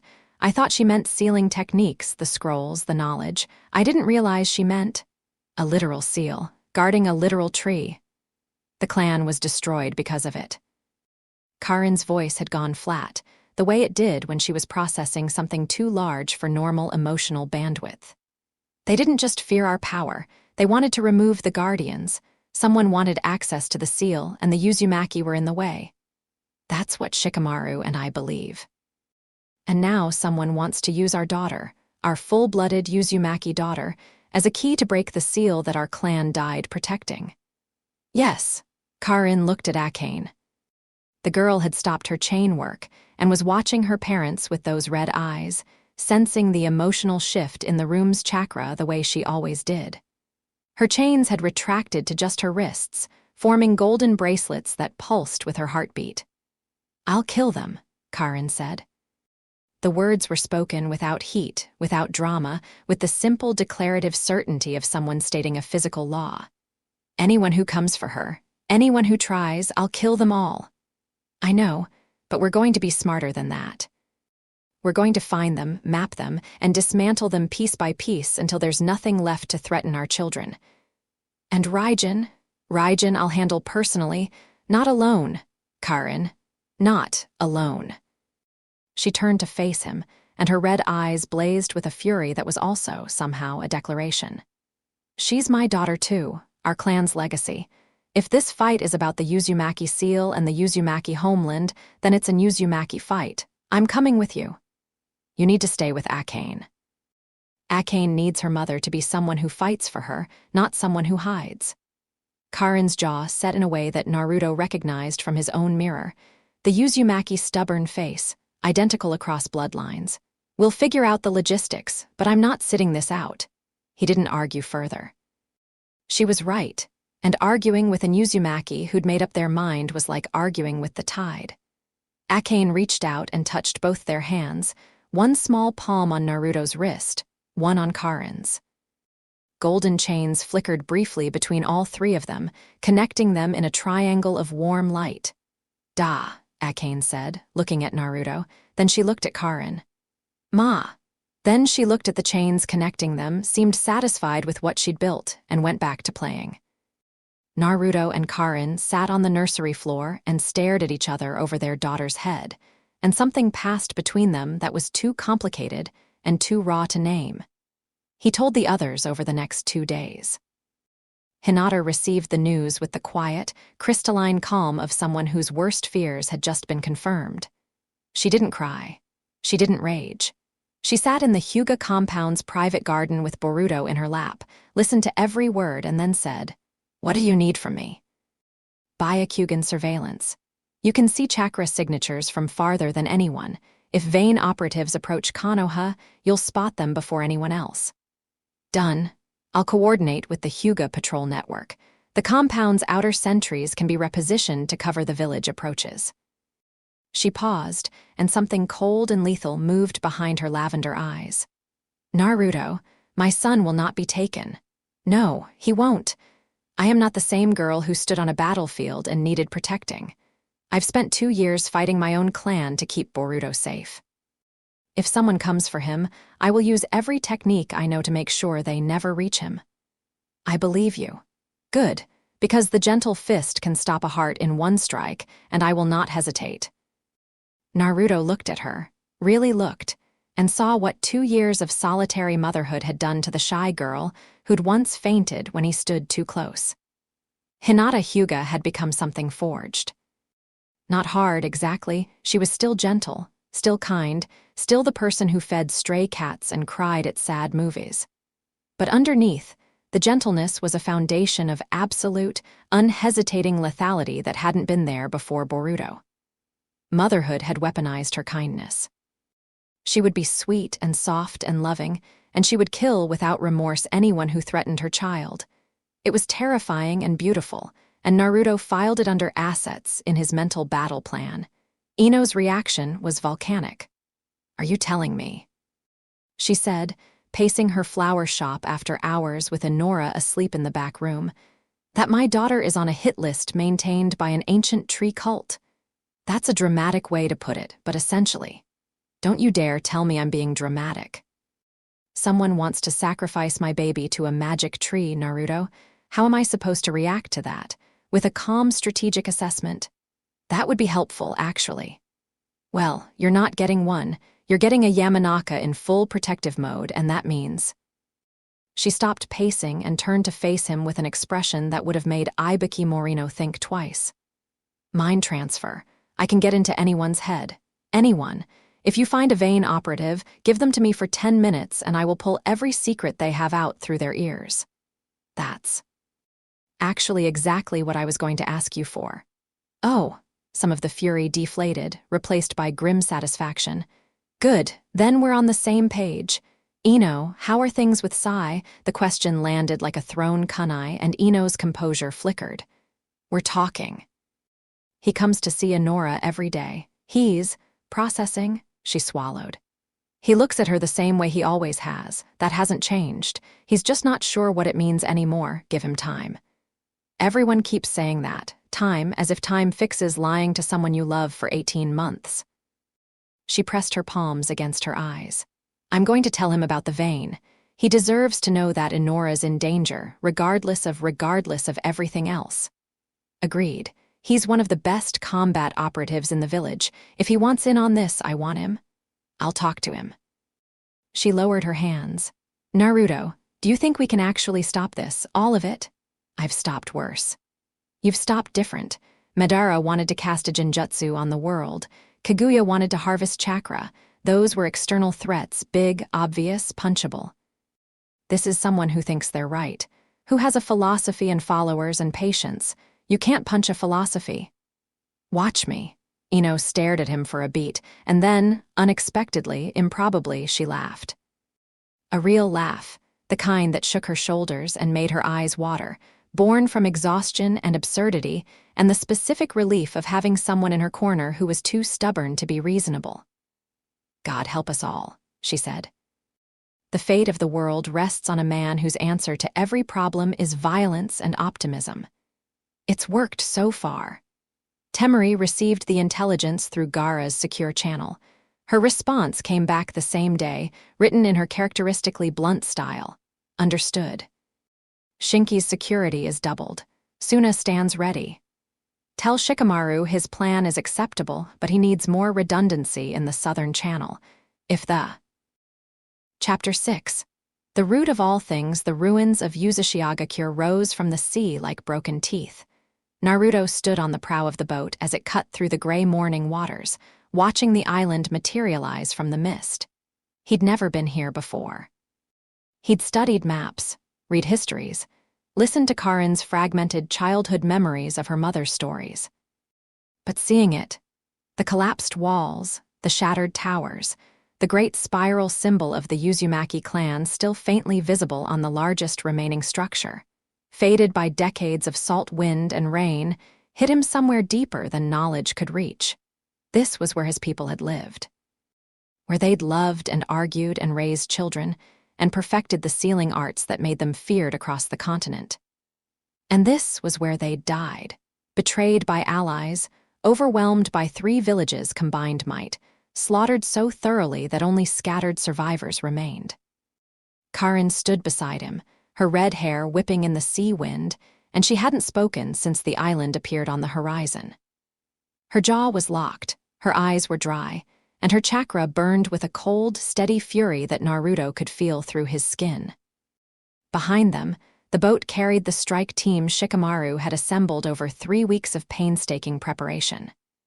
Sakura, field-ready in her combat gear, medical supplies sealed in scrolls along her belt. Shikamaru himself, looking seasick but thinking at full capacity, his shadow already pooling around his feet in anticipation. Sai, pale and silent, his ink scrolls strapped to his back and his tanto at his hip, who had shown up at the mission briefing without being asked and said simply, Inora's father by blood or not, those children are targets. I'm coming. Hinata, her Byakugan already active, scanning the island from 3 kilometers out with the penetrating sight that made her the greatest reconnaissance asset in Konoha's arsenal, and Kakashi. The 6th Hokage had pulled rank on his own council to join the operation personally, wearing his old Jonin uniform instead of the Hokage robes, his headband tilted over the Sharingan eye he no longer possessed. He'd looked at Naruto when they'd assembled at the dock and said, "My students' children are in danger. The paperwork can wait." The children were not with them. The children were in Konoha, inside the most secure location Naruto could devise. The Hokage's personal bunker beneath the monument, guarded by Tsunade, Yamato, Guy wheelchair-bound but still capable of opening gates that would obliterate anything within a half-mile radius. And a rotating Anbu detail handpicked by Kakashi. Ino was there too, networked into the compound's defenders through her mind transfer jutsu, providing a telepathic communication web that couldn't be intercepted or jammed. And in Suna, Gaara had placed Shinki in the Kazekage's vault, a fortified chamber deep beneath the sand, protected by Gaara's absolute defense and Temari's wind jutsu, and the full military apparatus of the village hidden in sand. Temari had sent a final message before they departed. "If you die, I'll find a way to resurrect you and kill you again myself. Don't be stupid. Come home." Shikamaru's plan had worked. The controlled intelligence leaks had drawn the Vane's attention exactly where he wanted it. 3 separate operational teams had moved on the false information, each one tracked by Anbu surveillance units that mapped their communication routes back to a central hub. That hub was here. Uzashigakure, the Vane's primary base of operations, hidden in the ruins of the village that had once guarded the very seal they sought to break. Naruto thought about the irony of that until the irony became indistinguishable from rage. 16 signatures on the island. Hinata reported, her voice carrying clearly over the wind. Concentrated in the underground complex beneath the central plaza, the structure extends deep, at least 5 levels below the surface. I can see the lower chambers, but the deepest level is obscured. Some kind of ceiling barrier that disrupts my Byakugan. "That'll be the seal itself," Karin said. "Uzumaki barrier work. If the seal on the primordial tree was placed by the Sage of 6 Paths, the surrounding protections would be Uzumaki designed. Our clan would have added layers over the centuries." "Can you get through it?" Naruto asked. "I'm the last trained Uzumaki seal specialist alive. If I can't get through it, nobody can." Karin paused. "Well, nobody except the girl who inherited the techniques genetically, but she's 2, so I'll have to do." The boat grounded on the island's rocky shore with a scrape of wood on stone. They disembarked in silence, spreading into a tactical formation that spoke of collective experience and trust. Sakura and Hinata on the flanks, Shikamaru and Sai in the middle, Kakashi drifting to the rear, where his analytical mind could observe the whole picture. Naruto and Karin at the point. The ruins were more devastating up close. Collapsed buildings lay in tumbled heaps, their stones cracked and moss-covered. Streets that had once been busy with clan life were now corridors of rubble and seagrass. Nature had reclaimed most of the island. Trees grew through shattered floors, vines crawled up walls, and the salt air had eroded everything soft, leaving only the bones of a dead village. But the seals remained. Naruto could feel them underfoot, deep, resonant, humming with a power that had outlasted the people who'd created it. The Uzumaki had built to last. Their village was gone, but their work endured. "The central plaza is 200 meters ahead," Hinata said. "The underground access point appears to be through the ruins of what was a temple, large structure, mostly collapsed, but the foundations are intact. There's a stairway descending from the inner chamber. Vane operatives, 12 on the upper levels. 4 deeper, near the barrier I can't penetrate, and 1," she paused, her Byakugan straining. "1 signature directly behind the barrier, very still, very controlled. It's not moving." "Raijin," Shikamaru said. Naruto nodded. He could feel it too, not through Byakugan, but through Sage Mode, which he'd activated the moment they stepped onto the island. The natural energy here was strange. Dense and old and layered, like sediment in rock, each layer representing a different era of the island's history. And at the very bottom, beneath everything, something vast and patient and ancient pulsed with a slow rhythm that felt like a heartbeat, the primordial tree. Sealed but alive. Waiting. I can feel it, Kurama said, and for the first time in Naruto's memory, the fox sounded uneasy. That thing is old, Naruto. Older than me. Older than the old man. It's been down there since before chakra existed as we know it, and it's hungry, not consciously, not with intent, but it wants to grow. It's been sealed for so long that the wanting has become its entire existence. Can it be destroyed? The sage couldn't destroy it. He sealed it because destruction wasn't an option. If it's released, it will consume every trace of differentiated chakra on the planet and return everything to the primordial state. Every jutsu, every bloodline, every tailed beast, including me, dissolved back into raw, undirected energy. Then we don't let it out. Brilliant strategy. Truly, your tactical genius astounds me. Shut up and give me a boost. I'm going to need everything. They advanced through the ruins in a coordinated sweep. Naruto set the pace, fast but controlled, clearing sight lines, using shadow clones to scout ahead.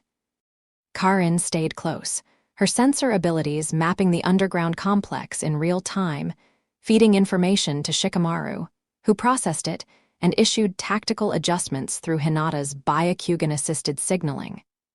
They hit the first vein operatives at the temple entrance.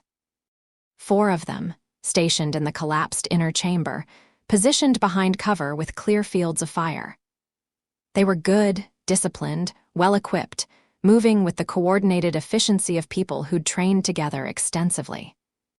2 sensor types, 1 heavy combat specialist, 1 who Naruto tagged immediately as a seal user based on the pattern of ink on his hands. Naruto didn't slow down. He went through them like weather. Not with maximum force. That would collapse the already unstable temple structure, but with the precise, overwhelming application of power that 3 years of combat experience had taught him. The first operative saw him coming and managed to form one-hand seal before a Rasengan. The size of a basketball took him in the chest and drove him through a wall. The second and third were faster, flanking, trying to catch him in a crossfire of wind jutsu, but Naruto's body flickered between them faster than thought, and his fists connected with the sound of something final. The seal user was the dangerous one. He slammed his palms on the ground, and a barrier erupted, a dome of intersecting seal lines that would have trapped a normal shinobi in a chakra-draining cage. Naruto walked through it. The seal lines shattered against his chakra like glass against stone, and the operative stared at him with the dawning comprehension of someone who had brought a fishing net to catch a tsunami. "Stay down," Naruto said, and the man stayed down. Behind him, Sai's ink beasts were already binding the unconscious operatives, black serpents of animated ink that constricted around wrists and ankles with perfect restraint. Sakura checked each one with a medic's efficiency, confirming they were alive but incapacitated. 8 more between here and the lower levels, Hinata reported. They know we're here. They're consolidating at the 3rd sublevel, setting up a defensive position around the main corridor. I'll take the corridor, Kakashi said. He pulled his headband up, revealing the scarred eye socket beneath. No sharing it anymore, but the man behind it was still Kakashi Hatache, the copy ninja, the 6th Hokage, the shinobi who'd mastered 1,000 jutsu and could improvise 1,000 more. Naruto, you go deep. Find Raijin, we'll handle the surface. Naruto looked at his teacher. Kakashi met his gaze with the one-eyed calm that had steadied Naruto since he was 12 years old. Go protect your kid's future, Kakashi said. We've got this. The stairway descended into the earth in a tight spiral. Uzumaki seal work glowing faintly on the walls, protective barriers, maintenance seals, monitoring systems that had been running without interruption for centuries. Naruto went down fast, Karin at his heels, both of them reading the seal work as they descended. Karin's eyes were wide, professional fascination temporarily overriding everything else. This is incredible, she murmured, running her hand along a seal array. third-generation concentric barriers with self-repairing matrices. The chakra source is the natural energy of the island itself. They made the seal self-sustaining. It doesn't need a caster to maintain it. It runs on the earth. Can Raijin break through it? Not through it, no. This work is beyond anything any living human could brute force. But the ritual, the 5 keys, it's designed to bypass the barriers entirely. It doesn't break the seal. It opens it, like a lock and key. The seal is designed to recognize specific chakra patterns and dissolve voluntarily. The sage built a back door. He must have believed someone might need to access the tree again someday, a fail-safe. 5 keys of his own lineage, carrying the 5 elemental natures working in concert. Her voice tightened. He probably imagined adult volunteers, not kidnapped toddlers. They passed the 3rd sublevel. Sounds of combat echoed from above, Kakashi's team engaging the remaining operatives. Explosions, the clash of jutsu, the sharp crack of Sakura's fists shattering stone. Then the sounds faded as they descended deeper, and the temperature dropped, and the quality of the air changed from underground mustiness to something else entirely. Older. Charged, like the air before a lightning strike, but permanent, the 4th sublevel opened into a vast chamber. Naruto stopped at the threshold and stared. The chamber was enormous, a cavern carved from living rock, easily 100 meters across, its ceiling lost in shadow. Uzumaki seal work covered every surface, walls, floor, ceiling, in patterns of breathtaking complexity. The seals were alive with chakra, pulsing with slow, rhythmic light that reminded Naruto of a heartbeat. The entire room breathed with power, ancient and patient and immense.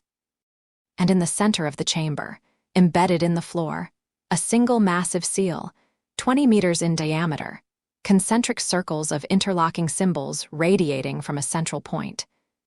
The seal glowed with a light that was not quite gold and not quite green, something in between, something that predated the categories humans used to describe color. And beneath the seal, far below, Naruto could feel it, the primordial tree. Vast, sleeping. Dreaming whatever dreams, a world-eating tree dreamed after millennia of imprisonment. Raijin stood at the edge of the seal. He was smaller than Naruto had expected. The intelligence sketches had made him look imposing, but in person, Raijin was of average height, lean, with the sparse, economical build of a monk who'd spent decades in physical discipline. His head was shaved, his features were plain, and his eyes, dark brown, unremarkable, held a calm that went beyond composure into something approaching serenity. He wore simple robes, dark gray, with the red tree root symbol on the chest. No weapons visible. No aggressive posture. He stood at the edge of the most powerful seal in existence with his hands folded in front of him, and he looked at Naruto with an expression of genuine, warm welcome. "Naruto Uzumaki," Raijin said. "I'm glad you came." Naruto crossed the chamber floor. His footsteps echoed. The seal work pulsed around him, responding to his presence, to his Uzumaki blood, his chakra, the fingerprints of lineage that the seals were designed to recognize. "You know why I'm here," Naruto said. "To stop me, I imagine. That's understandable."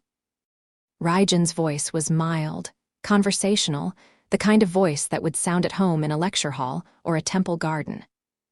"I've been expecting you since my operatives reported your interference in the land of hot water. I must say, you found us faster than I anticipated. Your strategist, the Nara boy, is remarkable." "I'm going to give you one chance," Naruto said. "Walk away, disband the vein, abandon this mission, do that and I'll advocate for clemency." Raijin smiled. It was a kind smile, genuinely so, and that was what made it terrifying. "You're offering me mercy. Of course you are. That's who you are, Naruto. The boy who talked to Nagato, who reached Abaito, who saw the person inside the monster. I admire that quality deeply. It's part of why I've studied you so carefully."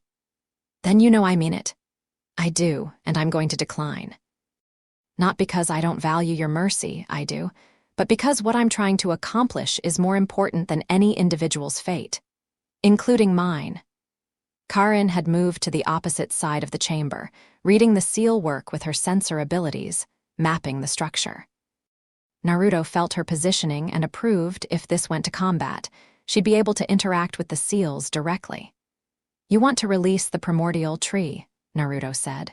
Redistribute all chakra equally across every living being. Destroy the shinobi system. Destroy the inequality system. Raijin corrected gently. The shinobi system is merely its most visible expression. Think about what you've seen, Naruto. In your 20 years, how many wars, how many atrocities? The Uchiha massacre. The destruction of Uzushiagakure, your own homeland. The Jinchuriki program that turned children into weapons. Danzo's root.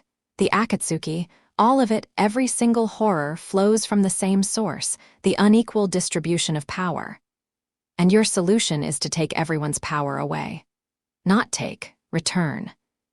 Chakra was never meant to be concentrated in individuals. It was meant to flow through all things equally, like air, like water. The Sage of Six Paths disrupted that flow because he believed humanity needed shinobi, protectors, guardians. But what have the protectors protected? Themselves. Their villages. Their clans. The civilians who make up 90% of the population live and die at the mercy of a warrior class that has appointed itself their rulers. It was a good argument. Naruto hated that it was a good argument. He could feel the truth in it, the way he felt the truth in Karin's reasoning about Akane, the way he felt the truth in every uncomfortable revelation of the past month. The shinobi system was flawed. It created suffering. It perpetuated inequality. People with power used it to accumulate more power, and people without power were ground beneath the wheel. You're right about the problem, Naruto said. Raijin's eyebrows rose slightly. Most people in your position would simply attack. I'm not most people. And you're not wrong about what's broken, but you're wrong about the fix. Releasing the tree doesn't create equality, Raijin. It creates chaos. Every medical jutsu stops working. Every village's defenses collapse. Every hospital, every barrier, every protective seal gone, people die, not warriors. Civilians, the sick, the wounded, the vulnerable, the exact people you say you're trying to help. Short-term suffering for permanent equality. The transition would be painful, I won't deny that. But what comes after? What comes after is a world where nobody can defend the defenseless. Where the strong prey on the weak with fists and swords instead of jutsu. You don't eliminate power by removing chakra, Raijin. You just change the currency. For the first time, something flickered behind Raijin's serene expression. Not doubt, not yet, but the recognition that his argument had been met by someone who understood it well enough to challenge it at its foundations. You've thought about this, Raijin said. I've lived it. I grew up with nothing. No family, no clan, no bloodline anyone wanted. I was the dead last, the demon kid, the zero, and I built myself into something from that nothing, not because the system was fair, but because I refused to let it define me. Naruto took a step forward. The system is broken, I agree. But you don't fix a broken house by burning it down while people are still inside. You fix it room by room, wall by wall, and you make damn sure everyone gets out alive. A noble sentiment. But the house has been burning for centuries, Naruto. How many more generations of suffering before the renovation is complete? As many as it takes. Because the alternative is what you're proposing, a ritual that kills 5 children, my children, and no amount of philosophical reasoning justifies that. Raijin was quiet for a long moment. The seal pulsed around them, patient, eternal. I didn't want it to be children, he said, and something in his voice shifted, a crack in the serenity, the first real emotion Naruto had seen. The ritual requires the sage's descendants at a specific stage of chakra development, when the elemental natures are still forming, still fluid enough to resonate with the seal's frequencies. In adults, the natures solidify, become fixed, incompatible. Only in the very young, when chakra is still undifferentiated potential. He trailed off. I searched for another way for years. There is no other way. Then there's no way at all. There must be. The inequality cannot continue. The suffering cannot continue. If the price. The price is my children's lives. Naruto's voice dropped to something quiet and terrible, and you will never collect it. Raijin studied him with those calm brown eyes, and then, slowly, deliberately, he placed his hand on the central seal. The chamber erupted. Light blazed from every seal line simultaneously. The gold-green light of the primordial tree's dormant energy, surging upward through the floor like magma through volcanic channels. The air pressure spiked. Naruto's ears popped. Karin staggered against the far wall, her sensor abilities overloaded by the sudden explosion of chakra. "What are you doing?" Naruto shouted over the rising hum. "What I came to do." Raijin's voice was calm even as the world shook around him. "I don't have the children, Naruto." "You made sure of that, but I have something else." He pulled back his robe sleeve, revealing his forearm. Seal work covered it, intricate, hand-drawn, the kind of work that had taken years. "I have myself, a willing sacrifice. My own chakra, shaped to mimic the 5 natures through decades of training. It won't open the seal fully. For that, I would need the true keys. But it will crack it, enough to let a fraction of the tree's power through, enough to prove the concept, enough to show the world what's possible. You'll die, I know. And the crack in the seal, it won't heal, it'll spread. It might take years, decades, but eventually the whole thing will fail and the tree will be released anyway." "Yes," Raijin's serene smile returned. "I considered the possibility that you would stop me from collecting the children, so I prepared a contingency. Slower, less elegant, but ultimately effective.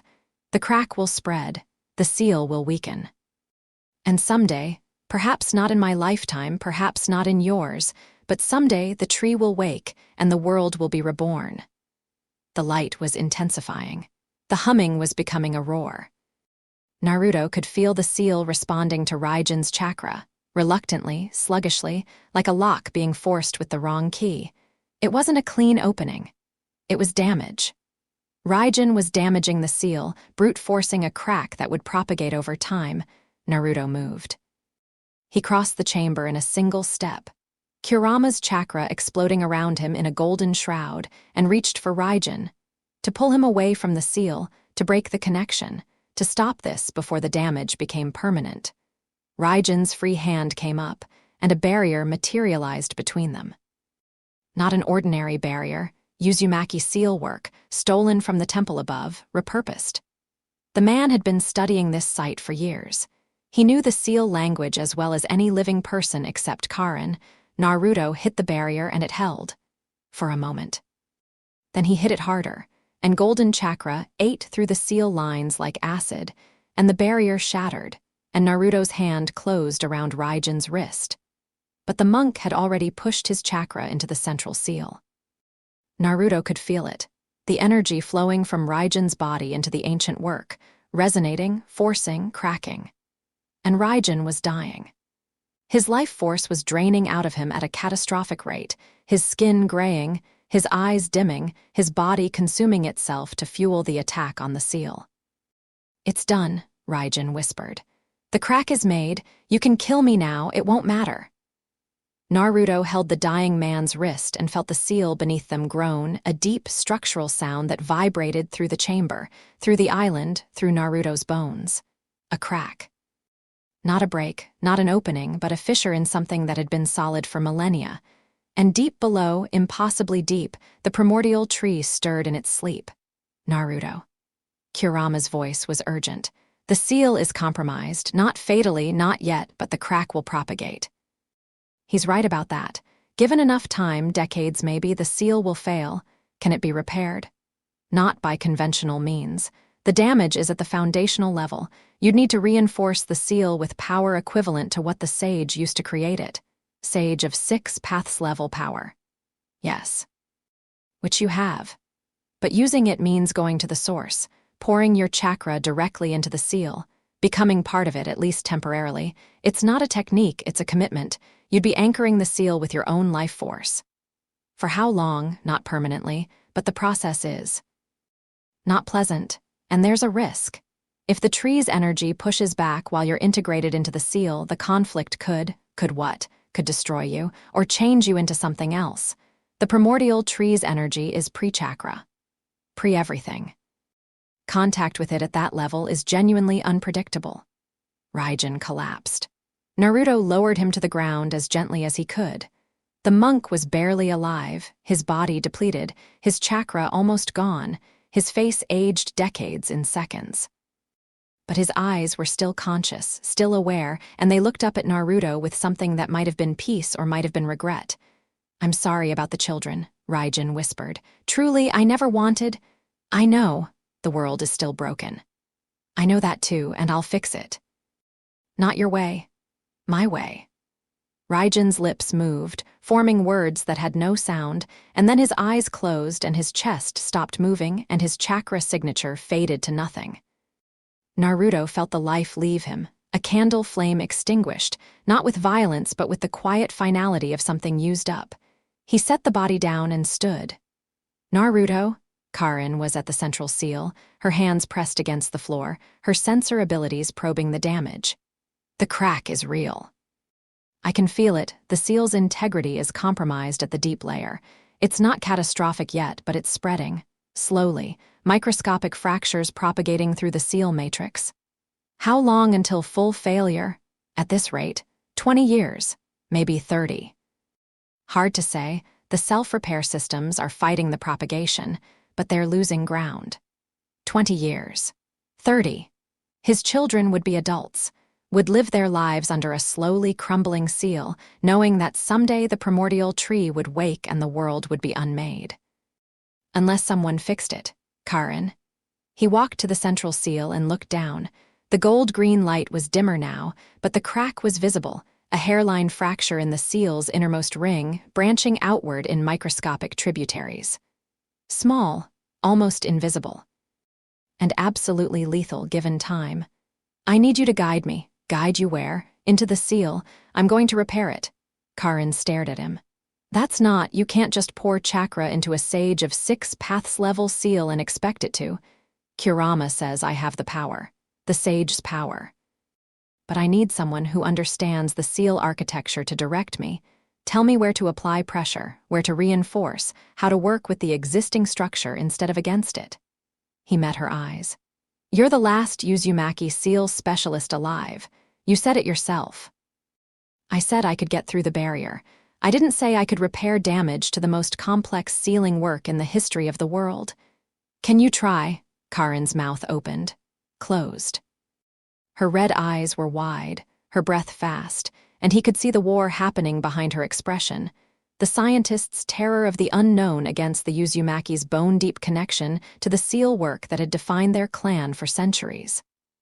"I can try," she said finally, "but if this goes wrong, then you get the others and you run. You get back to Konoha and you raise our daughter and you tell her I was doing something important. Don't you dare talk like that. Don't you dare say goodbye to me in a cave. It's not goodbye, it's a contingency. It's the same thing and you know it." He took her hand. The contact was electric. 2 Uzumaki, standing on their clan's greatest work, their combined chakra resonating with the seal beneath them. The gold-green light brightened, responding to their presence, and Naruto felt the ancient architecture unfold in his awareness like a flower opening. The seal was vast and beautiful and damaged, and he could feel the crack spreading through it like a fracture in ice. "Okay," Karin breathed. Her sensor abilities were operating at maximum, mapping the seal's structure in real time. "Okay. The fracture originates at the 3rd concentric ring, where Raijin's chakra forced entry. The surrounding matrix is intact but stressed. If you can deposit reinforcing energy along the fracture line, filling it, essentially, the way you'd fill a crack in a wall with mortar, the self-repair systems should be able to take over and complete the restoration." "Show me where." "Kneel, both hands on the seal." "And Naruto, you need to let the seal in. Open your chakra network completely. No barriers, no filters. If the seal doesn't recognize you as an Uzumaki descendant of the sage, it will reject the repair and the backlash could kill you." He knelt, pressed both palms flat against the seal's surface. The gold-green light flared. "Ready?" Kurama asked. "Ready. Then let's fix a god's homework." Naruto opened his chakra network. The sensation was indescribable. Not pain, something beyond pain's category, a recalibration of his entire being. The seal's architecture flooded into him, and he flooded into it, and for a moment there was no boundary between Naruto Uzumaki and the ancient work beneath him. He was the seal. He felt its age, its purpose, its slow, patient endurance through centuries of silence.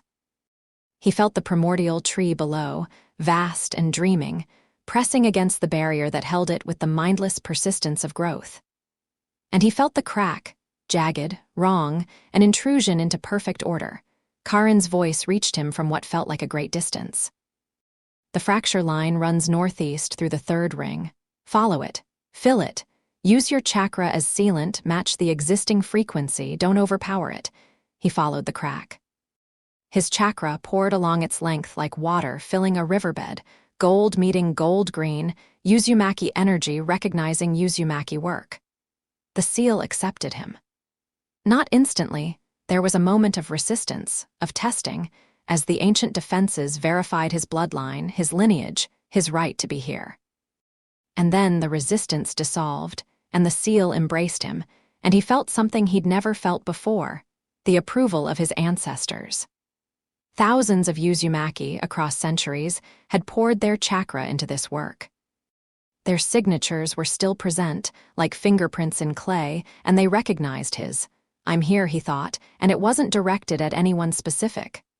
I'm one of you, and I'm finishing what you started. The crack began to close.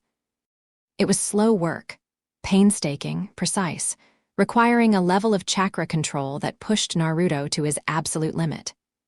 Kurama fed him energy in steady streams, calibrating the output to match the seal's frequency with a precision that the fox had never demonstrated before, and that spoke to the seriousness with which he took this task.